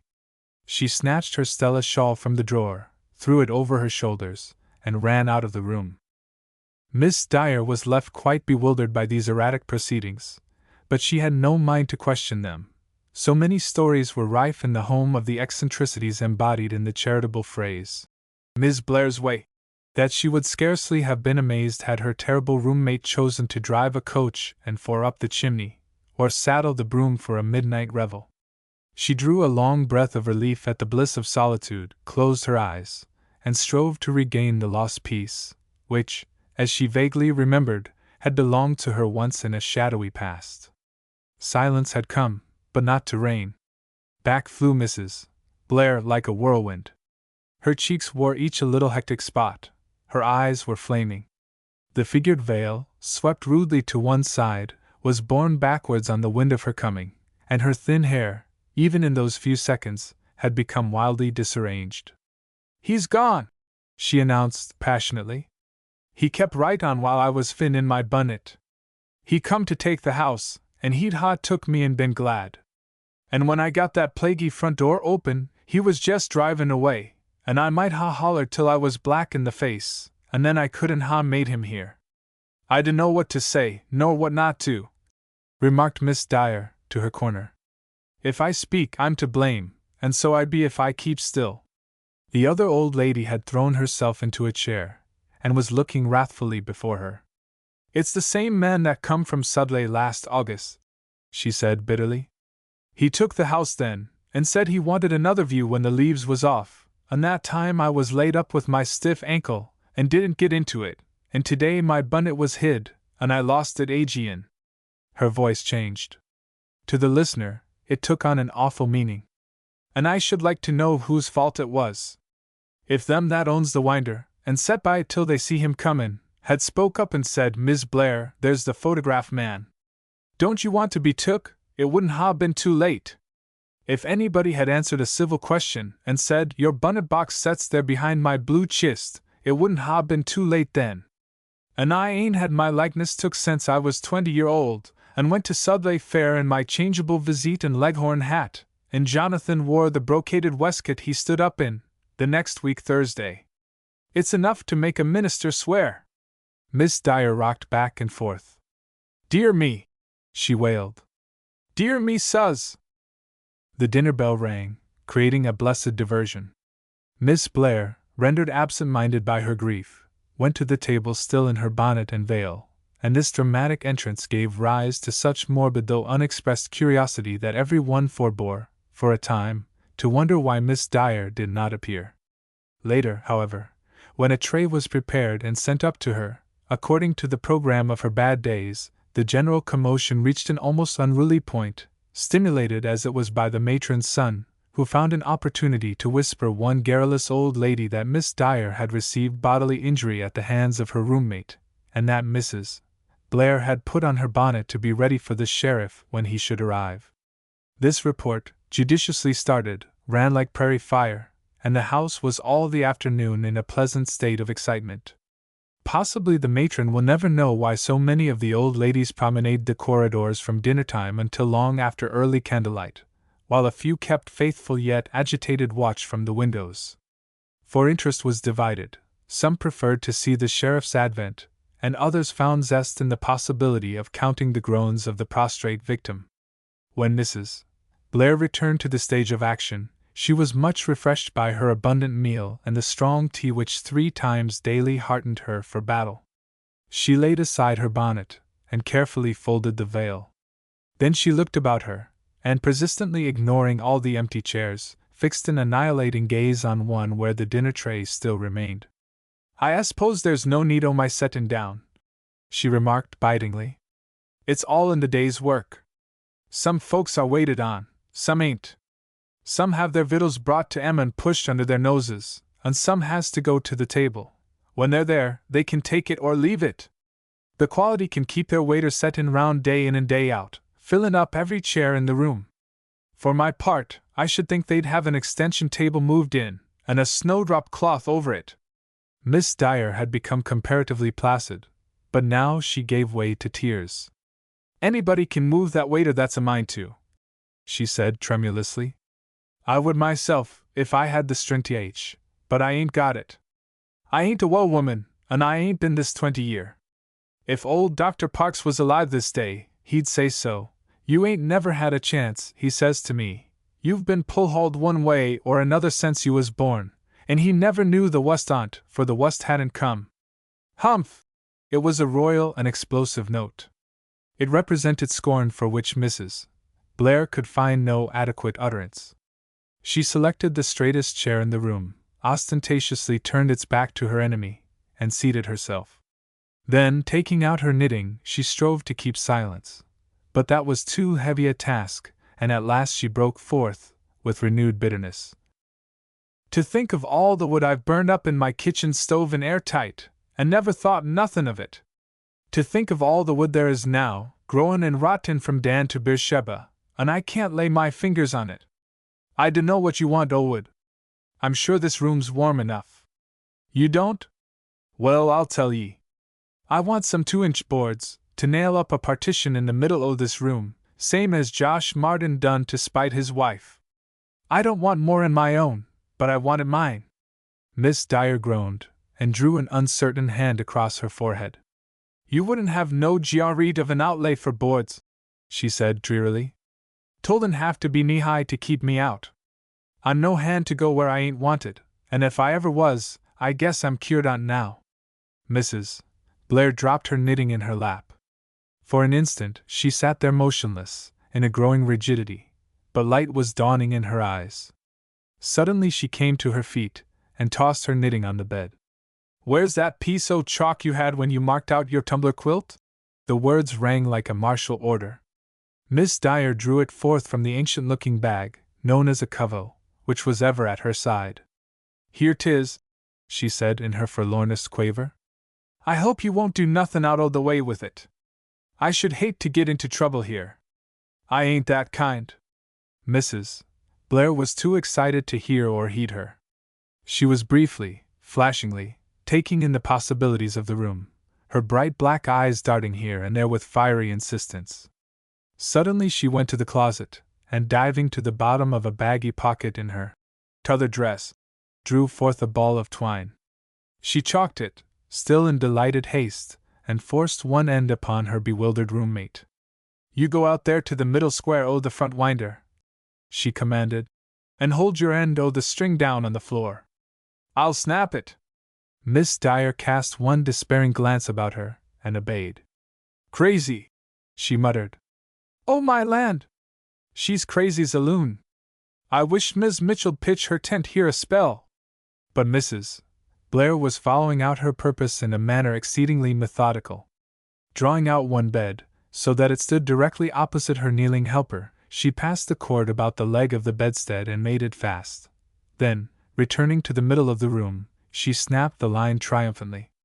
A faint chalk mark was left upon the floor. "There!" she cried. "Leggo! Now you gi me the chalk, and I'll go over it and make it whiter." She knelt and chalked with the utmost absorption, crawling along on her knees, quite heedless of the despised alpaca, and Miss Dyer, hovering in a corner, timorously watched her. Mrs. Blair staggered to her feet, entangled by her skirt, and pitching like a ship at sea. "There!" she announced. "Now here's 2 rooms. The chalk marks the partition. You can have the mornin' sun, for I'd jest as soon live by a taller candle if I can have somethin' that's my own. I'll chalk a lane into the closet, and we'll both keep a right o' way there.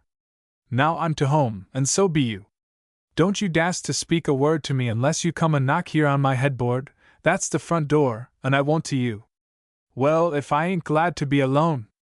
I've hung my harp on a willer long enough."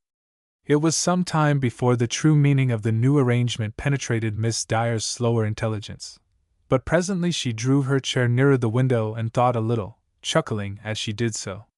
She, too, was alone. The sensation was new and very pleasant. Mrs.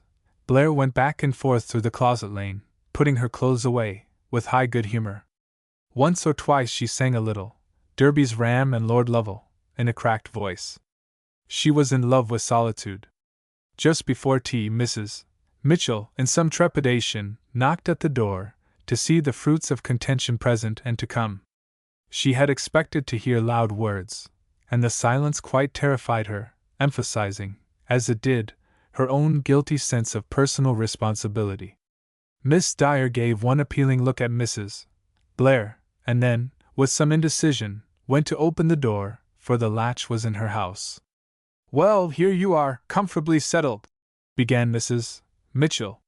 She had the unmistakable tone of professional kindliness, yet it rang clear and true. "May I come in?" "Set right down here," answered Miss Dyer, drawing forward a chair. "I'm real pleased to see ye. And how are you this afternoon?" This was addressed to the occupant of the other house, who, quite oblivious to any alien presence, stood busily rubbing the chalk marks from her dress. Mrs. Blair made no answer. She might have been stone deaf, and as dumb as the hearthstone bricks. Mrs. Mitchell cast an alarmed glance at her entertainer. "Isn't she well?" she said softly. "It's a real pretty day, ain't it?" responded Miss Dyer. "If 'twas summertime, I should think there'd be a sea turn afore night. I like a sea turn myself. It smells just like Old Boar's Head. I have brought you down some fruit." Mrs. Mitchell was still anxiously observing the silent figure, now absorbed in an apparently futile search in a brocaded work bag. "Mrs. Blair, do you ever cut up bananas and oranges together?" No answer. The visitor rose, and unwittingly stepped across the dividing line. "Mrs. Blair," she began, but she got no further. Her hostess turned upon her, in surprised welcome. "Well, if it ain't Miss Mitchell! I can't say I didn't expect you, for I see you goin' into Miss Dyer's house not more'n 2 minutes ago. Seems to me you make short calls.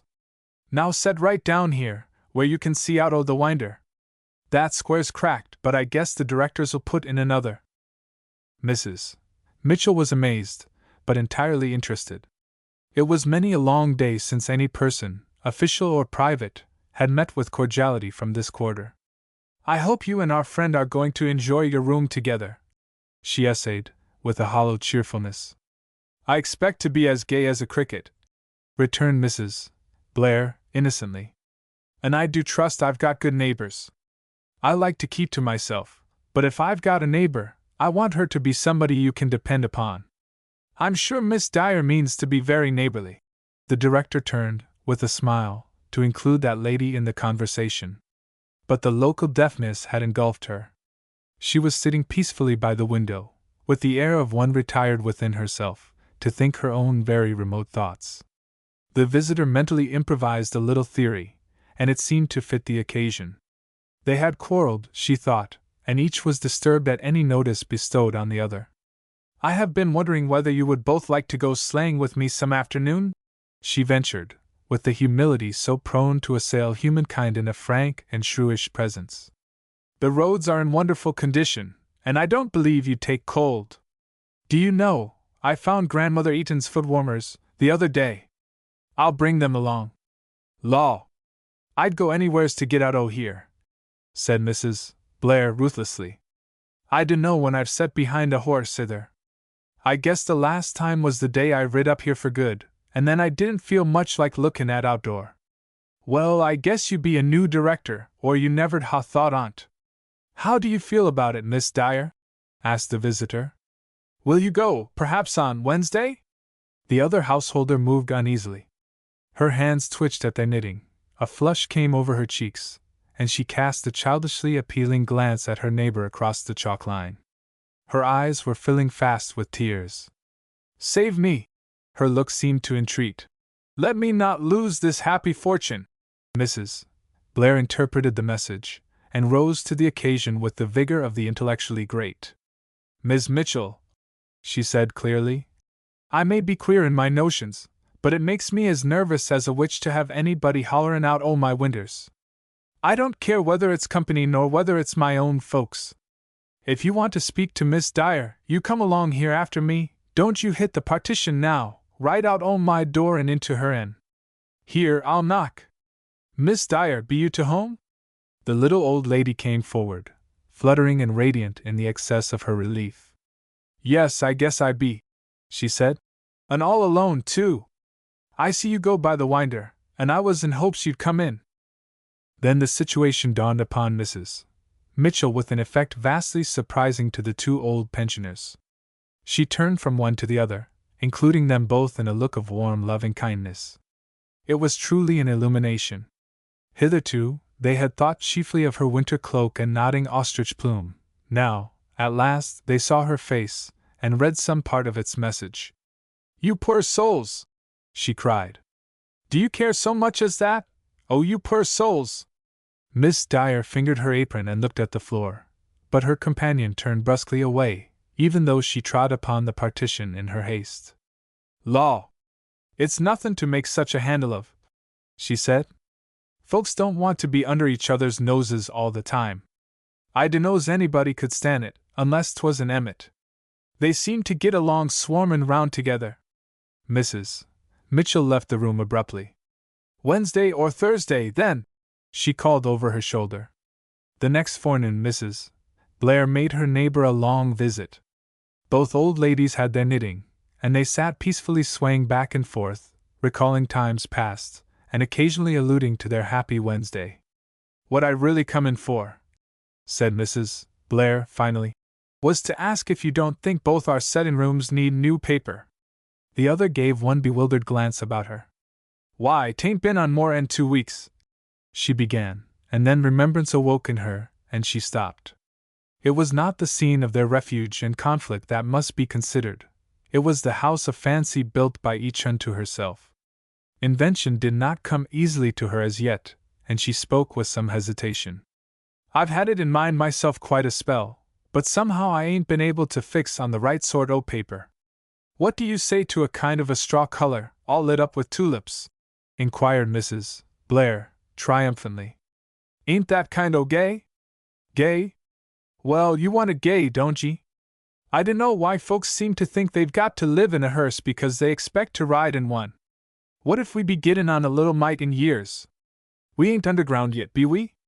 I see a real good nigh-penny paper once, all covered over with green breaks. I declare if TW ain't sweet pretty. Well, whether I paper or whether I don't, I've got some thoughts of a magenta Sophy. I'm tired to death o' that old horsehair lounge that sets in my clock-room. Sometimes I wish the moths would tackle it, but I guess they've got more sense. I've always said to myself I'd have a magenta Sophy when I could get round to it, and I dunno's I shall be any nearer to it than I be now. Well, you are tasty, said Miss Dyer in some awe. I dunno how you come to think o' that. Priestrow had one when I wa'n't more 'n 20. Some o' his relations give it to him, he married into the quality, and I remember as if 'twas yisterday what a two there was over it. And I said to myself then, if ever I was prospered I'd have a magenta Sophy. I ain't got to it till now, but now I'll have it if I die for't. Well, I guess you're in the right on't. Miss Dyer spoke absently, glancing from the window in growing trouble. Oh, Miss Blair, she continued, with a sudden burst of confidence, you don't think there's a storm brewin', do you? If it snows Wednesday, I shall give up beat. Mrs. Blair, in her turn, peered at the smiling sky. I hope you ain't one o' them kind that thinks every fair day's a weather breeder, she said. Law, no! I don't believe it will storm, and if it does, why, there's other Wednesdays comin'. At Sudley Fair, Delilah Joyce was sitting on her front doorstone with a fine disregard of the fact that her little clock had struck 8 of the morning, while her bed was still unmade. The Tiverton folk who disapproved of her shiftlessness in letting the golden hours run thus to waste did grudgingly commend her for erring well. Her bed might not even be spread up till sundown, but the sheets were always hanging from her little side window, in fine weather, flapping dazzlingly in the sun, and sometimes her feather bed lay, the whole day long, on the green slope outside called by Dilly her spring, only because the snow melted first there on the freedom days of the year. The new editor of the Sudley Star, seeing her slight, wiry figure struggling with the bed like a very little ant under a caterpillar all too large, was once on the point of drawing up his horse at her gate. He was a chivalrous fellow, and he wanted to help, but Brad Freeman, hulking by with his gun at the moment, stopped him. That's only Dilly rastlin' with her bed, he called back, in the act of stepping over the wall into the meadow. 'Twouldn't do no good to take holt once, unless you're round here every mornin' 'bout the same time. Dilly'll get the better on't. She allies does. So the editor laughed, put down another Tiverton custom in his mental notebook, and drove on. Dilly was a very little woman, with abnormally long and sinewy arms. Her small, rather delicate face had a healthy coat of tan, and her iron-gray hair was braided with scrupulous care. She resembled her own house to a striking degree. She was fastidiously neat, but not in the least orderly. The Tiverton housekeepers could not appreciate this attitude in reference to the conventional world. It was all very well to keep the kitchen floor scrubbed, but they did believe, also, in seeing the table properly set, and in finishing the washing by 8 o'clock on Monday morning. Now Dilly seldom felt inclined to set any table at all. She was far more likely to take her bread and milk under a tree, and as for washing, Thursday was as good a day as any, she was wont to declare. Moreover, the tradition of hanging garments on the line according to a severely classified system did not in the least appeal to her. I guess a petticoat'll dry just as quick if it's hung side of a nightgown, she told her critics drily. And when you come to hangin' stockings by the pair, better separate 'em, I say. Like man and wife. Give 'em a vacation, once in a while, and love'll live the longer. Dilly was thinking, this morning, of all the possibilities of the lovely, shining day. So many delights lay open to her. She could take her luncheon in her pocket, and go threading through the woods behind her house. She could walk over to Pine Hollow, to see how the cones were coming on, and perchance scrape together a basket of pine needles, to add to her winter's kindling, or she might, if the world and the desires thereof assailed her, visit Sudley Fair. Better still, she need account to nobody if she chose to sit there on the doorstone, and let the hours go unregretted by. Presently, her happy musing was broken by a ripple from the outer world. A girl came briskly round the corner where the stone wall lay hidden under a wilderness of cinnamon rose bushes and blackberry vines, Rosa Tolman, dressed in white pique, with a great leghorn hat over her curls. The girl came hurrying up the path, with a rustle of starched petticoats, and still Dilly kept her trance-like posture.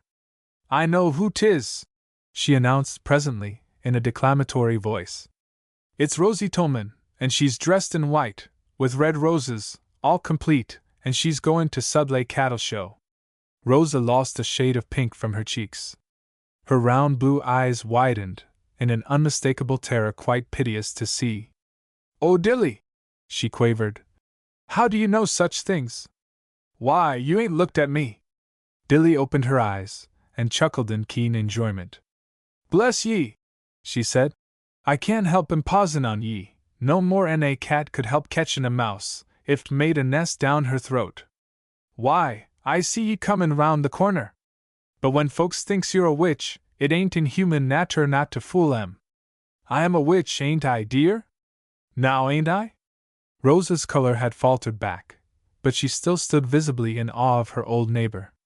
"Well," she owned, "Elvin Drew says you can see in the dark, but I don't know's he means anything by it."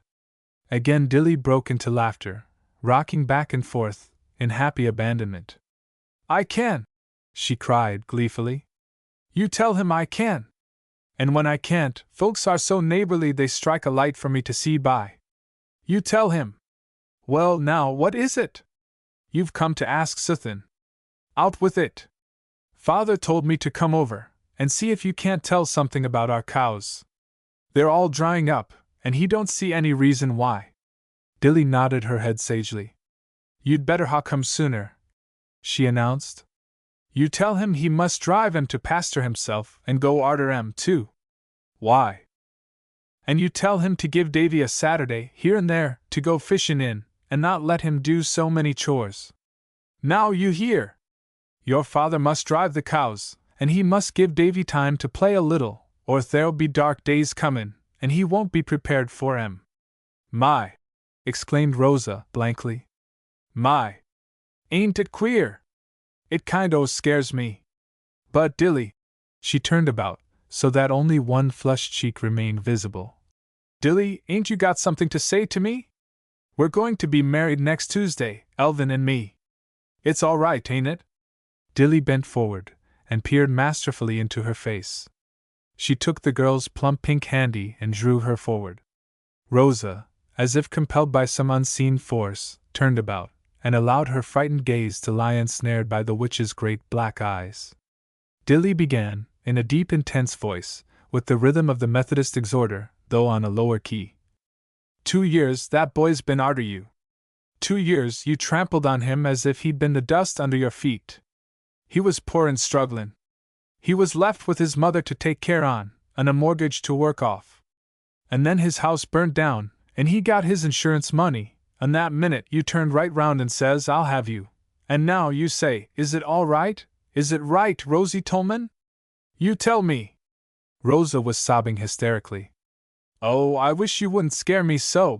she exclaimed, yet not for a moment attempting to withdraw her hand, or turn aside her terrified gaze. "I wish I never'd said one word." Dilly broke the spell as lightly as she had woven it. A smile passed over her face, like a charm, dispelling all its prophetic fervor. "There! There!" she said, dropping the girl's hand. "I thought I'd scare ye! What's the use o' bein' a witch, if ye can't upset folks? Now don't cry, and get your cheeks all blotched up afore Elvin calls to fetch ye, with that hired horse, and take ye to the cattle show. But don't ye forget what I say! You remember we ain't goin' to wait for the day o' judgment, none on us. It comes every hour. If Gabriel was tootin', should you turn fust to Elvin Drew and go up or down with him, wherever he was lecked? That's what you've got to think on, Not your new hat nor your white peak. Didn't iron it under the oversk, did ye? How'd I know? Law! How's a witch know anything? Now you ain't opened your bundle, dear, have ye? Raisin cake in it, ain't there? Rosa bent suddenly forward, and placed the package in Dilly's lap. In spite of the bright daylight all about her, she was frightened. If a cloud had swept over, she must have screamed. I don't know how you found it out, she whispered, but 'tis raisin cake. Mother sent it. She knew I was going to ask you about the cows. She said I was to tell you, too, there's some sickness over to Sudley, and she thought you could go over there nussing, if you wanted to. I ain't got time, said Dilly placidly. I give up nussin' 2 year ago. I ain't got any time at all. Well, here they come, don't they? One for me, and one for you. A light wagon, driven rapidly round the corner, drew up at the gate. Elvin Drew jumped down, and helped out his companion, a short, rather thick-set girl, with smooth, dark hair, honest eyes, and a sensitive mouth. She came quickly up the path, after an embarrassed word of thanks to the young man. He took me in, she began, almost apologetically to Rosa, who surveyed her with some haughtiness. I was comin' up here to see Dilly, and he offered me a ride. Rosa's color and spirits had returned, at the sight of her tangible ally at the gate. Well, I guess I must be going, she said airily. Elvin won't want to wait. Goodbye, Dilly. I'll tell father. Goodbye, Molly Drew. But Dilly followed her down to the road, where Elvin stood waiting with the reins in his hands. He was a very blond young man, with curly hair, and eyes honest in contour and clear of glance. Perhaps his coloring impressed one with the fact that he should have looked very young, but his face shrunk now behind a subtle veil of keen anxiety, of irritated emotion, which were evidently quite foreign to him. Even a stranger, looking at him, could hardly help suspecting an alien trouble grafted upon a healthy stem. He gave Dilly a pleasant little nod, in the act of turning eagerly to help Rosa into the wagon. But when he would have followed her, Dilly laid a light but imperative hand on his arm. Don't you want your fortune told? She asked meaningly. Here's the witch already. Ain't it well for me I warn't born 100 year ago? Shouldn't I ha' sizzled well? And now, all there is to burn me is God a'mighty sunshine. Elvin laughed lightly. I guess I don't need any fortune, he said. Mine looks pretty fair now. I don't feel as if anybody'd better meddle with it. But he had not withdrawn his arm, and his gaze still dwelt on hers. You know suthin' you don't mean to tell, said Dilly, speaking so rapidly that although Rosa bent forward to listen, she caught only a word, here and there. You think you won't have to tell, but you will. God a'mighty'll make you. You'll be a stranger among your own folks and a wanderer on the earth, till you tell. There! Go along! Go and see the pumpkins and crazy quilts. She withdrew her hand and turned away. Elvin, his face suddenly blanched, looked after her, fascinated, while she went quickly up the garden walk. An impatient word from Rosa recalled him to himself, and he got heavily into the wagon and drove on again. When Dilly reached the steps where her new guest had seated herself, her manner had quite changed. It breathed an open frankness, a sweet and homely warmth which were very engaging. Molly spoke first. How pleased he is with her, she said dreamily. Yes, answered Dilly. But today ain't tomorrer. They're both light-complected. It's just like patchwork. Put light and dark together, I say, or you won't get no figure. Here, le's have a mite o' cake. Miss Tolman's a proper good cook, if her children have all turned out ducks and took to the water. Every one on Ems took back as much as 3 generations for their noses and tempers. Strange they had to go so fur. She broke the rich brown loaf in the middle, and divided a piece with Molly. Such were the habits calculated to irritate the conventionalities of Tiverton against her. Who ever heard of breaking cake when one could go into the house for a knife? They ate in silence, and the delights of the summer day grew upon Molly as they never did save when she felt the nearness of this queer little woman. Turn which side of her personality she might toward you, Dilly could always bend you to her own train of thought. I come down to talk things over, said Molly at last, brushing the crumbs of cake from her lap. I've got a chance in the shoe shop. Do tell. Well, ain't that complete? Don't you say one word, now. I know how 'tis. You think how you'll have to give up the birds singing, and you're going into the woods arter ground pine, and stay cooped up in a boardin' house to Sudley. I know how 'tis. But don't you fret. You come right here and stay Sundays, and we'll eat up the woods and drink up the sky. There! It's better for ye, dear. Some folks are made to live in a holler tree, like me, some ain't. You'll be better on among folks. Molly's eyes filled with tears. You've been real good to me, she said simply. I wish I'd begun it afore, responded Dilly, with a quick upward lift of her head, and her brightest smile. You see, I didn't know ye very well, for all you lived with old Mis' Drew so many year. I ain't had much to do with folks. I knew ye hadn't got nobody except her, but I knew, too, you were contented there as a cricket. But when she died, and the house burned down, I'd begun to wonder what was going to become on ye. Molly sat looking over at the pine woods, her lips compressed, her cheeks slowly reddening. Finally she burst passionately forth. Dilly, I'd like to know why I couldn't have got some rooms and kep' house for Elvin? His mother's my own aunt. She wa'n't his mother, ye know. She was his stepmother, for all they set so much by one another. Folks would ha' talked, and I guess Rosie wouldn't ha' stood that, even afore they were engaged. Rosie may not like corn fodder herself, any more 'n t'other dog did, but she ain't going to see other noses put into it without snappin' at 'em. Well, it's all over, said Molly drearily. It ain't been hard for me stayin' round as I've done, and sewin' for my board, but it seemed pretty tough to think of Elvin livin' in that little shanty of Caleb's and doin' for himself. I never could see why he didn't board somewheres decent. Wants to save his $600 to go out west and start in the furniture business, said Dilly, succinctly. Come, Molly, what say to walkin' over to Sudley Cattle Show? Molly threw aside her listless mood like a garment. Will you? She cried. Oh, I'd like to. You know I'm sewin' for Miss Eli Pike, and they asked me to go, but I knew she'd fill up the seats so I should crowd 'em out of house and home. Will you, Dilly? You wait till I get suthin' or other to put over my head, said Dilly, rising with cheerful decision. Here, you gi' me that cake. I'll tie it up in a nice clean piece o' tablecloth, and then we'll take along a few eggs, so we can trade 'em off for bread and cheese. You just pull in my sheets and shut the winder, while I do it. Like as not there'll be a shower this arternoon. When the little gate closed behind them, Molly felt eagerly excited, as if she were setting forth for a year's happy wandering. Dilly knew the ways of the road as well as the wood. She was, as usual, in light marching order, a handkerchief tied over her smooth braids, another, slung on a stick over her shoulder, contained their luncheon and the eggs for barter. All her movements were buoyant and free, like those of a healthy animal let loose in pleasant pastures. She walked so lightly that the eggs in the handkerchief were scarcely stirred. See that little swampy patch? She said, stopping when they had rounded the curve in the road. A week or two ago, that was all alive with redbud flowers. I dunno the right name on 'em, and I don't care. Redbirds, I call 'em.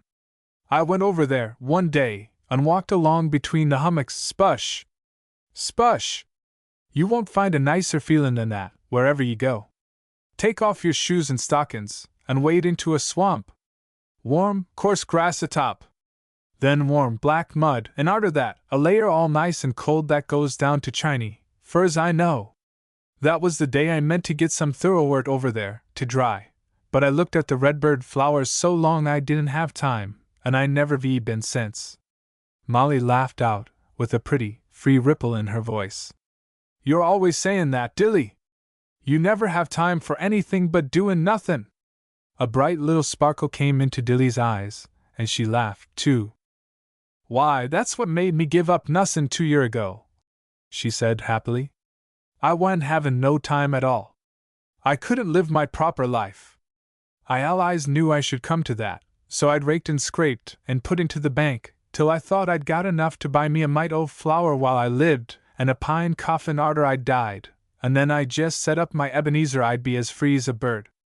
Freer, I guess I'd be, for they have to scratch pretty hard, come cold weather, and I bake me a tater, and then go clippin' out over the crust, lookin' at the bare twigs. Oh, it's complete! If I could live this way, I guess 1,000 years be a mighty small dose for me. Look at that goldenrod over there by the stump. That's the kind that's got the most smell. Molly broke one of the curving plumes. I don't see as it smells at all, she said, still sniffing delicately. Lemme take it. Why, yes, it does, too. Everything smells some. Oftentimes it's so faint it's more like a feelin' than a smell. But there! You ain't a witch, as I be. I wish you wouldn't say that, put in Molly, courageously. You make people think you are. Law, then, let 'em, said Dilly, with a kindly indulgence. It don't do them no hurt, and it gives me more fun 'n the county newspaper. They'd ruther I'd say I was a witch and tell 'em I've got 4 eyes and 8 ears where they ain't but 2. I tell ye, there's a good deal missed when ye stay to home makin' pies, and a good deal ye can learn if ye live outdoor. Why, there's Tolman's cows. He dunno why they dry up, but I do. He sends that little Davy with them, that don't have no proper playtime, and Davy gallops them all the way to pasture, so't he can have a minute to fish in the brook. And then he gallops them home agin, because he stole a piece out o' the arternoon. I ketched him down there by the brook, one day, workin' away with a bent pin, and the next mornin' I laid a fish hook on the rock and hid in the woods to see what he'd say. My! I guess Jonah wa'n't more tickled when he set foot on dry land. Here comes the wagons! There's the poorhouse team fust, and Sally Flint settin' up straighter 'n a ramrod. And there's Heman and Roxy. She don't look a day older 'n 25.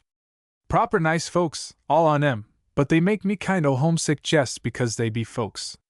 They do look so sort o' common in their bunnets and veils, and I keep thinkin' o' little 4-legged creeters, all fur. The Tiverton folks saluted them, always cordially, yet each after his kind. They liked Dilly as a product all their own, but one to be partaken of sparingly, like some wild, intoxicating root. They loved her better at home, too, than at Sudley Fair. It was like a betrayal of their fireside secrets, to see her there in her accustomed garb.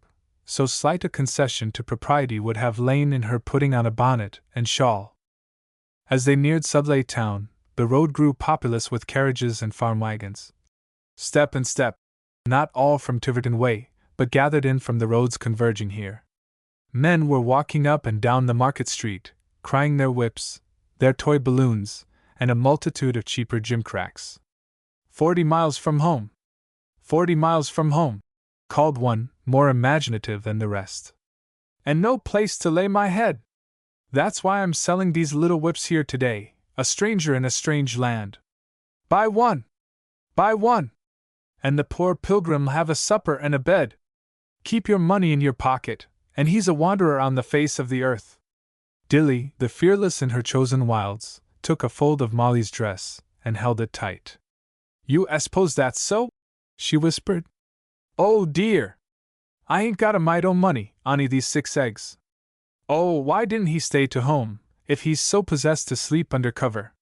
What does anybody leave their home for, if they've got one? But Molly put up her head, and walked sturdily on. Don't you worry, she counseled, in an undertone. It don't mean any more'n it does when folks say they're sellin' at a sacrifice. I guess they expect to make enough, take it all together. Dilly walked on, quite bewildered. She had lost her fine, joyous carriage. Her shoulders were bent, and her feet shuffled, in a discouraged fashion, over the unlovely bricks. Molly kept the lead, with unconscious superiority. Le's go into the store now, she said, and swap off the eggs. You'll be joggled in this crowd, and break 'em all to smash. Here, you let me have your handkerchief. I'll see to it all. She kept the handkerchief in her hand, after their slight trade-in had been accomplished, and Dilly, too dispirited to offer a word, walked meekly about after her. The fair was held, according to ancient custom, in the town hall, of which the upper story had long been given over to Sudley Academy. Behind the hall lay an enormous field, roped in now, and provided with pens and stalls, where a great assemblage of livestock lowed, and grunted, and patiently chewed the cud. Le's go in there fust, whispered Dilly. I shan't feel so strange there as I do with folks. I guess if the 4-footed creeturs can stand it, I can. Pretty darlin', she added, stopping before a heifer who had ceased eating and was looking about her with a mild and dignified gaze. Dilly eagerly sought out a stick, and began to scratch the delicate head. Pretty creetur! Smell o' her breath, Molly! See her nose, all wet like pasture grass afore day. Now, if I didn't want to live by myself, I'd like to curl me up in a stall side o' her. Mandy, you and Calup come here, called Aunt Melissa Adams. She loomed very prosperous, over the way, in her new poplin and her lace-trimmed cape. Just look at these roosters! They've got spurs on their legs as long's my darnin' needle. What under the sun makes 'em grow so? And ain't they the nippinest little creeturs you ever see? They're fightin' cocks, answered Caleb, tolerantly. Fightin' cocks? You don't mean to tell me they're trained up for that? Yes, I do. Well, I never heard o' such a thing in a Christian land. Never. Whose be they? I'll give him a piece o' my mind, if I live another minute. You better let other folks alone, said Caleb, stolidly. Mandy, returned Aunt Melissa, in a portentous undertone. Be you going to stand by and see your own aunt spoke to as if she was the dirt under your feet? Amanda had once in her life asserted herself at a crucial moment, and she had never seen cause to regret it. Now she spoke out again. She made her slender neck very straight and stiff, and her lips set themselves firmly over the words. I guess Caleb won't do you no hurt, Aunt Melissa. He don't want you should make yourself a Loganstock, nor I don't either.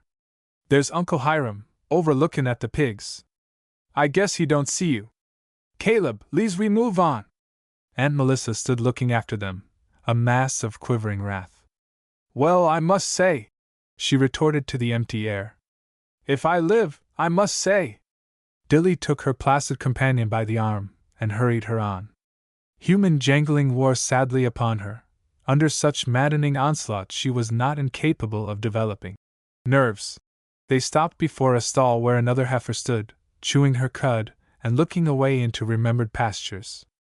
Oh, see, said Molly. Price $500. Do you believe it? Well, well, came Mrs. Eli Pike's ruminant voice from the crowd. I'm glad I don't own that creetur. I shouldn't sleep nights if I had $500 in cow.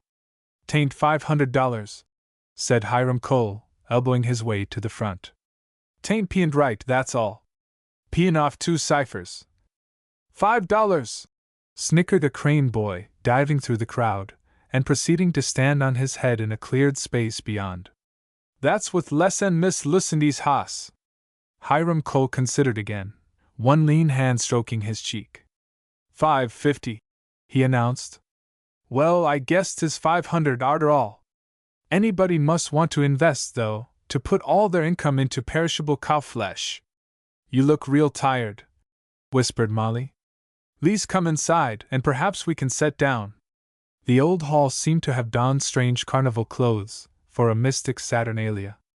It was literally swaddled in bedquilts, tumbler quilts, rising suns, Jacob's ladders, log cabins, and the more modern and altogether terrible crazy quilt. There were square yards of tidies, on wall and table, and furlongs of home-knit lace. Dilly looked at this product of the patient art of woman with a dispirited gaze. Seems a kind of a waste of time, don't it? She said dreamily. When things are blowin' outside? I wish I could see suthin' made once to look as handsome as green buds and branches. Law, dear, now jest turn your eyes away from them walls, and see the tables full of apples. And them piles o' carrots, and cabbages and squashes over there. Well, 'tain't so bad if you can look at things the sun's ever shone on, no matter if they be under cover. She wandered up and down the tables, caressing the rounded outlines of the fruit with her loving gaze. The apples, rich and fragrant, were a glory and a joy. There were great pound sweetings, full of the pride of mere bigness, long purple gillyflowers, craftily hiding their mealy joys under a sad-colored skin, and the Hubbardston, a portly creature quite unspoiled by the prosperity of growth, and holding its lovely scent and flavor like an individual charm. There was the Baldwin, stand by old and good as bread, and there were all the rest. We know them, we who have courted Pomona in her fair New England orchards. Near the fancy work table sat Mrs. Blair, of the old ladies' home, on a stool she had wrenched from an unwilling boy, who declared it belonged up in the academy, whence he had brought it, to stand on, while he drove a nail. And though he besought her to rise and let him return it, since he alone must be responsible, the old lady continued sitting in silence. At length she spoke. Here I be, and here I'm goin' to set till the premiums is tacked on. Them pinballs my neighbor, Mis' Dyer, made with her own hands, and she's bent double o' rheumatiz. And I said I'd bring 'em for her, and I'd set by and see things done fair and square. There, Mrs. Blair, don't you worry, said Mrs. Mitchell, a director of the home, putting a hand on the martial and belligerent shoulder. Don't you mind if she doesn't get a premium. I'll buy the pinballs, and that will do almost as well. My! If there ain't going to be trouble between Mary Lamson and Sereno's Hattie, I'll miss my guess, said a matron, with an appreciative wag of her purple-bonnet head. They've either on 'em canned up more preserves and Tiverton and Subway put together, and Mary's got I dunno what all among 'em, squash, and dandelion, and punkin with lemon in't. That's steppin' across the bounds, I say. If she gets a premium for puttin' up garden sass, I'll warrant there'll be a to-do. And Hattie'll make it. I guess there won't be no set to about such small potaters, said Mrs. Pike with dignity. Her broad back had been unrecognized by the herald, careless in her haste. Hattie's ready and willin' to divide the premium, if comes to her, and I guess Mary'd be, put her in the same place. My soul and body! Exclaimed another, trudging up and waving a large palm-leaf fan. Well there, Rosanna Pike. Is that you? Excuse me all, if I don't stop to speak round the circle, I'm so put to with passin' True's carry-ins on. You know he's been as mad as hops over Sudley Cattle Show, Reg'lar, as the year come round, because there's a raffle for a quilt, or suthin'. And now he's come and set up a sort of a stall over t'other side the room, and folks thinks he's tryin' to get up a revival. I dunno when I've seen John so stirred. He says we hadn't ought to be made a Loganstock to Sudley, passin' or no passin'. An old square lamb says. But the fickle crowd waited to hear no more. With one impulse, it surged over to the other side of the hall, where Parson True, standing behind a table brought down from the academy, was saying solemnly, Let us engage in prayer. The whispering ceased, the titters of embarrassment were stilled, and mothers tightened their grasp on little hands, to emphasize the change of scene from light to graver hue. Some of the men looked lowering. One or two strode out of doors. They loved Parson True, but the cattle show was all their own, and they resented even a ministerial innovation. The parson was a slender, wiry man, with keen blue eyes, a serious mouth, and an overtopping forehead, from which the hair was always brushed straight back. He called upon the Lord, with passionate fervor, to bless this people in all their outgoings and comings in, and to keep their feet from paths where his blessing could not attend them. Is that the raffle, mother? Whispered the smallest Crane boy, and his mother promptly administered a shake, for the correction of misplaced curiosity. Then Parson True opened his eyes on his somewhat shamefaced flock and their neighbor townsmen, and began to preach. It was good to be there, he told them, only as it was good to be anywhere else, in the Spirit of God. Judgment might overtake them there, as it might at home, in house or field. Were they prepared? He bent forward over the table, his slim form trembling with the intensity of gathering passion. He appealed to each one personally with that vibratory quality of address peculiar to him, wherein it seemed that not only his lips but his very soul challenged the souls before him. One after another joined the outer circle, and faces bent forward over the shoulders in front, with that strange, arrested expression inevitably born when, on the flood of sunny weather, we are reminded how deep the darkness is within the grave. Let every man say to himself, Thou, God, sayest me, reiterated the parson. Thou sayest into the dark corners of my heart. What dost thou see, O God? What dost thou see? Elvin and Rosa had drawn near with the others. She smiled a little, and the hard bloom on her cheeks had not wavered. No one looked at them, for every eye dwelt on the preacher, and though Elvin's face changed from the healthy certainty of life and hope to a green pallor of self-recognition, no one noticed. Consequently, the general's surprise culminated in a shock when he cried out, in a loud voice, "God be merciful! God be merciful! I ain't fit to be with decent folks. I'd ought to be in jail," and pushed his way through the crowd until he stood before the parson, facing him with bowed head, as if he found in the little minister the vicegerent of God. He had kept Rosa's hand in a convulsive grasp, and he drew her with him into the eye of the world. She shrank back, whimpering feebly, but no one took note of her. The parson knew exactly what to do when the soul travailed and cried aloud. He stretched forth his hands and put them on the young man's shoulders. "Come, poor sinner, come!" he urged, in a voice of wonderful melting quality. "Come! Here is the throne of grace.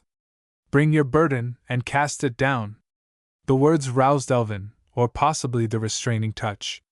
He started back. "I can't!" he cried out, stridently. "I can't yet! I can't!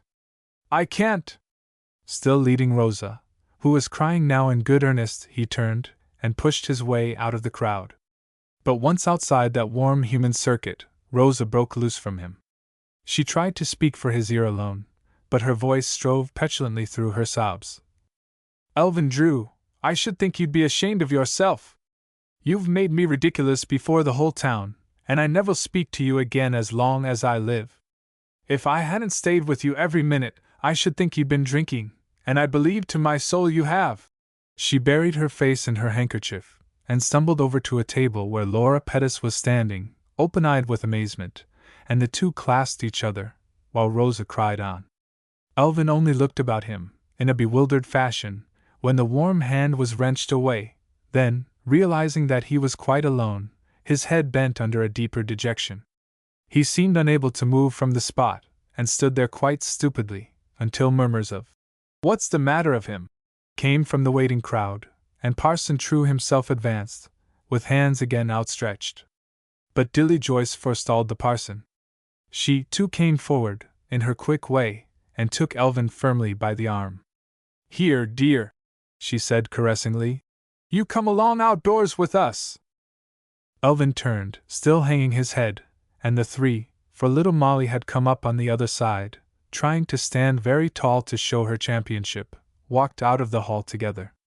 Dilly had ever a quick eye for green, growing things, and she remembered a little corner of the enclosure, where one lone elm tree stood above a bank. Thither she led him, with an assured step, and when they had reached the shadow, she drew him forward, and said, still tenderly, "There, dear, you set right down here and think it over. We'll stay with ye. We'll never forsake ye, will we, Molly?" Molly, who did not know what it was all about, had no need to know. "Never!" she said stanchly.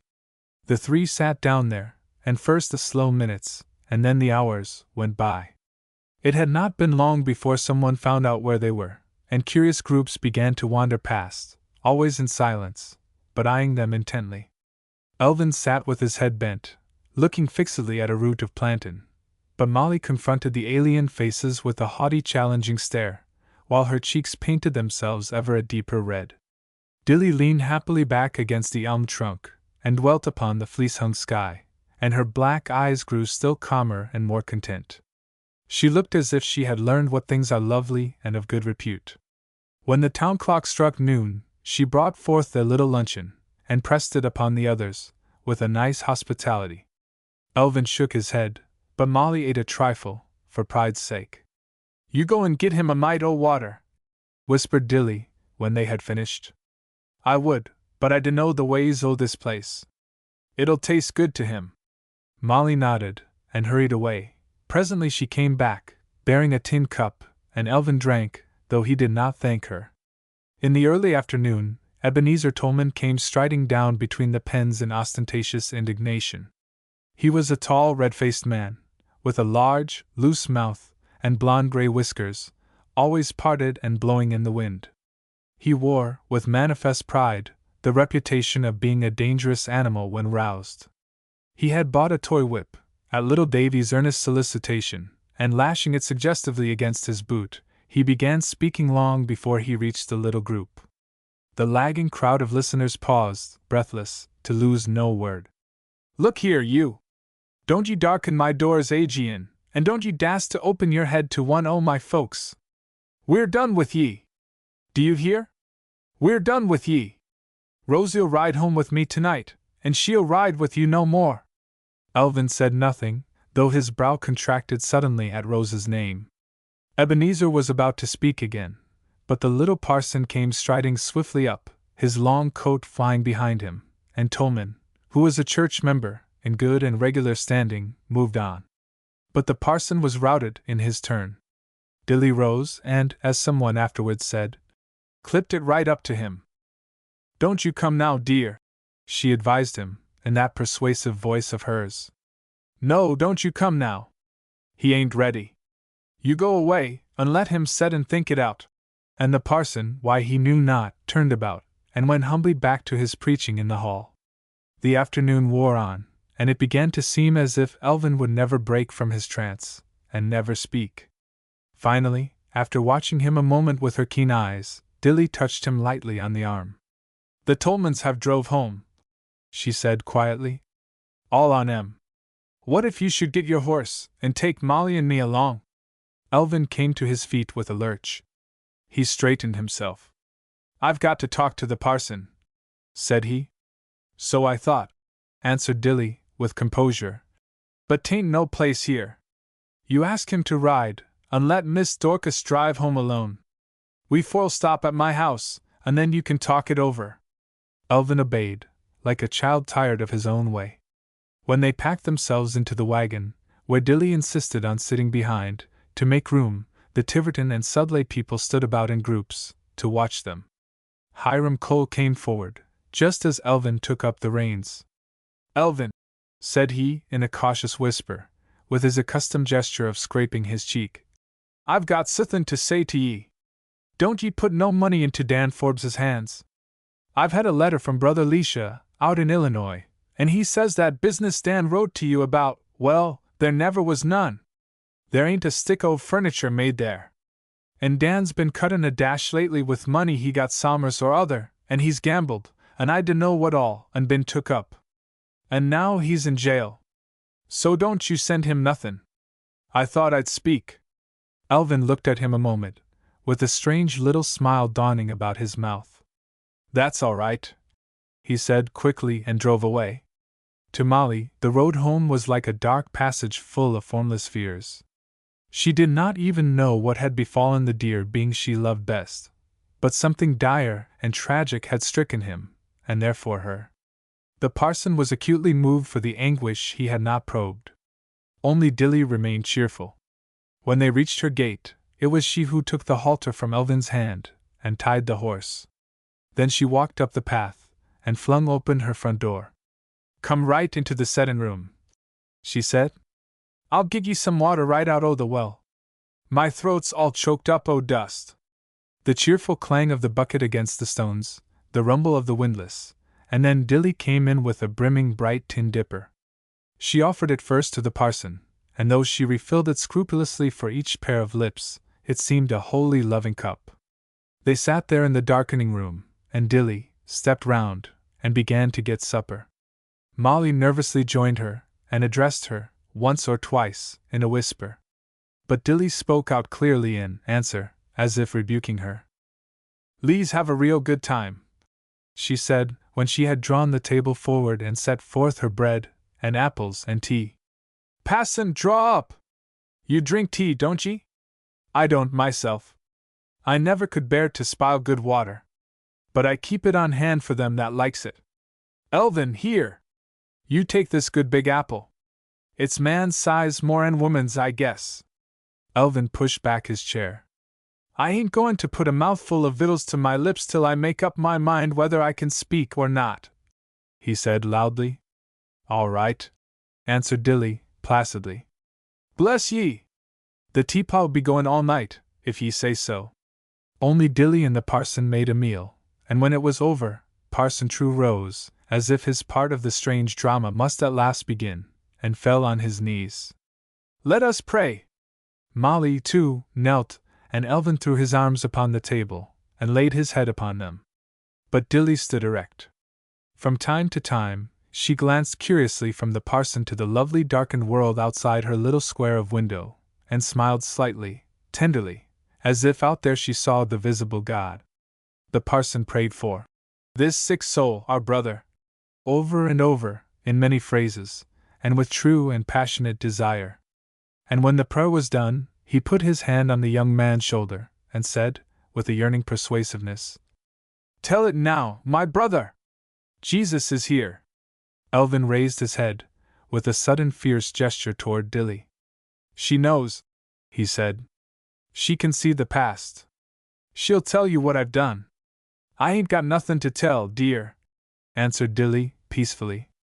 "Everything you've done's between you and God A'mighty. I ain't got nothing to tell." Then she went out, and deftly unharnessing the horse, put him in her little shed, and gave him a feed of oats.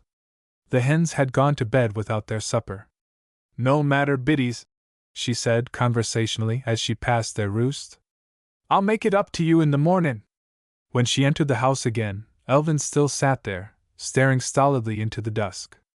The parson was praying, and Molly, by the window, was holding the sill tightly clasped by both hands, as if threatening herself into calm. When the parson rose, he turned to Elvin, less like the pastor than the familiar friend. One forgot his gray hairs in the loving simplicity of his tone. "My son," he said tenderly, "tell it all. God is merciful." But again Dilly put in her voice. "Don't you push him, passon. Let him speak or not, just as he's a mind to. Let God A'mighty do it his way. Don't you do it." Darkness settled in the room, and the heavenly hunter's moon rose and dispelled it. "Oh God! Can I?" broke forth the young man. "Oh God! If I tell, I'll go through with it. I will, so help me." The moving patterns of the vine at the window began to etch themselves waveringly on the floor. Dilly bent, and traced the outline of a leaf with her finger. "I'll tell!" cried Elvin, in a voice exultant over the prospect of freedom. "I'll tell it all. I wanted money. The girl I meant to have was goin' with somebody else, and I'd got to scrape together some money quick. I burnt down my house and barn. I got the insurance money. I sent some of it out west, to put into that furniture business, and Dan Forbes has made way with it. I only kept enough to take Rosa and me out there. I'll give up that and go to jail, and if the Lord spares my life, when I come out I'll pay it back, principal and interest." Molly gave one little moan, and buried her face in her hands. The parson and Dilly rose, by one impulse, and went forward to Elvin, who sat upright, trembling from excitement past. Dilly reached him first. She put both her hands on his forehead, and smoothed back his hair. "Dear heart," she said in a voice thrilled through by music. "Dear heart! I was abroad that night, watchin' the stars, and I see it all. I see ye do it. You done it real clever, and I come nigh hollerin' out to ye. I was so pleased, when I see you was determined to save the livestock. And that barn cat, dear, that old black Tom that's ketched my chickens so long, you most broke your neck to save him. But I never should ha' told, dear, never. Specially since you got out the creeters. And in Christ shall all be made alive," said the parson, wiping his eyes, and then beginning to pat Elvin's hand with both his own. "Now, what shall we do? What shall we do? Why not come home with me, and stay overnight? My dear wife will be glad to see you. And the morning will bring counsel." Elvin had regained a fine freedom of carriage, and a decision of tone long lost to him. He was dignified by the exaltation of the moment. "I've got it all fixed," he said like a man. "I thought it all out under that elm tree today. You drive me over to Sheriff Holmes's, and he'll tell me what's right to do, whether I'm to go to the insurance people, or whether I'm to be clapped into jail. He'll know. It's out o' my hands. I'll go in harness now." Parson True drew Molly forward from her corner, and held her hand, while he took Elvin's, and motioned Dilly to complete the circle. "Jesus Christ be with us," he said solemnly. "God, our Father, help us to love one another more and more tenderly because of our sins." While Elvin was harnessing, a dark figure came swiftly through the moonlight. "Elvin," whispered Molly sharply. "Oh, Elvin, I can't bear it. You take what money you've got and go as fur as you can. Then you work, and I'll work, and we'll pay him back. What good will it do for you to go to jail? Oh, what good will it do? Poor little Molly, said he. You do care about me, don't you? I shan't forget that, wherever I am. Molly came forward, and threw her arms about him passionately. Go! Go! She whispered fiercely. Go now! I'll drive you, Summerson, bring the horse back. Don't wait! I don't want a hat. Elvin smoothed her hair. No, said he gravely. You'll see it different, come mornin'. The things of this world ain't everything. Even freedom ain't everything. There's something better. Goodbye, Molly. I don't know how long a sentence they give, but when they let me out, I shall come and tell you what I think of you for standin' by. Parson True! The parson came out, and Dilly followed. When the two men were seated in the wagon, she bent forward, and laid her hand on Elvin's, as it held the reins. Don't you be afraid, she said lovingly. If they shet ye up, you remember there ain't nothin' to be afraid of but wrongdoin', and that's only a kind of a sickness we allies get well of. And God A'mighty's watchin' over us all the time. And if you've espialed your chance in this life, don't you mind. There's time enough. Plenty o' time, you says to yourself, plenty. She drew back, and they drove on. Molly, in heart-sick sobbing, threw herself forward into the little woman's arms, and Dilly held her with an unwearied cherishing. There, dear, she said tenderly. Ain't it joyful to think he's got his soul out o' prison, where he shut it up? He's all free now. It's just as if he was born into a new world, to begin all over. But Dilly, I love him so! And I can't do anything. Not a thing. Oh, Dilly, yes. Yes.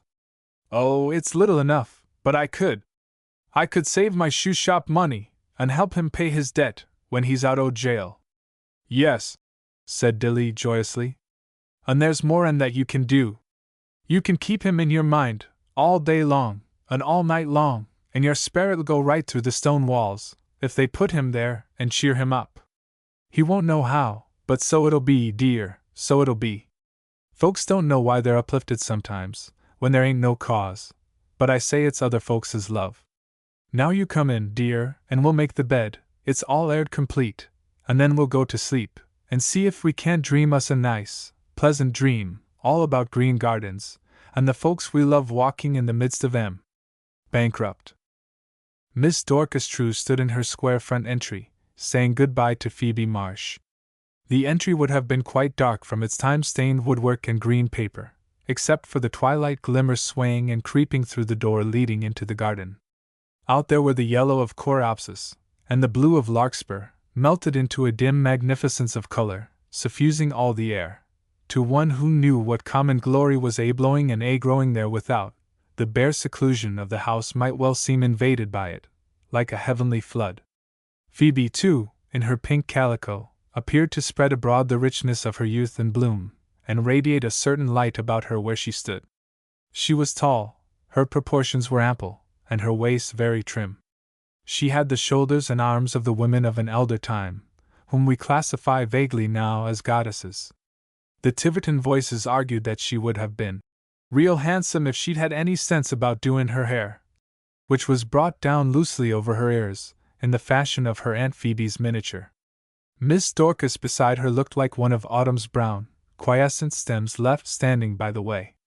She was firmly built, yet all her lines subdued themselves to that meagerness which ever dwells afar from beauty. The deep marks of hard experience had been graven on her forehead, and her dark eyes burned inwardly. The tense, concentrated spark of pain and the glowing of happy fervor seemed as foreign to them as she herself to all the lighter joys and hopes. Her only possibility of beauty lay in an abundance of soft dark hair, but even that had been restricted and coiled into a compact, utilitarian compass. She had laid one nervous hand on Phoebe's arm, and she grasped the arm absently, from time to time, in talking, with unconscious joy in its rounded warmth. She spoke cautiously, so that her voice might not be heard within. Then you come over tomorrow, after the close of service, if it's convenient. You can slip right into the kitchen, just as usual. Any news? Phoebe, too, lowered her voice, but the full sweetness of its quality thrilled out. Mary Frances Giles is going to be married next week. I've been down to see her things. She's real pleased. You don't suppose they'll ask Father to marry him? Miss Dorcas spoke quite eagerly. Oh, no, they can't. It's a real wedding, you know. It's got to be at the house. Yes, of course it's got to. I knew that myself, but I couldn't help hoping. Well, good night. You come Sunday. Phoebe lifted her pink skirts about her, and stepped, rustling and stately, down the garden walk. Miss Dorcas drew one deep breath of the outer fragrance, and turned back into the house. A thin voice, enfeebled and husky from old age, rose in the front room, as she entered. Dorcas! Dorcas! You had a caller? Her father, old Parson True, lay in the great bed opposite the window. A thin little twig of a man, he was still animated, at times, by the power of a strenuous and dauntless spirit. His hair, brushed straight back from the overtopping forehead, had grown snowy white, and the eager, delicate face beneath wore a strange pathos from the very fineness of its nervously netted lines. Not many years after his wife's death, the parson had shown some wandering of the wits, yet his disability, like his loss, had been mercifully veiled from him. He took calmly to his bed, perhaps through sheer lack of interest in life, and it became his happy invention that he was not feeling well from one day to another, but that, on the next Sunday, he should rise and preach. He seemed like an unfortunate and uncomplaining child, and the village folk took pride in him as something all their own, a pride enhanced by his habit, in this weak estate, of falling back into the homely ways of speech he had used long ago when he was a boy. On the farm, in his wife's day, he had stood in the pulpit above them, and expounded scriptural lore in academic English. Now he lapsed into their own rude phrasing, and seemed to rest content in a tranquil certainty that nothing could be better than Tiverton ways and Tiverton's homely speech. Dorcas, he repeated, with all a child's delight in his own cleverness. You've had somebody here. I heard ye. Dorcas folded the sheet back over the quilt, and laid her hand on his hair, with all the tenderness of the strong when they let themselves brood over the weak. Only Phoebe on her way home, she answered gently. The doctor visited her school today. She thinks he may drop in to see you tonight. I guess he give her to understand so. The minister chuckled. Ain't he a smart one? He rejoined. Smart as a trap. Dorcas, I ain't finished my sermon. I guess I shall have to preach an old one. You lay me out the one on the salt losing its savor, and I'll look it over. Yes, father. The same demand and the same answer, varied but slightly, had been exchanged between them every Saturday night for years. Dorcas replied now without thinking. Her mind had spread its wings and flown out into the sweet stillness of the garden and the world beyond. It even hastened on into the unknown ways of guesswork, seeking for one who should be coming. She strained her ears to hear the beating of hoofs and the rattle of wheels across the little bridge. The dusk sifted in about the house, faster and faster. A whippoorwill cried from the woods. So she sat until the twilight had vanished, and another of the invisible genii was at hand, saying, I am night. Dorcas! Called the parson again. He had been asleep, and seemed now to be holding himself back from a broken dream. Dorcas, has your mother come in yet? No, father. Well, you wake me up when you see her down the road, and then you go and carry her a shawl. I dunno what to make o' that cough. His voice trailed sleepily off, and Dorcas rose and tiptoed out of the room. She felt the blood in her face. Her ears thrilled noisily. The doctor's wagon had crossed the bridge. Now it was whirling swiftly up the road. She stationed herself in the entry, to lose no step in his familiar progress. The horse came lightly along, beating out a pleasant tune of easy haste. He was drawn up at the gate, and the doctor threw out his weight, and jumped buoyantly to the ground. There was the brief pause of reaching for his medicine case, and then, with that firm step whose rhythm she knew so well, he was walking up the path. Involuntarily, as Dorcas awaited him, she put her hand to her heart with one of those gestures that seem so melodramatic and are so real. She owned to herself, with a throb of appreciative delight, How the sick must warm at his coming. This new doctor of Tiverton was no younger than Dorcas herself, yet with his erect carriage and merry blue eyes she seemed to be not only of another temperament, but another time. It had never struck him that they were contemporaries. Once he had told Phoebe, in a burst of affection and pitying praise, that he should have liked Miss Dorcas for a maiden aunt. "Good evening," he said, heartily, one foot on the sill. "How's the patient?" At actual sight of him, her tremor vanished, and she answered very quietly, "Father's asleep. I thought you wouldn't want he should be disturbed, so I came out." The doctor took off his hat, and pushed back his thick, unruly hair. "Yes, that was right," he said absently, and pinched a spray of southernwood that grew beside the door. "How has he seemed?" "About as usual." "You've kept on with the tonic?" "Yes." "That's good. Miss Dorcas, look up there. See that moon? See that wisp of an old blanket dragging over her face? Do you mind coming out and walking up and down the road while we talk? I may think of one or two directions to give about your father." Dorcas stepped forward with the light obedience given to happy tasking. She paused as quickly. "Oh!" she exclaimed. "I can't. Father might wake up. I never leave him alone." "Never mind, then. Let's sit right down here on the steps. After all, perhaps it's pleasanter. What a garden! It's like my mother's. I could pick out every leaf in the dark by the smell. But you're alone, aren't you? I'm not keeping you from anyone?" "Oh, no. I'm all alone, except Father." "Yes. The fact is, I went into your school today, and the teacher said she was coming here tonight. She offered to bring you a message, but I said I should come myself. I'm abominably late. I couldn't get here any earlier." "Oh, yes. Phoebe. She was here over an hour ago. Phoebe's a real comfort to me." She was seated on the step above him, and it seemed very pleasant to her to hear his voice, without encountering also the challenge of his eyes. "No, is she though?" The doctor suddenly faced round upon her.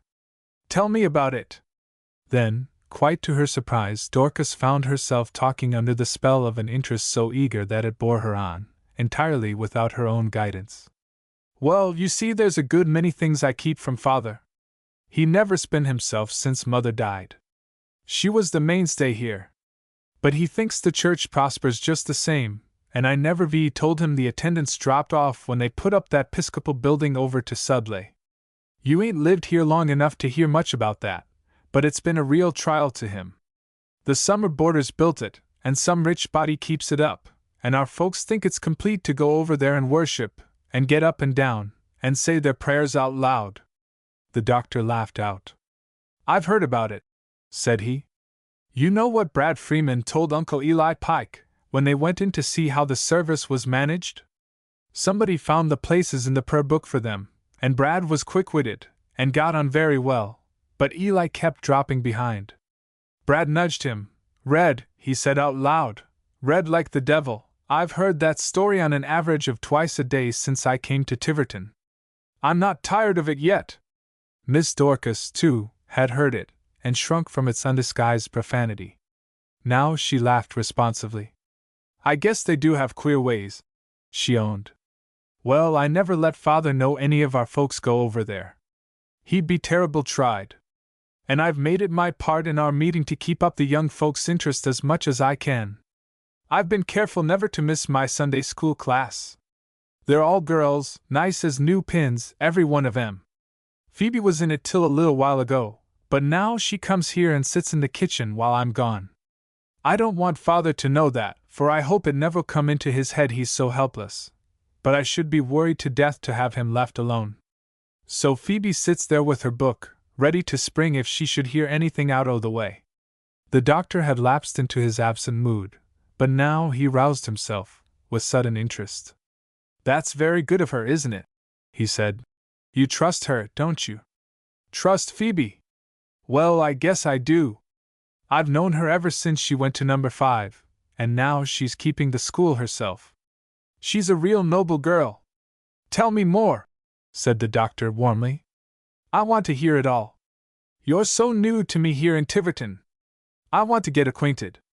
Miss Dorcas suddenly felt as if she had been talking a great deal, and an overwhelming shyness fell upon her.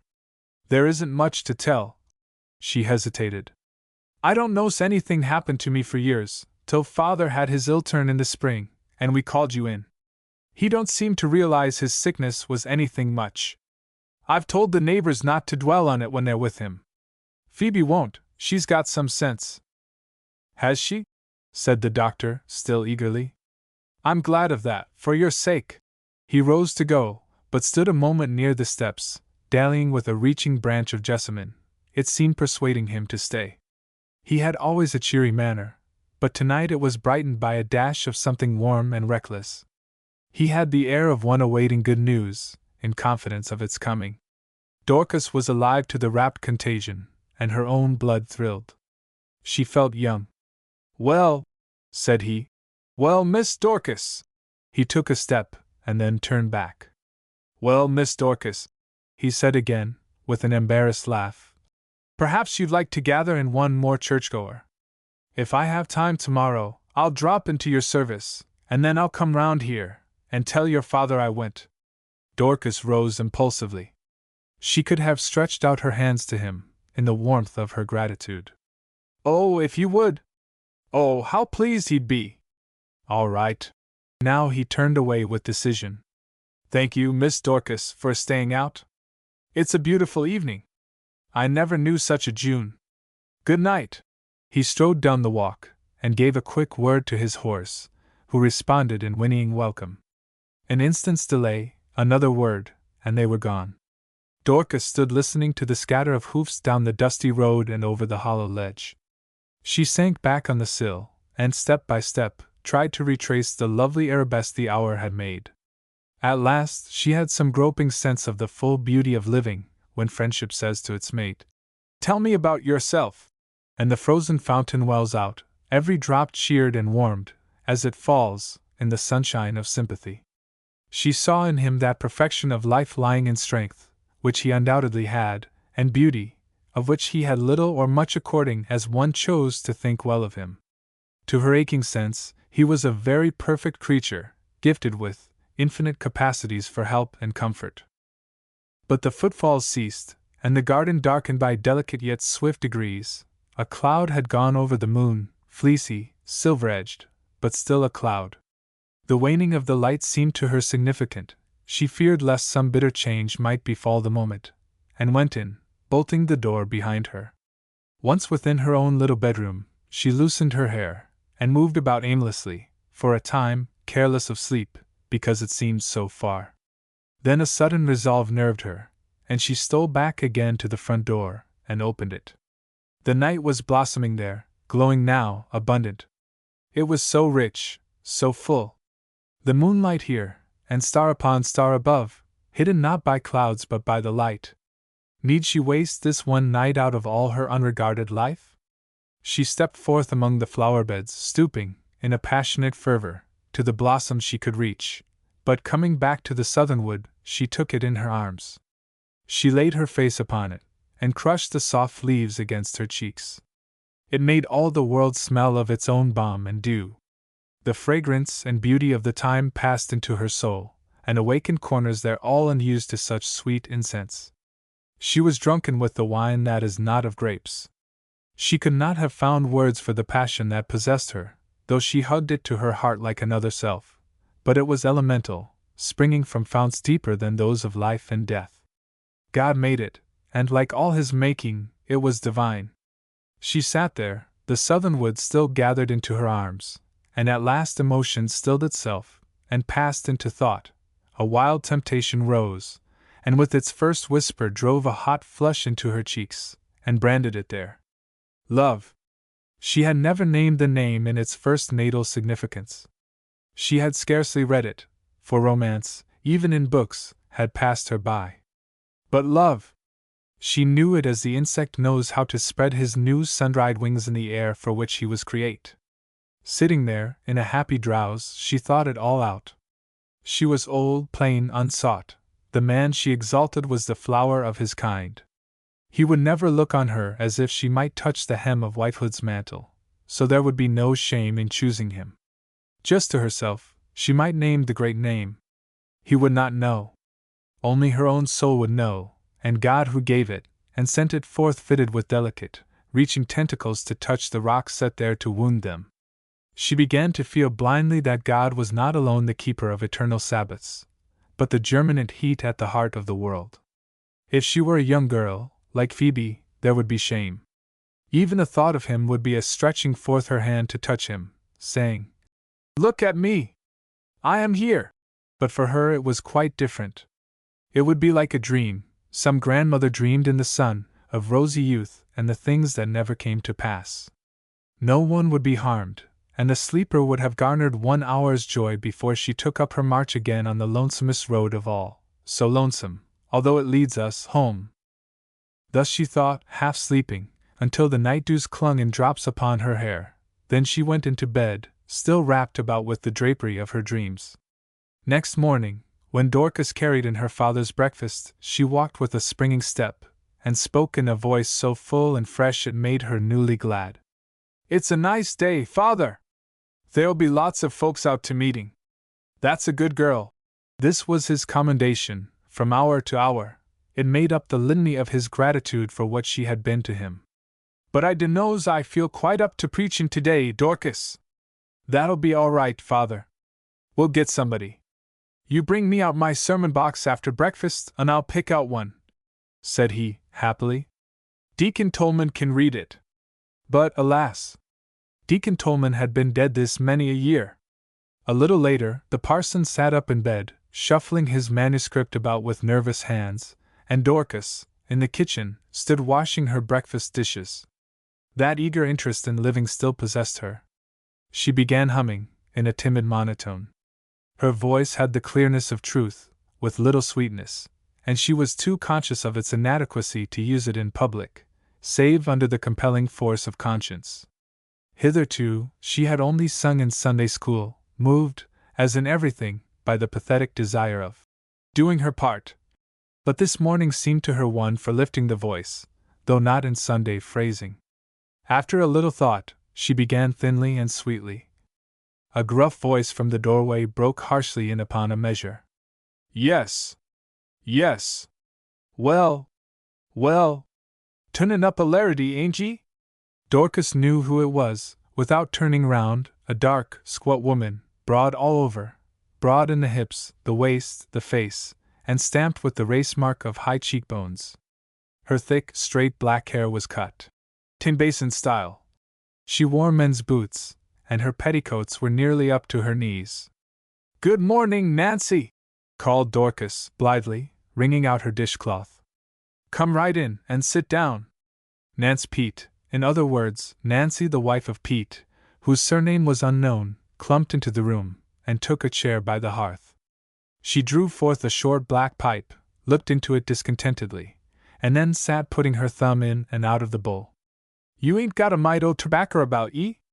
Hey, what?" she asked. Dorcas had many a time been shocked at the same demand. This morning, something humorous about it struck her, and she laughed. "You know I haven't, Nancy Pete. Did you mend that hole in your skirt, as I told you?" Nance laboriously drew a back breadth of her coarse plaid skirt round to the front, and displayed it, without a word.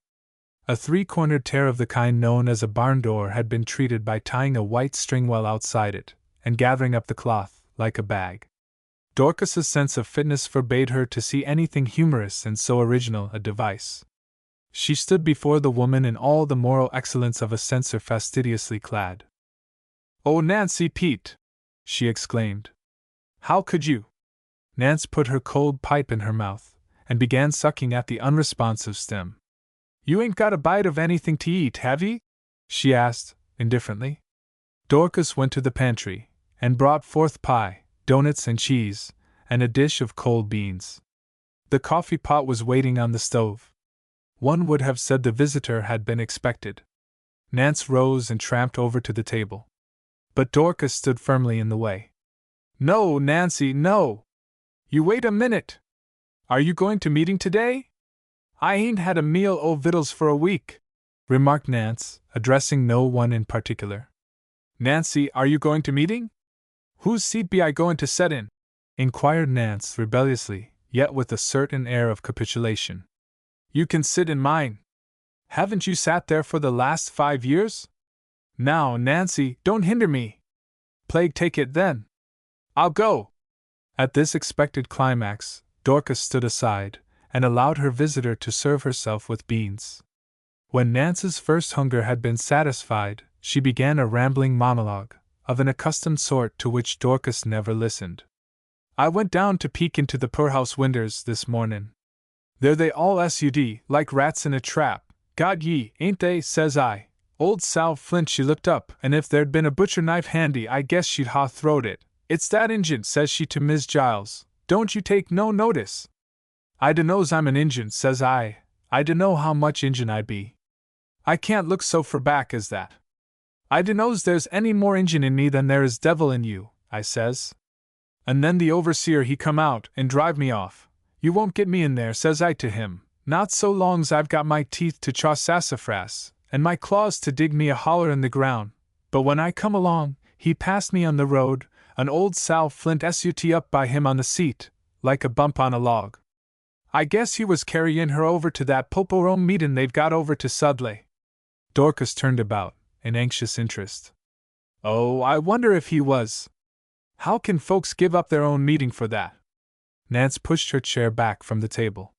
Want to see all kinds, I suppose, she said slyly. Guess I'll try it myself another Sunday. Anybody to home? Came a very high and wheezy voice from the doorway. Dorcas knew that also, and so did Nance Pete.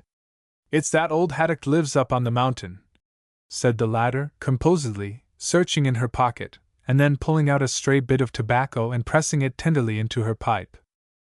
An old man, dressed in a suit of very antique butternut clothes, stood at the sill, holding forward a bunch of pennyroyal. He was weazened and dry, his cheeks were parchment color, and he bore the look of an active yet extreme old age. He was totally deaf. Dorcas advanced toward him, taking a bright 5-cent piece from her pocket. She held it out to him, and he, in turn, extended the pennyroyal, but before taking it, she went through a solemn pantomime. She made a feint of accepting the herb, and then pointed to him and to the road. Yes, yes, said the old man, irritably. Bless ye! Of course I'm goin' to meetin'. I'll set by myself, though. Yes, I will. Last Sunday, I set with John Marshall, and every time I sung a note, he dug into me with his elbow, till I thought I should ha' fell out the pew door. My voice is just as good as ever 'twas, and 65 year ago come spring, I'd begun to set in the seats. The coin and pennyroyal changed ownership, and he tottered away, chattering to himself in his senile fashion. Look here, you! He shouted back, his hand on the gate. Heard anything o' that new doctor round here? Well, he's been a-pokin' into my ears, and I guess he'd ha' cured me, if anybody could. You know I don't hear so well's I used to. He went a-peekin' and a-pryin' round my ears, as if he'd found a hornet's nest. I dunno what he see there, I know he shook his head. I guess we shouldn't ha' got no such a man to settle down here if he whined so as me he couldn't get along where he was. That's the reason he come, they say. He's a bright one. Dorcas left her sweeping, and ran out after him. For the moment, she forgot his hopeless durance in fleshly walls. Did he look at em? She cried. Did he? Tell me what he said. Why, of course I don't hear no better yet, answered old Simeon, testily, turning to stump away. But that ain't no sign I shan't. He's a beauty. I set up now, when he goes by, so's I can hear him when he rides back. I put a quilt down in the foreyard, and when the ground trembles a mite, I get up to see if it's his hoss. Once I laid there till lavin'. He's a beauty, he is. He went quavering down the road, and Dorcas ran back to the house, elated afresh. An unregarded old man could give him the poor treasure of his affection, quite unasked. Why should not she? Nance was just taking her unceremonious leave. Her pockets bulged with doughnuts, and she had wrapped half a pie in the Sudley Star, surreptitiously filched from the wood box. Well, I guess I'll be gettin' along towards meetin', she said, in a tone of unconcern, calculated to allay suspicion. "I'm in hopes to git a mite o' tobaccer out o' Hiram Cole, if he's settin' lookin' at his pigs, where he is most every Sunday. I'll have a smoke afore I go in." "Don't you be late." "I'm goin' in late, or not at all," answered Nance contradictorily. "My bunnet ain't trimmed on the congregation side, and I want to give 'em a chance to see it all round. I'm goin' up the aisle complete." Dorcas finished her work, and, having tidied her father's room, sat down by his bedside for the simple rites that made their Sabbath holy. With the first clanging stroke of the old bell, not half a mile away, they fell into silence, waiting reverently through the necessary pause for allowing the congregation to become seated. Then they went through the service together, from hymn and prayer to the sermon. The parson had his manuscript ready, and he began reading it, in the pulpit voice of his prime. At that moment, some of his old vigor came back to him, and he uttered the conventional phrases of his church with conscious power. Though so little a man, he had always a sonorous delivery. After a page or two, his hands began to tremble, and his voice sank. "You read a spell, Dorcas," he whispered, in pathetic apology. "I'll rest me a minute." So Dorcas read, and he listened. Presently he fell asleep, and she still went on, speaking the words mechanically, and busy with her own tumultuous thoughts. Amazement possessed her that the world could be so full of joy to which she had long been deaf. She could hear the orioles singing in the elm. His song was almost articulate. The trees waved a little, in a friendly fashion, through the open windows, friendly in the unspoken kinship of green things to our thought, yet remote in their own seclusion. One tall, delicate locust, gowned in summer's finest gear, stirred idly at the top, as if through an inward motion, untroubled by the wind. Dorcas's mind sought out the doctor, listening to the sermon in her bare little church, and she felt quite content. She had entered the first court of love, where a spiritual possession is enough, and asks no alms of bodily nearness. When she came to the end of the sermon, her hands fell in her lap, and she gave herself up without reserve to the idle delight of satisfied dreaming. The silence pressed upon her father, and he opened his eyes wide with the startled look of one who comprehends at once the requirements of time and place. Then, in all solemnity, he put forth his hands, and Dorcas, bending her head, received the benediction for the congregation he would never meet again. She roused herself to bring in his beef tea, and at the moment of carrying away the tray, a step sounded on the walk. She knew who it was, and smiled happily. The lighter foot keeping pace beside it, she did not hear. "Dorcas," said her father, "get your bunnet. It's time for Sunday school." "Yes, father." The expected knock came at the door. She went forward, tying on her bonnet, and her cheeks were pink. The doctor stood on the doorstone, and Phoebe was with him. He smiled at Dorcas, and put out his hand.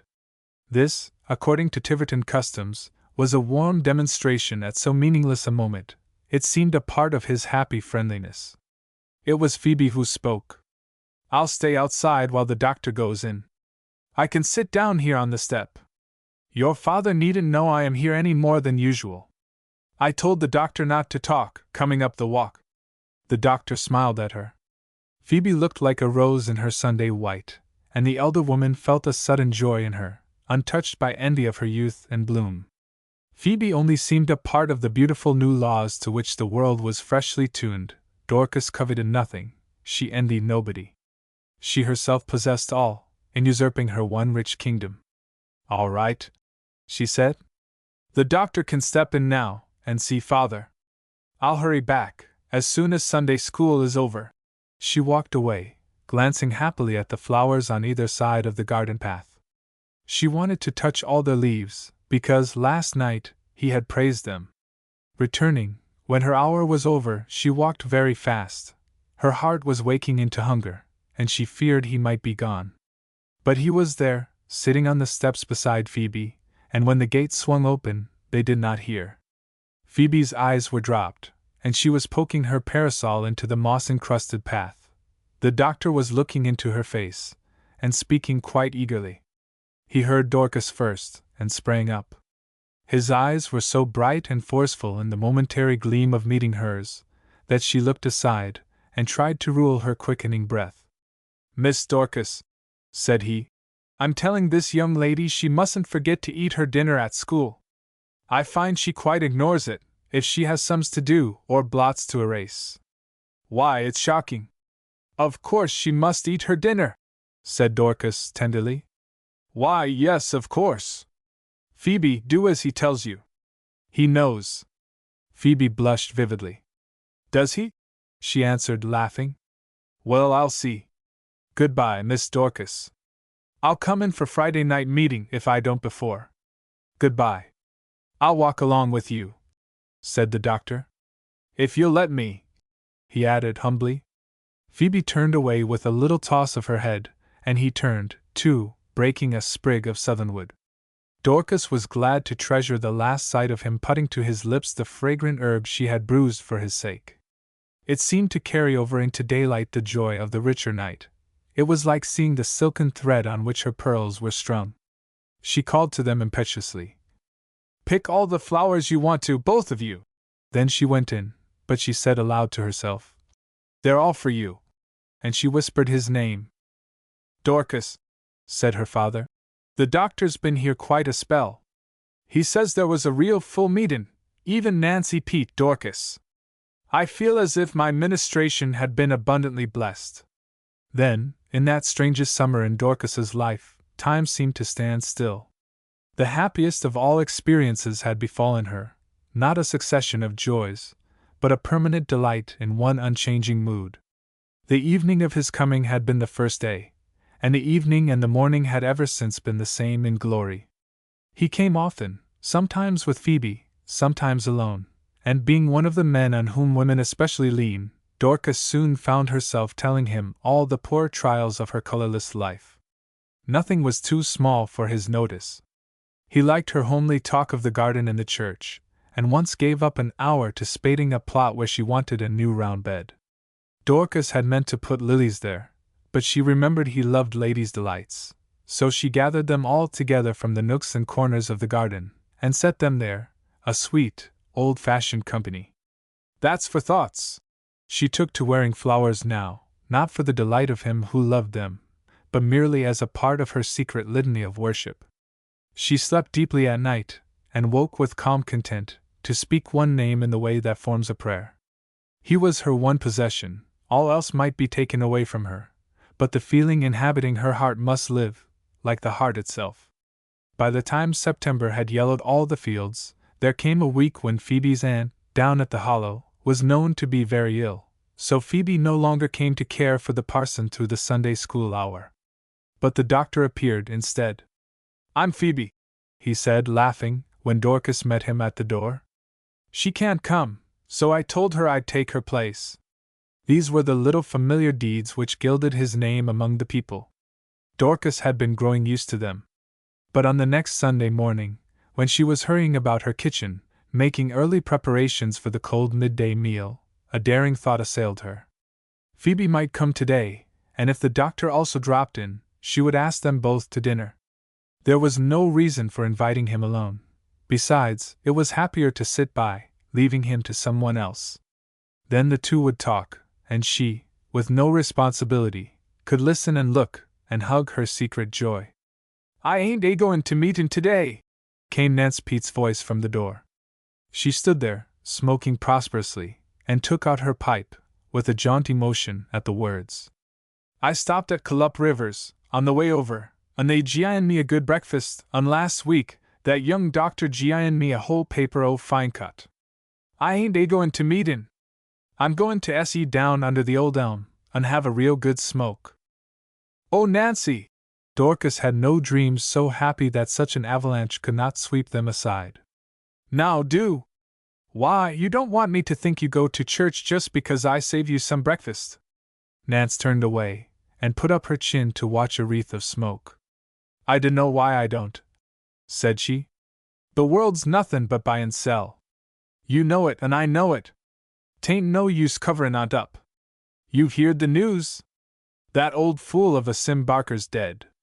The doctor sut up all night with him, and I guess now he's layin' on him out. I wouldn't ha' done it. I'd ha' wropped him up in his old coat, and glad to get rid on him.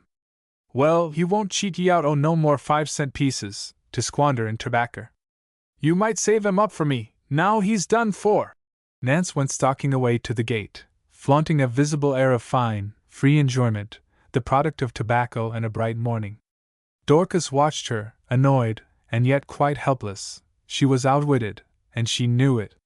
Perhaps she sorrowed less deeply over the loss to her pensioner's immortal soul, thus taking holiday from spiritual discipline, than the serious problem involved in subtracting one from the congregation. Would a Sunday school picnic constitute a bribe worth mentioning? Perhaps not, so far as Nance was concerned, but her own class might like it, and on that young blood she depended, to vivify the church. A bit of pink came flashing along the country road.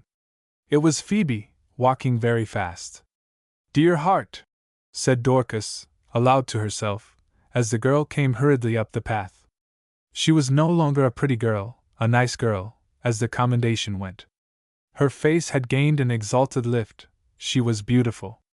She took Miss Dorcas by the arms, and laughed a laugh that knows itself in the right, and so will not be shy. "Miss Dorcas," she said, "I've got to tell you right out, or I can't do it at all. What should you say if I told you I was married, to the doctor?"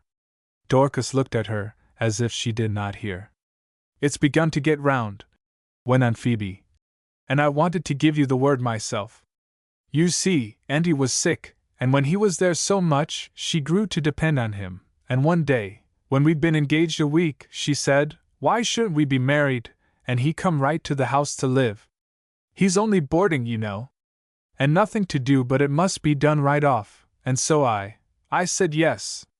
And we were married Thursday. Auntie's better, and oh, Miss Dorcas, I think we're going to have a real good time together." She threw her arms about Dorcas, and put down her shining brown head upon them. Dorcas tried to answer. When she did speak, her voice sounded thin and faint, and she wondered confusedly if Phoebe could hear. "I didn't know," she said. "I didn't know." "Why, no, of course not," returned Phoebe brightly. "Nobody did. You'd have been the first, but I didn't want the engagement talked about till Auntie was better. Oh, I believe that's his horse's step. I'll run out, and ride home with him. You come, too, Miss Dorcas, and just say a word." Dorcas loosened the girl's arms about her, and bending to the bright head, kissed it twice. Phoebe, grown careless in her joy, ran down the walk to stop the approaching wagon, and when she looked round, Dorcas had shut the door and gone in. She waited a moment for her to reappear, and then, remembering the doctor had had no breakfast, she stepped into the wagon, and they drove happily away. Dorcas went to her bedroom, touching the walls on the way, with her groping hands. She sat down on the floor there, and rested her head against a chair. Once only did she rouse herself, and that was to go into the kitchen and set away the great bowl of blancmange she had been making for dinner. She had not strained it all, and the seaweed was drying on the sieve.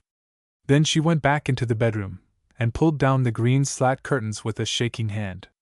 Twice her father called her to bring his sermons, but she only answered, "Yes, father," in dull acquiescence, and did not move.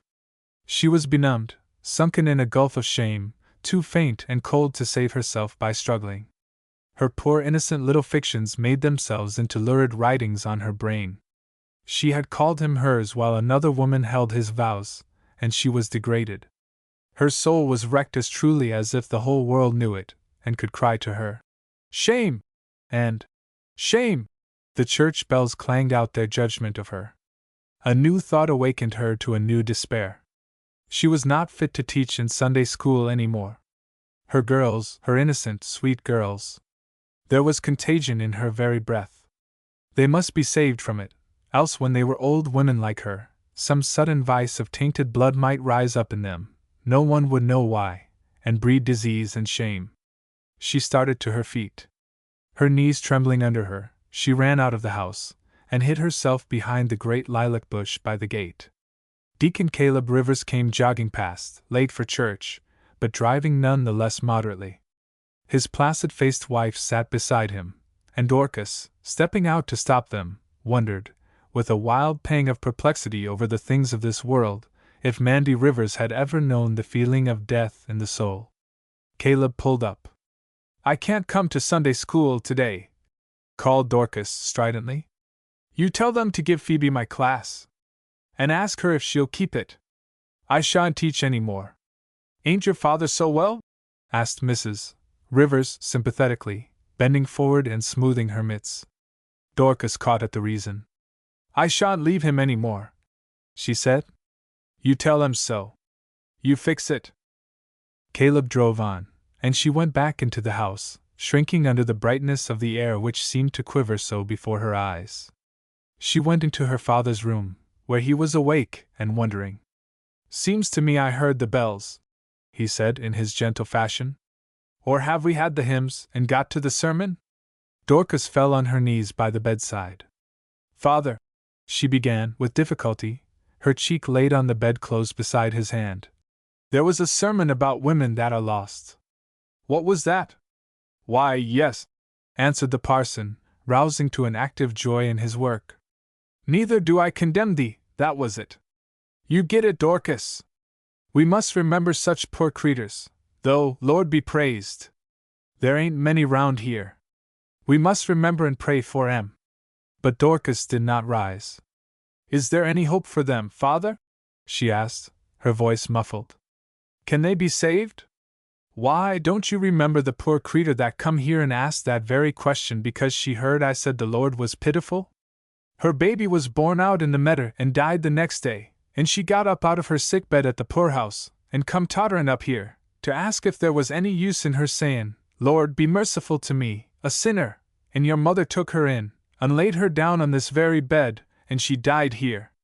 And your mother held her in her arms when she died. You ask her if she didn't?" The effort of continuous talking wearied him, and presently he dozed off. Once he woke, and Dorcas was still on her knees, her head abased. "Dorcas!" he said, and she answered, "Yes, father," without raising it, and he slept again. The bell struck for the end of service. The parson was awake. He stretched out his hand, and it trembled a moment, and then fell on his daughter's lowly head. "The grace of our Lord Jesus Christ," the parson said, and went clearly on to the solemn close. "Father," said Dorcas. "Father!" She seemed to be crying to one afar. "Say the other verse, too. What he told the woman." His hand still on her head, the parson repeated, with a wistful tenderness stretching back over the past. "Neither do I condemn thee, go, and sin no more." Nancy Boyd's last sermon. It was the lonesome time of the year, not November, that accomplishment of a gracious death, but the moment before the conscious spring, when watercourses have not yet stirred in awakening, and buds are only dreamed of by trees still asleep but for the sweet trouble within their wood, when the air finds as yet no response to the thrill beginning to creep where roots lie blind in the dark, when life is at the one dull, flat instant before culmination and movement. I had gone down post-haste to my well-beloved Tiverton, in response to the news sent me by a dear countrywoman, that Nancy Boyd, whom I had not seen since my long absence in Europe, was dying of galloping consumption. Nancy wanted to bid me good-bye. Hiram Cole met me, lean-jawed, dust-colored, wrinkled as of old, with the overalls necessitated by his sled in, at least 4 inches too short. Not the pyramids themselves were such potent evidence that time may stand still, withal, as this lank, stooping figure, line for line exactly what it had been 5 years before. Hiram helped me into the pung, took his place beside me, and threw a conversational hut up to the rakish-looking sorrel colt. We dashed slewing away down the country road, and then I turned to look at my old friend. He was steadfastly gazing at the landscape ahead, the while he passed one wiry hand over his face, to smooth out its broadening smile. He was glad to see me, but his private code of decorum forbade the betrayal of any such shallow emotion. "Well, Hiram," I began, "Tiverton looks exactly the same, doesn't it? And poor Nancy, how is she?" "Nancy's pretty low," said Hiram, drawing his mitten over the hand that had been used to iron out his smile, and giving critical attention to the colt's off hind leg. "She hill her own all winter, but now, come spring, she's breakin' up mighty fast. They don't calculate she'll live more'n a day or two. Her poor husband! How will he get along without her?" Hiram turned upon me with vehemence. "Why, don't you know?" said he. "Ain't nobody told ye? She ain't got no husband." "What? Is the captain dead?" "Dead? Bless ye, he's divorced from Nancy, and married another woman, 2 year ago come this May." I was amazed, and Hiram looked at me with the undisguised triumph of one who has news to sell, be it good or bad. "But Nancy has written me," I said. "She told me the neighborhood gossip. Why didn't she tell me that?" "Pride, I suppose, pride," said Hiram. "You can't be sure how misery'll strike folks. It's like a September gale. The best old barns'll blow down, and some rickety shanty'll stand the strain. But there! Nancy's had more to bear from the way she took her troubles than from the troubles themselves. Ye see, 'twas this way. Captain Jim had his own reasons for wanting to get rid of her, and I guess there was a time when he treated her pretty bad. I guess he as goods turned her out o' house and home, and when he sued for divorce for desertion, she never said a word, and he got it, and up and married. As soon as the law'd allow, Nancy never opened her head, all through it. She just settled down, with a bed and a chair or two, in that little house she owned down by Wylier Brook, and took in tailorin' and mendin'. One spell she bound shoes. The whole town was with her till she begun carryin' on like a crazed creetur, as she did arterwards. My heart sank. Poor Nancy! If she had really incurred the public scorn, it must have been through dire extremity. Ye see, Hiram continued, folks were sort o' tried with her from the beginning. You know what a good outfit she had from her mother's side, bureaus, and beddin', and everything complete? Well, she left it all right there in the house, for Jim to use, and when he brought his new woman home, there the things set just the same, and he never said a word. I don't deny he ought to done different, but then, if Nancy wouldn't look out for her own interests, you can't blame him so much, now can ye? But the cap sheaf come about a year ago, when Nancy had a smart little sum o' money left her, nigh on to $100. Jim he'd got into debt, and his oxen died, and one thing and another he was all wore out and had rheumatic fever, and if you'll believe it, Nancy she went over and done the work, and let his wife nuss him. She wouldn't step foot into the bedroom, they said. She never see Jim once, but there she was, slavin' over the wash tub and iron and board, and as for that money, I guess it went for doctor's stuff and what all, for Jim bought a new yoke of oxen in the spring. But the man! The other wife! How could they? Oh, Jim's wife's a pretty tough-hided creetur, and as for him, I allies thought the way Nancy behaved took him kind o' by surprise, and he had to give her her head, and let her act her pleasure. But it made a sight o' town talk. Some say Nancy ain't quite bright to carry on so, and the women folks seem to think she's a good deal to blame, one way or another. Anyhow, she's had a hard road to hoe. Here we be, and there's Hannah at the 4-room winder. You won't think o' goin' over to Nancy's till arter supper, will ye? When I sat alone beside Nancy's bed that night, I had several sides of her sad story in mind, but none of them lessened the dreariness of the tragedy. Before my brief acquaintance with her, Nancy was widely known as a traveling preacher, one who had the power. She must have been a strangely attractive creature, in those early days, alert, intense, gifted with such a magnetic reaching into another life that it might well set her aside from the commoner phases of a common day, and crowned, as with flame, by an unceasing aspiration for the highest. At 30, she married a dashing sailor, marked by the sea, even to the rings in his ears, and when I knew them, they were solidly comfortable and happy, in a way very reassuring to one who could understand Nancy's temperament, for she was one of those who, at every step, are flung aside from the world's sharp corners, bruised and bleeding. As to the storm and shipwreck of her life, I learned no particulars essentially new. Evidently her husband had suddenly run amok, either from the monotony of his inland days, or from the strange passion he had conceived for a woman who was Nancy's opposite. That night, I sat in the poor, bare little room, beside the billowing feather bed where Nancy lay propped upon pillows, and gazing with bright, glad eyes into my face, one thin little hand clutching mine with the grasp of a soul who holds desperately to life. And yet Nancy was not clinging to life itself. she only seemed to be, because she clung to love. I'm proper glad to see ye, she kept saying. Proper glad. We were quite alone. The fire burned cheerily in the kitchen stove, and a cheap little clock over the mantel ticked unmercifully fast. It seemed in haste for Nancy to be gone. The curtains were drawn, lest the thrifty window plants should be frostbitten, and several tumblers of jelly on the oilcloth cover table bore witness that the neighbors had put aside their moral scruples and their social delicacy, and were giving of their best, albeit to one whose ways were not their ways. But Nancy herself was the center and light of the room, so frail, so clean, with her plain nightcap and coarse white nightgown, and the small checked shawl folded primly over her shoulders.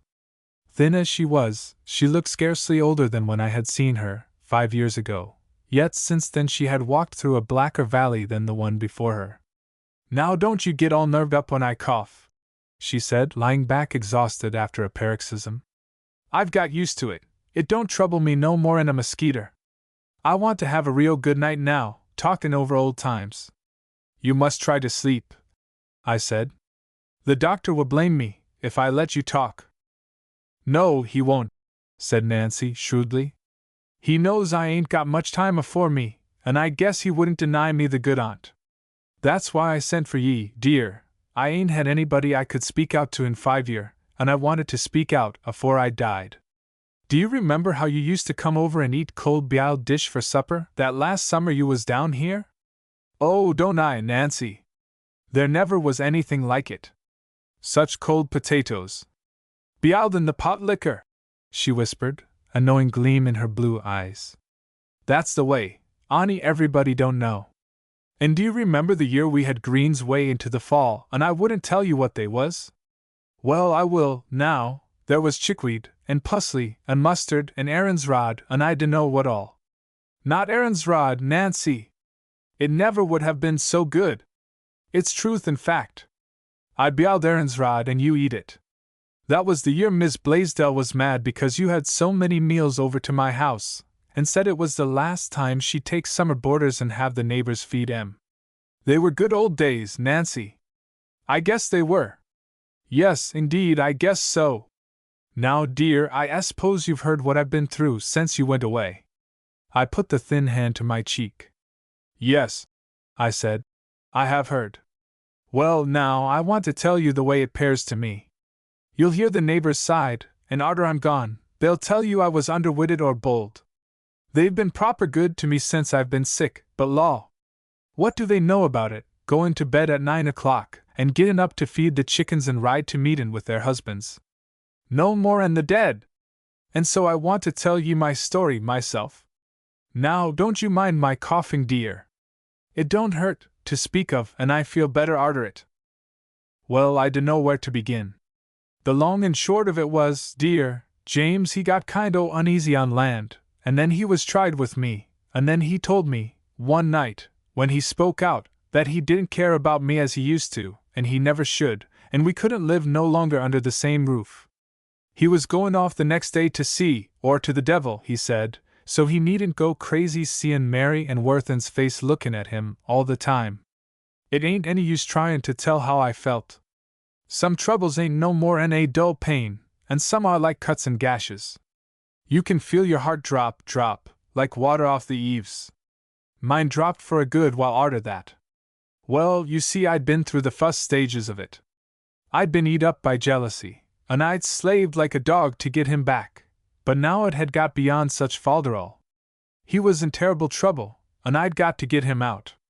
And I guess 'twas then that I begun to feel as if I was his mother instead of his wife. Jim, says I, somehow I have to say, James, now we're separated, don't you fret. I'll go off and leave ye, and you can get clear o' me accordin' to law, if you want to. I'm sure you can. I shan't care. He turned and looked at me, as if I was crazed or he was himself. You won't care, he says. No, says I shan't care. I said it real easy, for 'twas true. Somehow, I'd got beyond carin'. My heart dropped blood, but I couldn't bear to have him in trouble. The allies told me I was cut out for an old maid, I says, and I guess I'd be. Housekeepin' a chore anyway. You let all the stuff set right here just as we've had it, and ask Captain Fuller to come and bring his chist, and I'll settle down in the Willowbrook house and make buttonholes. It's real pretty work. You see, the reason I was so high for it was I knew if he went to sea, he'd get in with a swearin', drinkin' set, as he did afore, and in them days such carry-ins on were dreadful to me. If I'd known he'd marry, I dunno what course I should ha' took, for nothin' could ha' made that seem right to me, arter all had come and gone. But I jest thought how James was a dreadful handy man about the house, and I knew he set by Captain Fuller. The captain ain't no real home, you know, and I thought they'd admire to balk it together. Did you ever wonder whether you had done right? Did you ever think it would have been better for him to keep his promises to you? For him to be unhappy? A shade of trouble crossed her face. I guess I did, she owned. At first, I was so anxious to get out o' his way, I never thought of anything else, but when I got settled down here and had all my time for speculatin' on things, I was a good deal put to whether I'd done the best anybody could. But I didn't reason much in them days, I jest felt. All was, I couldn't bear to have James tied to me when he got so's to hate me. Well, then he married. Was she a good woman? Good enough, yes, a leetle mite coarse-grained, but well-meanin' all through. Well, now, you know the neighbors blamed me for lettin' her have my things. Why, bless you, I didn't need 'em. And Jim had used 'em so many years he'd ha' missed 'em if they'd been took away. Then he never was forehand, and how could he ha' furnished a house all over Aegean, I'd like to know? The neighbors never understood. The amount of it was, they never was put in just such a place, any of 'em. Oh, Nancy, Nancy, I said, you cared for just one thing, and it was gone. You didn't care for the tables and chairs that were left behind. 2 tears came, and dimmed her bright blue eyes. Her firm, delicate mouth quivered. Yes, she said. You see how 'twas. I knew you would. Well, arter he was married, there was a spell when 'twas pretty tough. Sometimes I couldn't hardly help goin' over there by night and peekin' into the winder, and seein' how they got along. I went jest twice. The fust time was late in the fall, and she was preservin' pears by lamplight. I looked into the kitchen winder jest as she was bendin' over the stove, tryin' the syrup, and he was holdin' the light for her to see.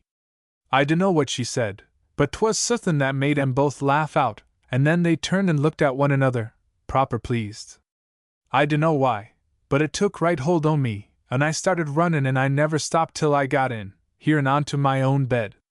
I thought 'twould ha' been massiful if death had took me that night, but I'm glad it didn't, dear, I'm glad it didn't.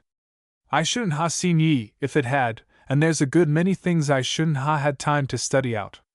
You jest put a mite o' cayenne pepper in that cup and turn some hot water on it. It kind o' warms me up. After a moment's rest, she began again. The next time I peeked was the last, for that night they'd had some words, and they both set up straight as a mackerel, and wouldn't speak to one another. That hurt me most of anything. I never got over the feelin' that I was James's mother, and that night I felt sort o' bruised all through, as if some stranger'd been hurtin' him. So I never went spyin' on 'em no more. I felt as if I couldn't stand it. But when I went to help her with the work, that time he was sick, I guess the neighbors thought I hadn't any sense of how a right-feelin' woman ought to act. I guess they thought I was sort o' coarse and low, and didn't realize what I'd been through. Dear, don't you never believe it.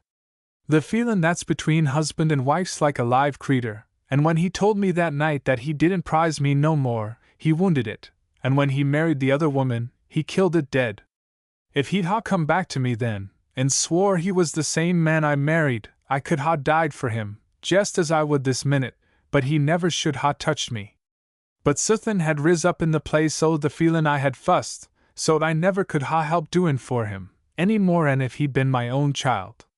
In the resurrection, they either marry nor are given in marriage. I guess that's it, said Nancy. Annie, you have to live through a good deal afore you understand it. Well, now, dear, I'm nearin' the end. There's one thing that's come to me while I've been livin' through this, that I ain't never heard anybody mention, and I want you to remember it, so's you can tell folks that are in great trouble, the way I've been. I've been thinkin' on out that there's just so much of everything in the world, so much gold, so much silver, so many demons. You can't make no more nor no less. All you can do is to pass 'em about from hand to hand, so sometimes he'll be somebody that's rich, and then it'll slip away from him, and he'll be poor. Now, according to my lights, it's just so with love. There's just so much, and when it's took away from you, and passed over to somebody else, it's alive, it's there, same as ever it was. So you ain't going to say it's all holler and empty, this world. You're going to say, well, it's sommers, if 'tain't with me.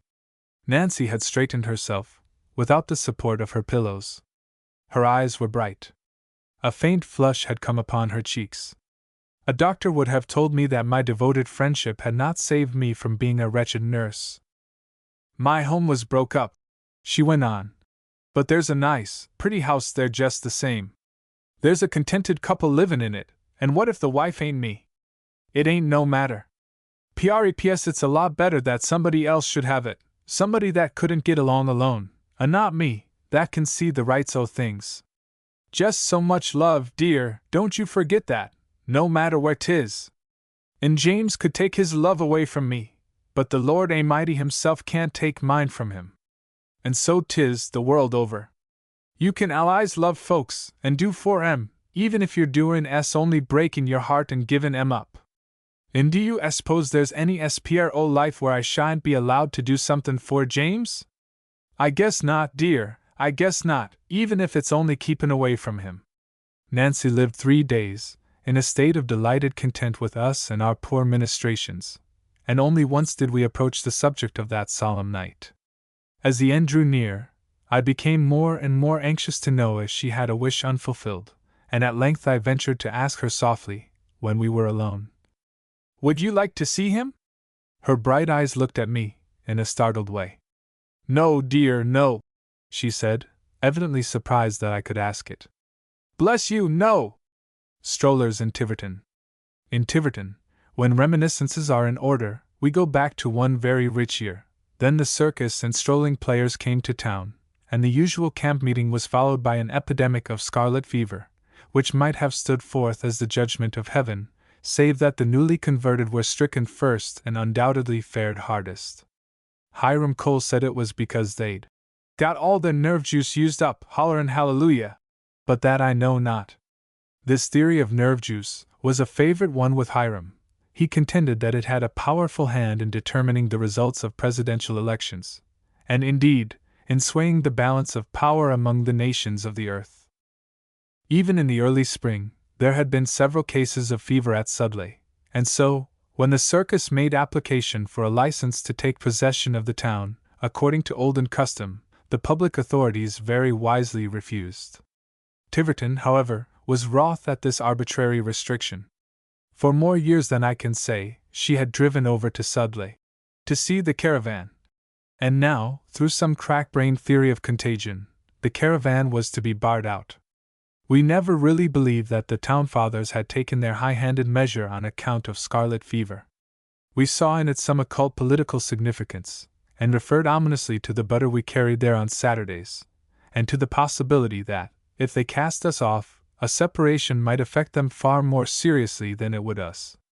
But to our loud-voiced delight, the caravan, finding that it was to be within hailing distance, and unwilling to pass on without further tribute, extended the scepter to Tiverton herself, and Brad Freeman joyfully discussed the project of making a circus ground of his old racecourse, which, he declared, he had purposed planting with tobacco. We never knew whether to believe this or not, though we had many times previously gone over Brad's calculation, by which he figured that he could sell at least 3 tons of fine cut from one summer's produce. To that specious logic, we always listened with unwilling admiration, but when we could shake off the glamour inseparable from a problem made to come out right, we were accustomed to turn to one another, demanding with cold skepticism, where'd he get his seed? In spite of the loss of this potential crop, however, Brad was magnanimously willing to let his field, and Tiverton held her head high, in the prospect of having a circus of her own. We intimated that it would undoubtedly be fair weather, owing to our superior moral desert as compared with that of Sudley, which was annually afflicted with what had long been known as circus weather. For Sudley had sinned, and nature was thenceforth deputed to pay her back, in good old Hebrew style. One circus day, Before the war, as I believe, Sudley fenced up the spring in a corner of her grounds, and with a foolish thrift sold ice water to the crowd, at a penny a glass. Tiverton was furious, and so, apparently, were the just heavens, for every circus day thereafter it rained, in a fashion calculated to urge any forehand Noah into immediate action. We of Tiverton never allowed our neighbor to forget her criminal lapse. When, on circus afternoon, we met one of the rival township, tripping as ourselves, we said, with all the cheerfulness of conscious innocence, "Water enough for everybody, today! Guess you won't have to pedal none out. Seems to be comin' down pretty fast. You better build a platform over that spring. Go hard with ye if't overflowed." Strange to say, Sudley seemed to regard these time-licensed remarks with little favor. She even intimated that they smacked of the past, and were wearisome in her nostrils. But not for that did we halt in their distribution. Moreover, we flaunted our domestic loyalty by partaking of no Sudley fluid within the grounds. We carried tea, coffee, lemonade, milk, an ambitious variety of drinks, in order that even our children might be spared the public disgrace of tasting Sudley water, and it was a part of our excellent fooling to invite every Sudleyian to drink with us. Even the virtues, however, spare their votaries no pang, and in every family, this unbending fealty resulted in the individual members betaking themselves to the pump or well, immediately on getting home, even before attempting to unharness. About 5 o'clock, on circus afternoon, there would be a general rumbling of buckets and creaking of sweeps, while a chorus rose to heaven. My! I was most choked! But our fete day dawned bright and speckless. We rose before 3 o'clock, every man, woman, and child of us, to see the procession come into town. It would leave the railway at Sudley, and we had a faint hope of its forming in regulation style, and sweeping into Tiverton, a blaze of glittering chariots surmounted by queens of beauty, of lazy beasts of the desert sulking in their cages, and dainty stepping horses, ridden by bold Amazons. For a time, the expectation kept us bright and hopeful, although most of us had only taken a cold bite before starting. But as the eastern saffron penciled one line of light and the bird chorus swelled in piercing glory, we grew cross and all unbefitting the smiling morn.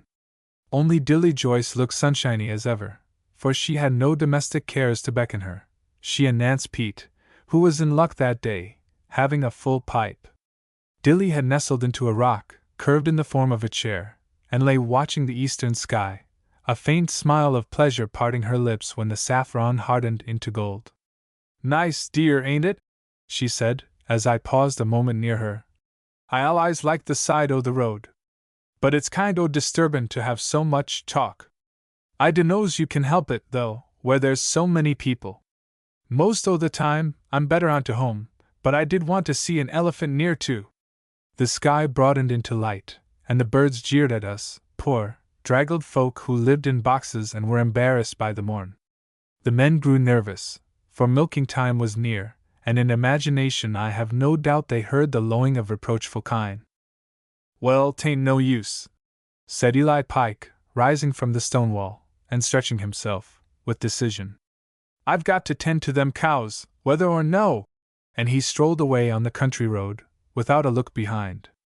Most of the other men, as in honor bound, followed him, and the women, with loud voiced protest against an obvious necessity, trailed after them, to strain the milk.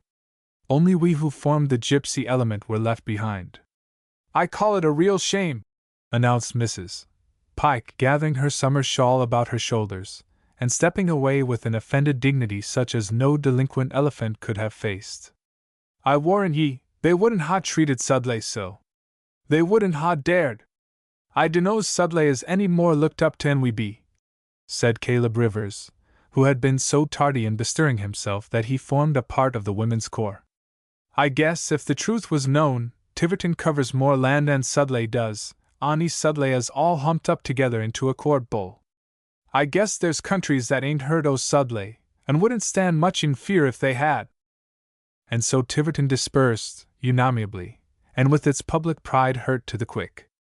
I tried to take pattern by Dilly Joyce, and steal from nature a little of the wonderful filial enjoyment which came to her unsought. When Dilly watched the sky, I did, also, When she brightened at sound of a bird hitherto silent, I tried to set down his notes in my memory, and when she closed her eyes, and shut out the world, to think it over, I did the same. But the result was different. Probably Dilly opened hers again upon the lovely earth, but I drifted off into dreamland, and only awoke, 2 hours after, to find the scenes marvelously changed. It was bright, steady morning, the morning come to stay.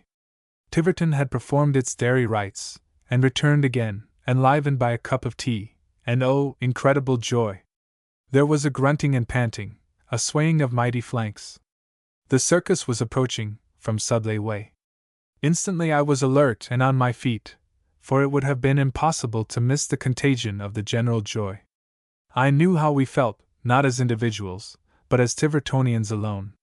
We were tolerant potentates, waiting, in gracious majesty, to receive a deputation from the farther east. It grieves me much to stop here and confess, with the necessary honesty, that this was but a sorry circus, gauged by the conventional standards, else, I suppose, it had never come to Tiverton at all. The circus folk had evidently dressed for traveling, not for us. The chariots, some of them still hooded in canvas, were very small and tarnished. There were but 3 elephants, 2 camels, and a most meager display of those alluring cages made to afford even the careless eye a sudden, quickening glimpse of restless, tawny form, or slothful hulk within. Yet why depreciate the raw material whereof fancy has power divine to build her altogether perfect heights? Here was the plain, homely setting of our plainer lives, and right into the midst of it had come the East. The elephants affected us most.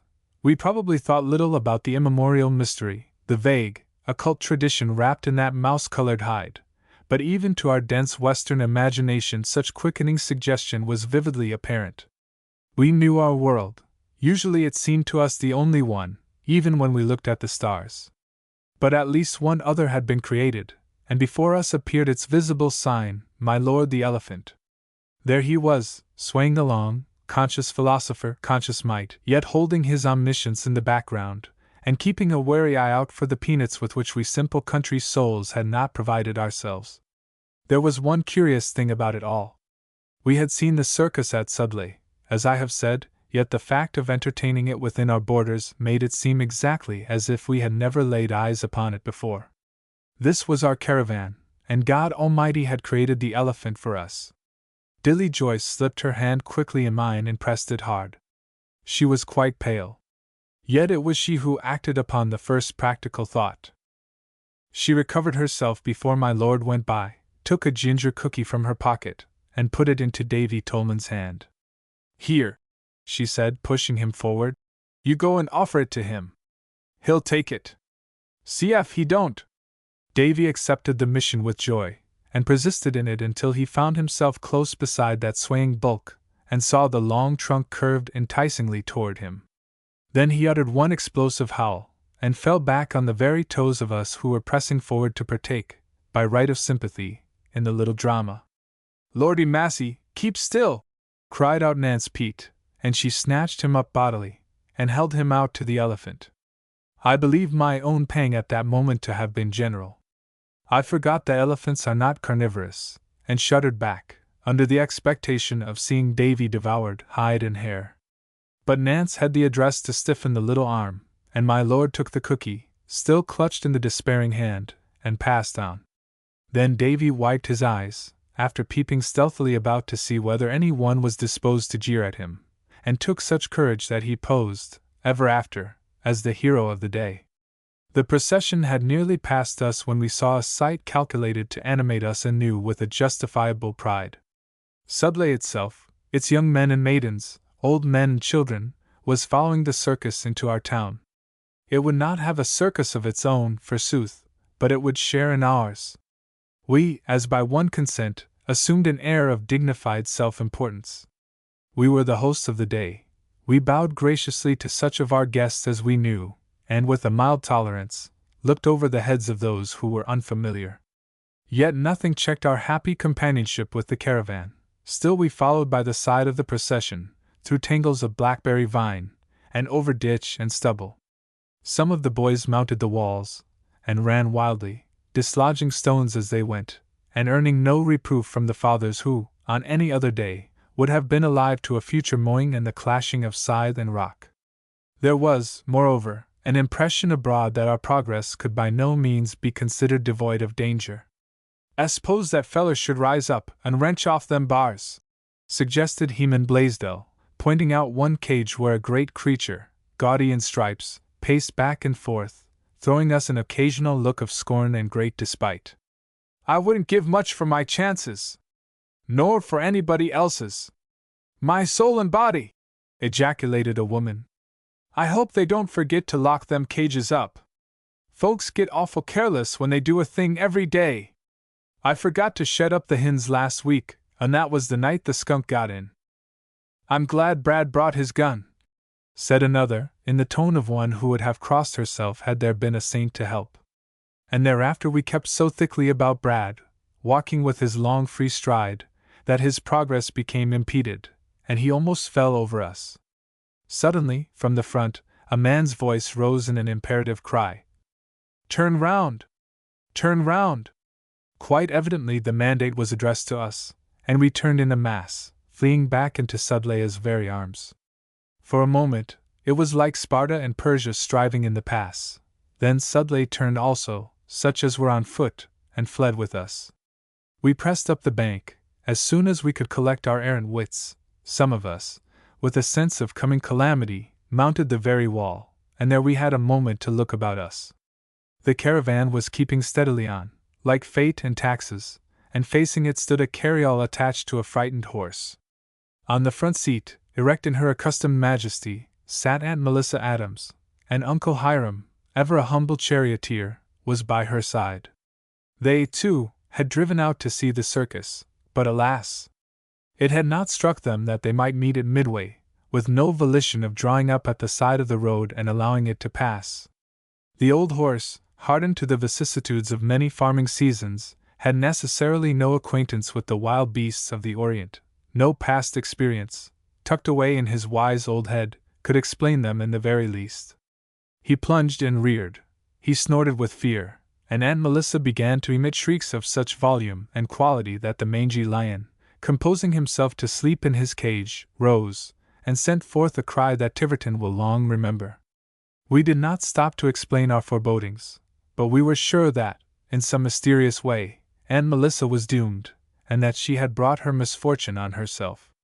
A second Daniel, she had no special integrity to stand her in need. And still the circus advanced, and the horse snorted and backed. He was a gaunt old beast, but in his terror, one moment of beauty dignified him beyond belief. His head was high, his eyes were starting. "Turn round!" cried the men, but Uncle Hiram was paralyzed, and the reins lay supine in his hands, while he screamed a wheezy "Whoa!" Then Brad Freeman, as usual in cases outside precedent, became the good angel of Tiverton. He forced his gun on the person nearest at hand, who proved to be Nance Pete, and dashed forward. Seizing the frightened horse by the head, he cramped the wheel scientifically, and turned him round. Then he gave him a smack on the flank, and the carryall went reeling and swaying back into Tiverton, the avant-courier of the circus. You should have heard Aunt Melissa's account of that ride, an epic moment which she treasured in awe to the day of her death. According to her, it asked no odds from the wild huntsman, or the Gabriel hounds. Well, we cowards came down from the wall, assuring each other, with voices still shaking a little, that we knew it was nothing, after all, and that nobody but Aunt Melissa would make such a fuss. How she did holler! We said, with conscious pride in our own self-possession when brought into unexpectedly close relations with wild beasts, and we trudged happily along through the dust stirred by alien trampling, back to Tiverton Street, and down into Brad Freeman's field. It would hardly be possible to describe our joy in watching the operation of tent-raising, nor our pride in Brad Freeman, when he assumed the character of host, and not only made the circus folk free of the ground they had hired, but hurried here and there, helping with such address and muscular vigor that we felt defrauded in never having known how accomplished he really was. The strollers recognized his type, in no time. They were joking with him and clapping him on the back before the first tent had been unrolled. Now, none of us had ever seen a circus performer, save in the ring, and I think we were disappointed, for a moment, at finding we had in our midst no spangled angels in rosy tights, no athletes standing on their heads by choice, and quite preferring the landscape upside down, but a set of shabbily dressed, rather jaded men and women, who were, for all the world, just like ourselves, save that they walked more gracefully, and spoke in softer voice. But when the report went round that the cook was getting breakfast ready, out of doors, too, we were more than compensated for the loss of such tinsel joys. Chattering and eager, we ran over to the dining tent, and there, close beside it, found the little kitchen, its oven smoking hot, and a man outside, aproned and capped, cutting up chops and steaks, with careless deftness, and laying them in the great iron pans, preparatory to broiling. "By all tea's good and bad!" swore Tom McNeil, a universal and sweeping oath he much affected. "They've got a whole sheep and a side o' beef. Well, it's high livin', and no mistake." We who considered a few pies a baking, watched this wholesale cookery in bewildered fascination. A savory smell arose to heaven. I never was so hungry in my life, and I believe all Tiverton would own to the same craving. Perhaps some wild instinct sprang up in us with the scent of meat in outdoor air, but at any rate, we became much exhilarated, and our attention was only turned from the beguiling chops by Mrs. Wilson saying, in a low tone, to her husband, "Lothrop, if there ain't Luke Indy, and that Molly McNeil with her. What's Luke Indy got? My sake alive! You might ha' known she'd do suthin' to make anybody wish they'd stayed to home. If you can get near her, you keep a tight holt on her, or she'll be jumpin' through a hoop." I turned, with the rest. Yes, there was Miss Luke Indy, tripping happily across the level field. Molly McNeil hastened beside her, and between them they carried a large clothes basket, overflowing with flaming orange red, a basket heaped with sunset, not the dawn. They were very near me when I guessed what it was, so near that I could see the happy smile on Lucindy's parted lips, and note how high the rose flush had risen in her delicate cheek, with happiness and haste. "'Stortions!" broke out a voice near me, in virile scorn, Nance Pete's. "'Stortions! Just like her! Better pick them a mess o' peas!" It was, indeed, a basket of red nasturtiums, and the sun had touched them into a glory like his own. For one brief moment, we were ashamed of Lucindy's shallowness and irrelevancy, but the circus people interpreted her better. They rose from box and hamper where they had been listlessly awaiting their tardy breakfast, and crowded forward to meet her. They knew, through the comradeship of all Bohemia, exactly what she meant. "My!" said Miss Luke Indy, smiling full at them as they came. Her old, set smile had been touched, within a year, by something glad and free. "Set 'em down now, Molly. My! Are you the folks? Well, I thought you'd seem different, somehow, but anyway, we brought you over a few blooms. We thought you couldn't have much time, moving round so, to work in your gardens, especially the things you have to sow every year." "Yes, dear, yes. Take a good handful. Here's a little mignonette I put in the bottom, so't everybody could have a sprig. Yes, there's enough for the men, too. Why, yes, help yourself. Law, dear, why don't you take off your veil? Hot as this is." For the bearded lady, closely masked in black barège, had come forward and hungrily stretched out a great hand for her share. We never knew how it all happened, but during this clamor of happy voices, the chops were cooked and the coffee boiled. The circus people turned about, and trooped into the tent where the tables were set, and they took Miss Luke Indy with them. Yes, they did. Molly McNeil stayed contentedly outside, for though she had brought her share of the treasure, quite evidently she considered herself a friendly helper, not a partner in the scheme. But Miss Luke Indy was the queen of the carnival. We heard one girl say to another, as our eccentric townswoman swept past us, in the eager crowd, "Oh, the dear old thing!" We saw a sad-eyed girl bend forward, lift a string of Miss Lucindy's apron, which, we felt, should have been left behind in the kitchen, and give it a hearty kiss. Later, when, by little groups, we peeped into the dining tent, we saw Miss Luke Indy sitting there at the table, between two women who evidently thought her the very nicest person that had ever crossed their wandering track. There she was, an untouched roll and chop on her plate, a cup of coffee by her side. She was not talking. She only smiled happily at those who talked to her, and her eyes shone very bright. We were ashamed, I confess it. For was not Sudley also there to see? "Oh, my soul!" exclaimed Mrs. Wilson in fretful undertone. "I wish the old judge was here." Her husband turned and looked at her, and she quailed, not with fear of him, but at the vision of the outraged truth.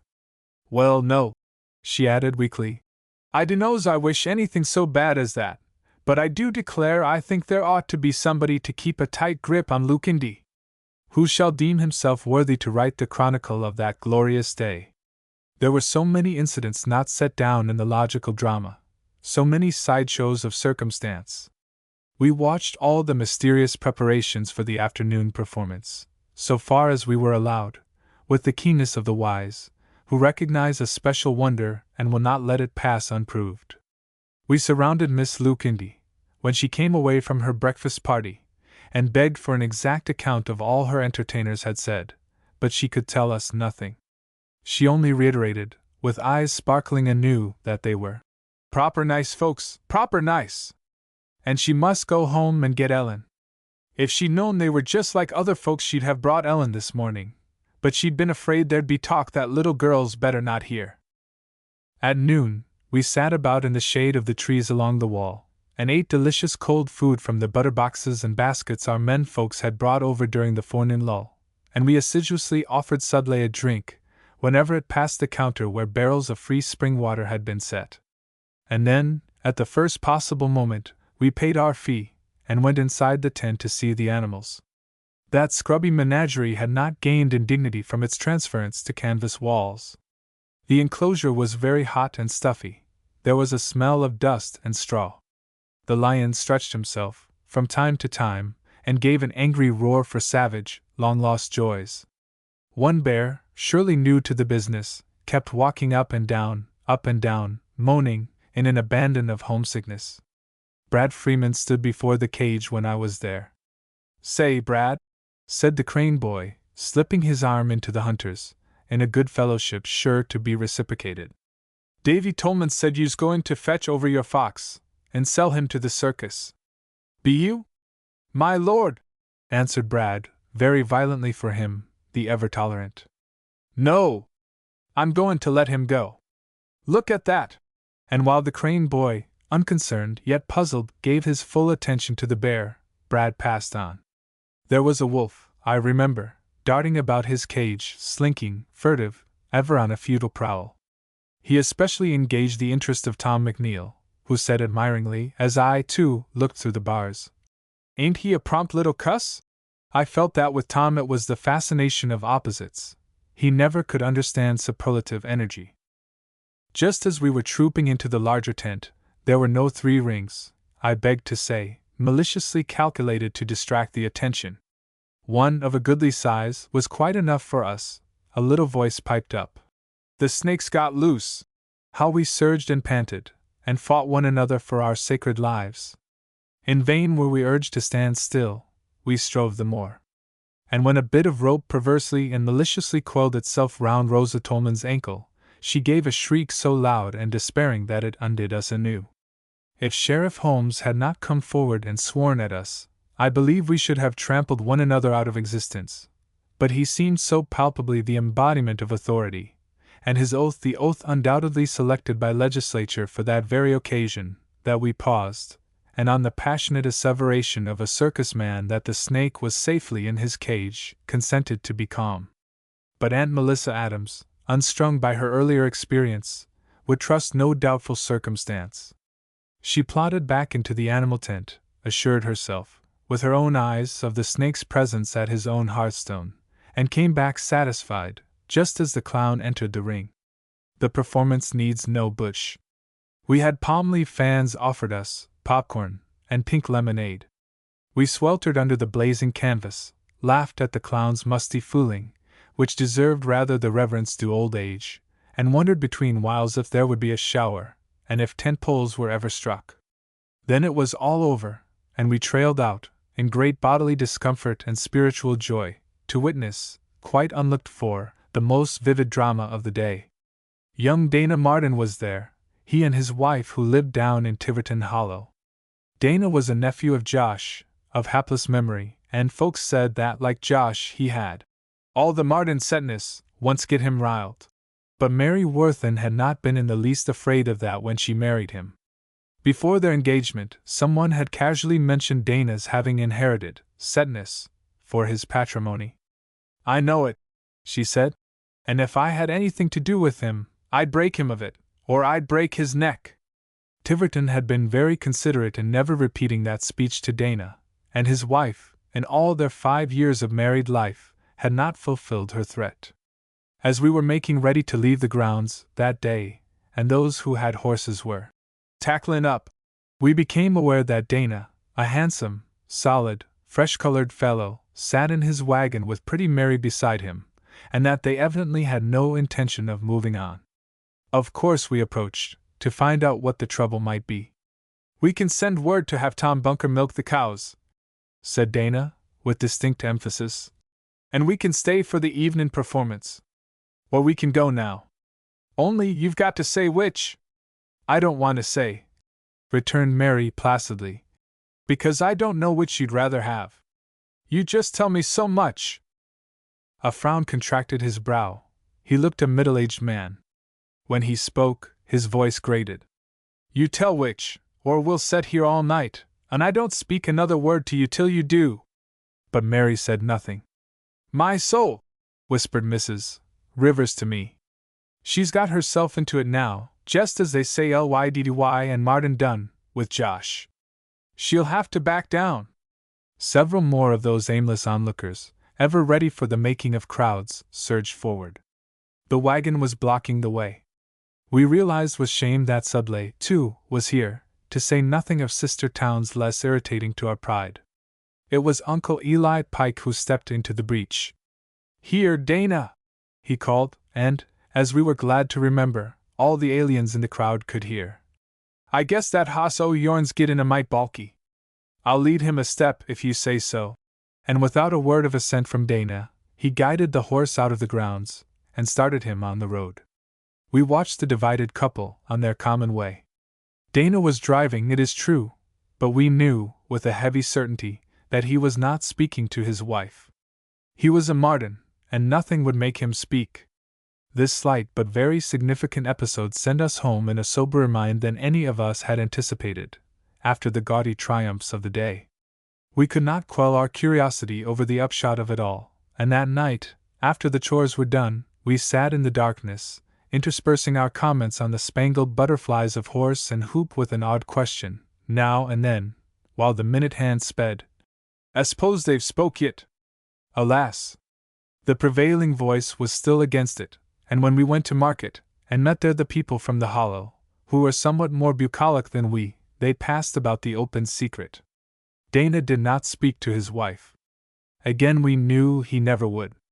The summer waned, the cows were turned into the shack, and the most forehand among us began to cut boughs for banking up the house, and set afoot other preparations for winter's cold.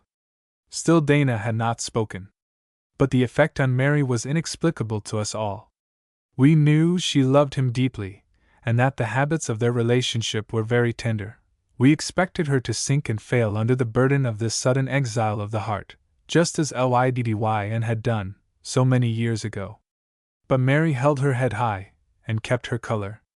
She even went abroad, more than usual, ostentatiously so, we thought, for she would come over to Tiverton to pass the afternoon, after the good, old-fashioned style, with women whom she knew but slightly. And, most incredible of all, though Dana would not speak to her, she spoke to him. Once, in driving past, I heard her clear voice, it seemed now a dauntless voice, calling, "Dana, dinner's ready!" Dana dropped the board he was carrying, and went in, a fierce yet dogged look upon his face, as if it needed hourly schooling to mirror his hard heart. Then the agent of the Sudley Star, who was canvassing for a new domestic paper, had also his story to tell. He went to the Martins, and Mary, who admitted him, put down her name, and then called blithely into the kitchen, "Dana, I'm all out o' change. Will you hand me $1.25?" Dana, flushed red and overwhelmed by a pitiable embarrassment, came to the door and gave the money, and Mary, with that proud unconsciousness which made us wonder anew every time we saw it in her, thanked him, and dismissed the visitor, as if nothing were wrong. The couple went as usual to church and sociable. Certain lines deepened in Dana's face, but Mary grew every day more light-heartedly cheerful. Yet the one-sided silence lived, with the terrible tenacity of evil. So the days went on until midwinter snows began to blow, and then we learned, with a thrill of pride, that the International Dramatic Company proposed coming to our own little hall, for a 2 weeks' engagement. Some said Sudley Opera House was too large for it, and too expensive, but we, the wiser heads, were grandly aware that, with unusual acumen, the drama had at last recognized the true emporium of taste. We resolved that this discriminating company should not repent its choice. A week before the great first night, magnificent posters in red and blue set before us, in very choice English, the dramatic performances, Shakespearean and otherwise, destined to take place among us. The leading parts were to be assumed by Mr. and Mrs. Van Rensselaer-Wild, two of the foremost artists in the stellar world, supported by an adequate company. The announcement ended with the insinuating alliteration, "Popular prices prevail."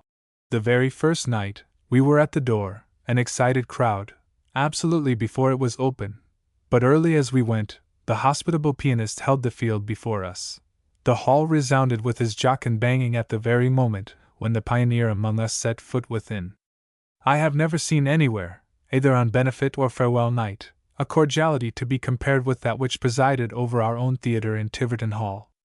Mr. Van Rensselaer-Wild himself stood within the doorway, to greet us as we came, a personable man, with the smooth, individual face of his profession, a moist and beery eye, a Catholic smile, tolerant enough to include the just and the unjust, a rusty, old-fashioned stock, and the very ancientest brown Prince Albert coat still in reputable existence, a strange historical epitome of brushings and spongings, of camphor exile and patient patching.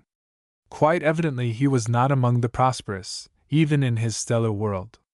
But not for that would he repine. This present planet was an admirable plot of ground, and here he stood, cheerfully ready to induct us, the Puritan born, into the fictitious joys thereof. And popular prices prevailed. The floor of the hall itself confirmed it. It was divided by chalk lines into 3 sections. Enter the first division, and a legend at your feet indicated the 10-cent territory. Advance a little, and 25 cents met the eye, and presently, approaching the platform, you were in the seats of the scornful, 35 cents each. The latter, by common consent, were eschewed by the very first comers, not alone for reasons of thrift, but because we thought they ought to be left for old folks. A leetle might hard o' hearin', or the unfortunates who were not so first-sighted as we. So we seated ourselves in delight already begun, for was not Mr. Gad Greenfield performing one of the orchestral pieces, which the program had led us to expect? The piano was an antique, accustomed to serve as victim at Sudley's dancing school and sociables. I have never heard its condition described on its return to Sudley. I only know that, from some eccentric partiality, Gad Greenfield's music was all fortissimo. Sally Flint, brought thither by the much-enduring overseer, for the sake of domestic peace, seemed to be the only one who did not regard Gad's performance with unquestioning awe. She was heard to say aloud, in a penetrating voice, "My soul and body! What a racket!" Whereupon she deliberately pulled some wool from the tassel of her chinchilla cloud, and stuffed a little wad into each ear. We were sorry for the overseer, thus put to shame by his untutored charge, and delicately looked away, after making sure Sally had our art as high as she proposed doing. She was the overseer's cross, no one could help him bear it. And now the curtain went up, though not on the play, let me tell you. On slighter joys, a fillip to the taste. A juggler, all complete, in black small clothes and white kid gloves, stood there ready to burn up our handkerchiefs, change our watches into rabbits, and make omelets in our best go-to-meeting hats. I cannot remember all the wonderful things he did, everything, I believe, judging from the roseate glow left in my mind, everything that juggler ever achieved short of the Hindu marvel of cutting up maidens and splicing them together again, or planting the magic tree. I only know we were too crafty to help him, and though he again and again implored a volunteer from the audience to come and play the willing victim, we clung to our settees the more, so that Gad of the piano was obliged to fill the gap. And when the curtain came down, and went up again on a drawing room, with a red plush chair in it, and a lady dressed in a long-tailed white satin gown, where were we? In Tiverton? Nay, in the great world of fashion and of crime. I remember very little now about the order of the plays, very little of their names and drift. I only know we were swept triumphantly through the widest range ever imagined since the pastoral-comical, historical-pastoral of old Polonius.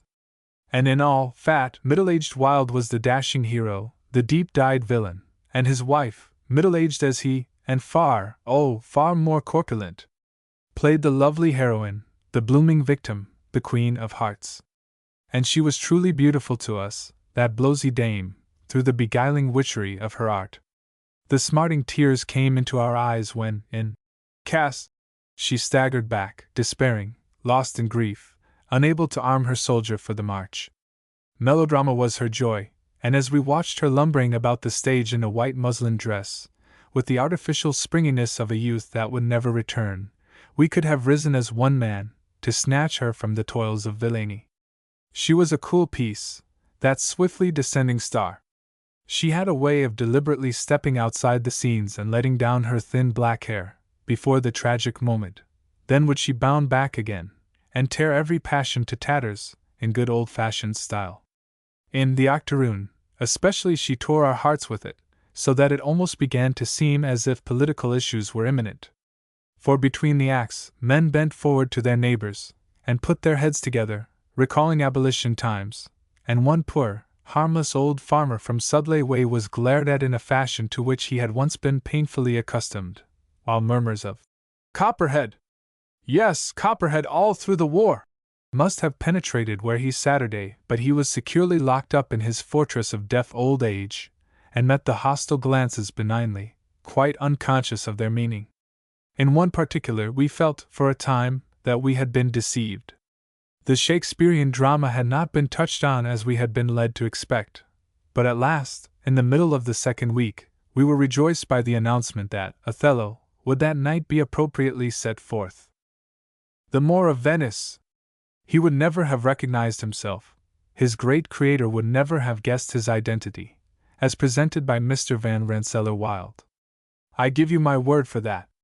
From beginning to end of the performance, Tiverton groped about, in a haze of perplexity, rendered ever the more dense by the fact that none of the actors knew their parts. I am inclined to think they had enriched their announcement by this allusion to the Shakespearean drama in a moment of wild ambition, as we gladly commit ourselves to issues far off and vague, and then, with a chivalrous determination to vindicate their written word, they had embarked on a troublous sea for which they had neither mast nor sail, nor chart nor rudder. So they went bobbing about in a tub, and we, with a like paucity of equipment, essayed to follow them. Othello himself was a veiled mystery in our eyes. "Ain't he colored?" whispered Mrs. Wilson to me, and while I hesitated, seeking to frame an answer both terse and true, she continued, although he was at that moment impressing the Senate with his great apology. "Is he free?" I assured her on that point, and she settled down to a troubled study of the part, only to run hopelessly aground when Desdemona, in her stiff white satin gown, announced her intention of cleaving to the robust blackamoor, in spite of fate and father. That seemed a praiseworthy action, taken by and large, but we could not altogether applaud it. Abolition, as we were, the deed wounded some race prejudice in us, and Mrs. Hiram Cole voiced the general sentiment when she remarked audibly, "One color's as good as another come Judgment Day, but let 'em marry among themselves, I say." The poverty of the scenery had something to do with our dullness in following the dramatic thread, for how should we know that our own little stage, disguised by a slender tree growth, was the island of Cyprus, and that Desdemona, tripping through a doorway, in the same satin gown, had just arrived from a long and perilous voyage? The riches of the ship had come on shore, but for all we knew, it had been in the next room, taking a nap, all the while. In the crucial scene between Cassio and Iago, we got the impression that one was as drunk as the other, and that Cassio acted the better man of the two, chiefly because of his grandiloquent apostrophe relative to the thieving of brains. We approved of that, and looked meaningly round at old Captain Fuller, who was at that time taking more hard cider than we considered good for him. But when the final catastrophe came, we, having missed the logical sequence, were totally unprepared. Mr. Wilde, with a blackamoor fury irresistibly funny to one who has seen a city coal man cursing another for not moving on, smothered his shrieking spouse in a pillow brought over for that purpose from the Blaisdells, where most of the actors were boarding. We were not inclined to endure this quietly. The more phlegmatic among us moved uneasily in our seats, and one or two men, excitable beyond the ordinary, sprang up, with an oath. Mrs. Wilson dragged her husband down again. "For massy's sake, do set still," she urged. "He ain't killed her. Don't you see them toes twitchin'?" No, Mrs. Wilde was not dead, as her weary appearance in the afterpiece attested, but she had been cruelly abused, and the murmurs, here and there, as we left the hall, went far to show that Othello had done well in voluntarily paying the debt of nature, and that Amelia thought none too ill of him. "Ought to ha' been strung up by good rights," growled Tiverton. "You can't find a jury't would acquit him." Night after night, we conscientiously sat out the aforesaid afterpiece, innocently supposed to be our due because it had formed a part of the initial performance. However long our weary strollers might delay it, in the empty hope of our going home content, there we waited until the curtain went up. It was a dreary piece of business, varied by horseplay considered kind o' rough by even the more boisterous among us. Sometimes it was given, minstrel-wise, in the time-honored panoply of burnt cork. Again, poor weary souls, they lacked even the spirit to blacken themselves, and clinging to the same dialogue, played boldly in Caucasian fairness, with the pathetically feudal disguise of a Teuton accent. And last of all, Mr. Wilde would appear before the curtain, and, in behalf of Mrs. Wilde, self and company, thank us movingly for our kind attention, and announce the next night's bill. The last half-hour was my chosen time for leaning back against the wall, and allowing thought and glance to dwell lovingly on Tiverton faces. O worn and rugged features of the elder generation to whose kinship we are born! What solution, even of time, the all-potent, shall wash your meaning from the heart? An absolute lack of self-consciousness had quite transformed the gaze they bent upon the stage. A veil had been swept aside, and the true soul shone forth, that soul which ever dwells apart, either from the dignity of its estate or, being wrought of fibre more delicate than air, because it fears recoil and hurt. There were Roxy and her husband, he too well content with life as it is, to be greatly moved by its counterfeit, she sparkling back some artless reply to the challenge of feeble romance and wingless wit. There was Uncle Eli, a little dazed by these strange doings, the hand on his knee shaking, from time to time, under the stimulus of unshared thought. There was Miss Lucindy, with Ellen and all the McNeils, a carefree, happy phalanx, smiling joyously at everything set before them, with that spontaneous rapture so good to see. One night, Nance Pete appeared, and established herself, with great importance, in the first row of the 10-cent seats, but she fell asleep, and snored with embarrassing volume and precision. She never came again, and announced indifferently, to all who cared to hear, that when she wanted to see a passel o' monkeys, she'd go to the circus, and done with it. There, too, one night when comedy burlesqued her own rapt self, was Dana Martin, but he came alone. Mary had a cold, we heard, and thought she'd better stay in. Dana sat through the foolish play, unmoved. His brow loomed heavy, like tragedy's own mask, and it grew ever blacker while the scene went on. Hiram Cole whispered me, "He'll kill himself afore he's done with it. He's gone in for the whole hog, but he ain't growed to it, as old Josh had. The Martin blood run emptins afore it got to him." The last night came of all our blissful interlude, and on that night, by some stroke of fate, the bill was Oliver Twist. Of that performance let naught be spoken, save in reverence. For, by divine leading it might seem, and not their own good wit, those poor players had been briefly touched by the one true fire. Shakespeare had beckoned them, and they had passed him by. Comedy and tragedy had been their innocent sport. How funny their tragedy had been, how sad their comedy, Momus only might tell. But tonight some gleaming wave from a greater sea had lifted them, and borne them on. Still they played, jarringly, for that was their untutored wont.